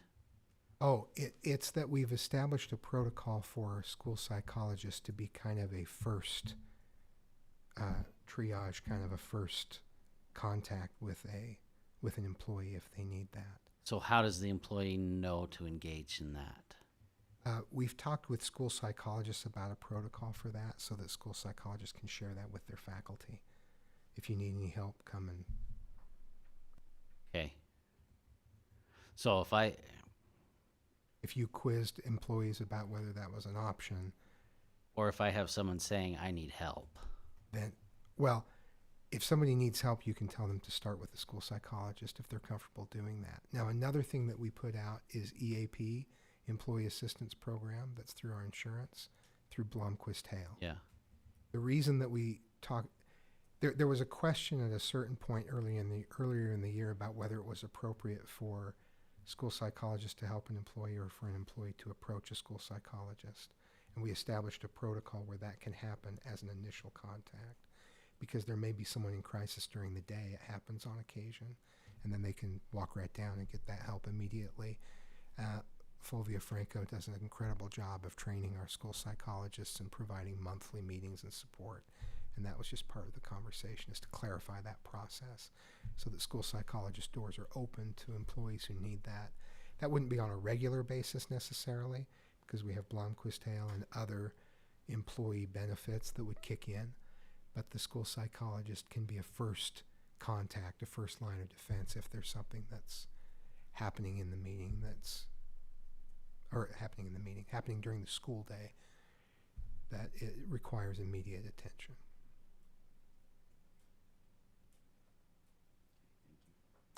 I think most employees have been aware of that, but it's something for us to continue to remind employees of on a regular basis. Just ask one more clarifier. On the second step, the link has been removed. Is it just the one link, or did we take out outside links in the curriculum? One link was removed. My understanding is that was the only outside link that had been added. And the concerns expressed about the link were all on that page. But there are no external links. Okay, I just want to make sure I'm sharing that accurately with the people who ask. Correct. And do we have any idea how many of our schools are utilizing that curriculum in any way, shape, or form? Is it on a class-by-class basis? Is it a school-by-school basis? It's both. Some schools are using it, some schools aren't. And it may be classes within a school that are using it, or a grade level within a school that uses it. So we don't know exactly who's using it, but it's available to any school. And the district is comfortable with the curriculum as it is, minus that link? We are always open to conversations with parents that may have concerns. We continue to engage with parents on any questions they have.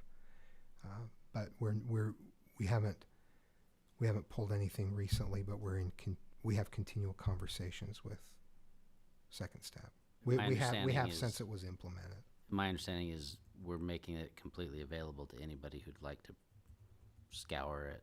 That's right. top to Anyone bottom. who'd like to look at that can email me or McKinley Withers or talk to their school. I know principals, as they've received some questions, have answered those directly with parents as well. So it's always an open dialogue.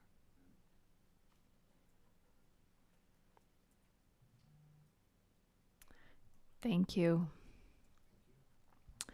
Okay, now we're on to our special business item. We have a bid for Bingham High School baseball facilities that was on our agenda at our last meeting that we tabled, and have had some further discussions and are bringing that back this time around.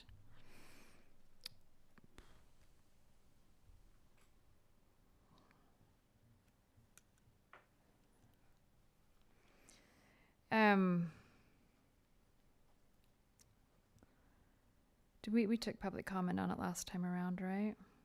We did. Okay. Let me just read a statement of what we had. The three representatives that represent portions of Bingham High School met together and had some continued discussion on that.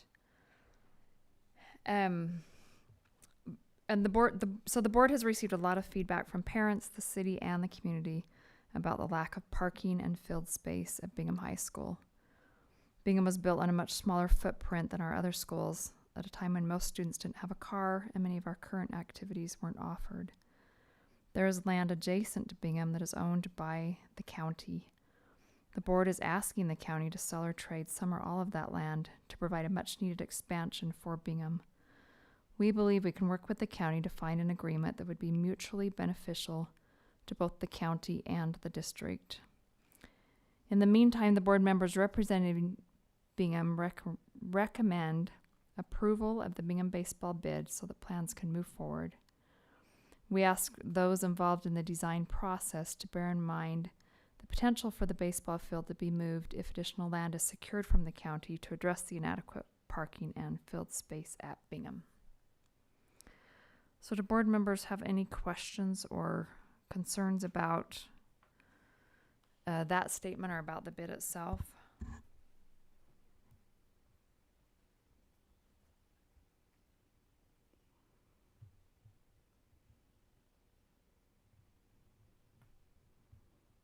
And just as a reminder, this particular bid is a design build, and so there is not a design in place yet. There is a bid for a particular contractor, but they will design as they go along, and as the fundraising is happening for this, they'll design according to what funds they have, and then we're also would be asking as a board to also design keeping in mind potential changes as we continue to address the parking and field space issues at Bingham.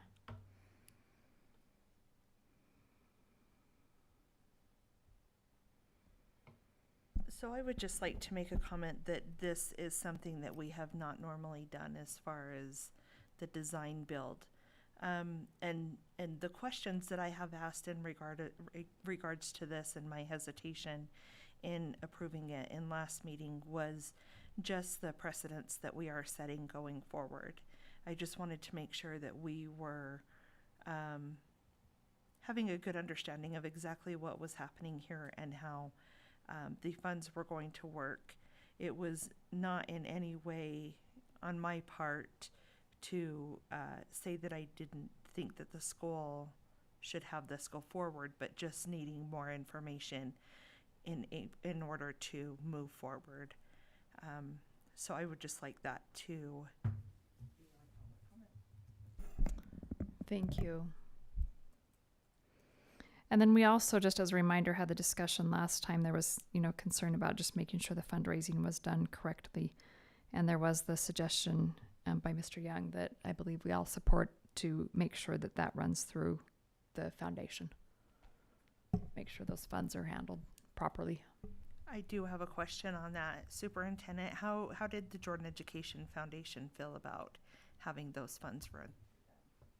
They feel good about putting that in place. There's a form already that any donor signs that I think would provide the type of clarity about what the donation doesn't discussed. So. And then we also had some talk that just wanted to remind everyone that this helps not just the baseball, but also softball. In fact, all athletics, as it does provide the outdoor restroom space that Bingham doesn't have and other schools do have.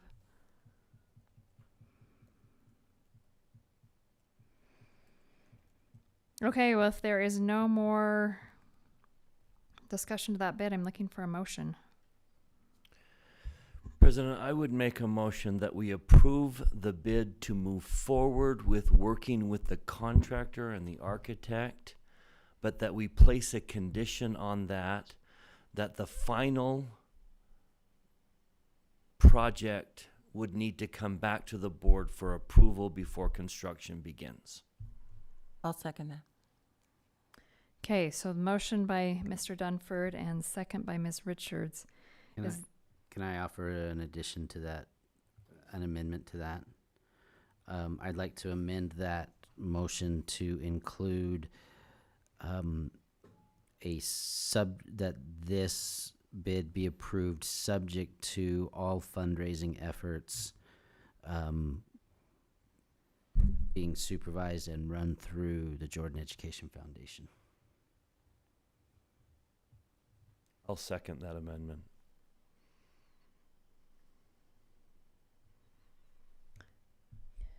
Should we vote on amending the original motion, or should we just vote on this as a new motion? I would As a be substitute motion? I would be open to combining the two into a single motion. I don't think they conflict with each other. Okay, so we have a motion on the table to approve the bid for Bingham High School baseball facilities. As far as starting the fundraising and the design, but would like that brought back to the board before any construction begins. And then also would like all the fundraising dollars to go through the Jordan Education Foundation. If I said that correctly. Okay, that's the motion on the table. Is there discussion to that motion?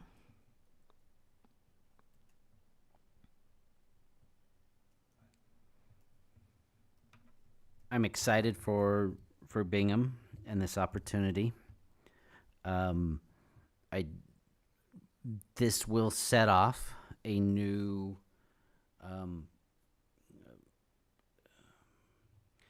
facilities race within the district. Much like the turf fields that started, was that 15 years ago that the first ones were established? Yeah, about.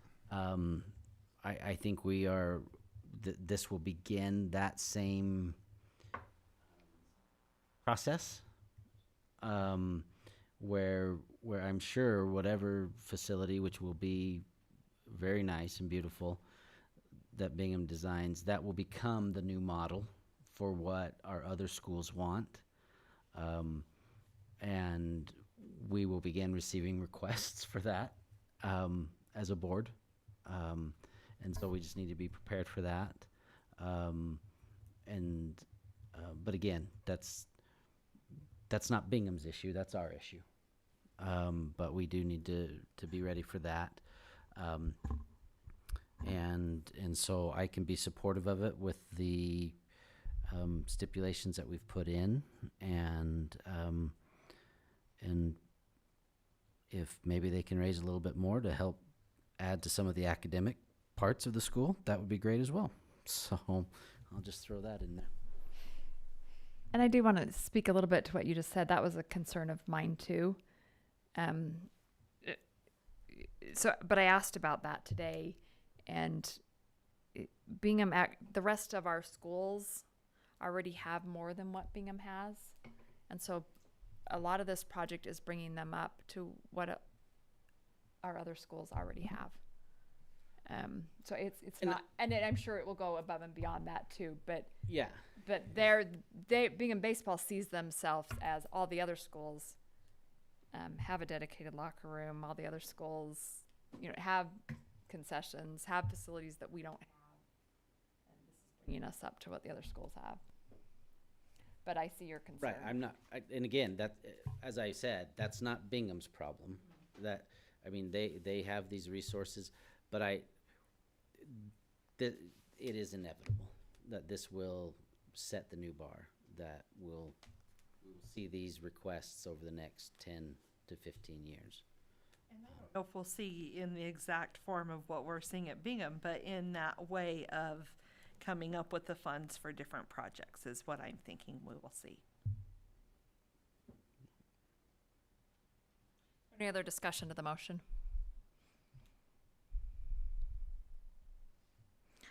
All right, all in favor of approving the bid, please say yes. Yes. Anyone opposed? Okay, that bid passes unanimously. All right, we are at the end of our meeting agenda. We do have a couple of closed session items. Thank you for all of those who have joined us tonight and all of those who are watching online. I hope you have a great night. This is our last meeting before Thanksgiving, so I just want to give just a little bit of thanks to, first of all, this board for all of their incredible amounts of sacrifice and hard work and dedication. And I can tell you everyone on this board cares very deeply about what happens in this district and really wants what's best for our students and employees. So thank them, and then thank all of our staff. Our cabinet is top notch, best in the state. Thankful for them and for all of our employees in our district. Hope everyone enjoys their Thanksgiving holiday, and we'll be back on November 30th. Can I get a motion to go into closed session? For what? For property potential litigation, negotiations, and character and competence. It's too long. ABCD. I can do it. I have it. You do it. ABCD. Okay, I make a motion, my first ever motion, by the way, that we move into closed session for character and competence of individuals, property, potential litigation, and negotiations. I'll second. Okay, we have a motion by Ms. George, second by Ms. Richards, to go into closed session for character and competence of individuals, property, potential litigation, and negotiations. All in favor, please say yes. Yes. Yes. Anyone opposed? All right, that motion passes unanimously. Ms. Atwood was not here for the vote. We'll just make note of that. Okay, thank you. We are going to go into closed session.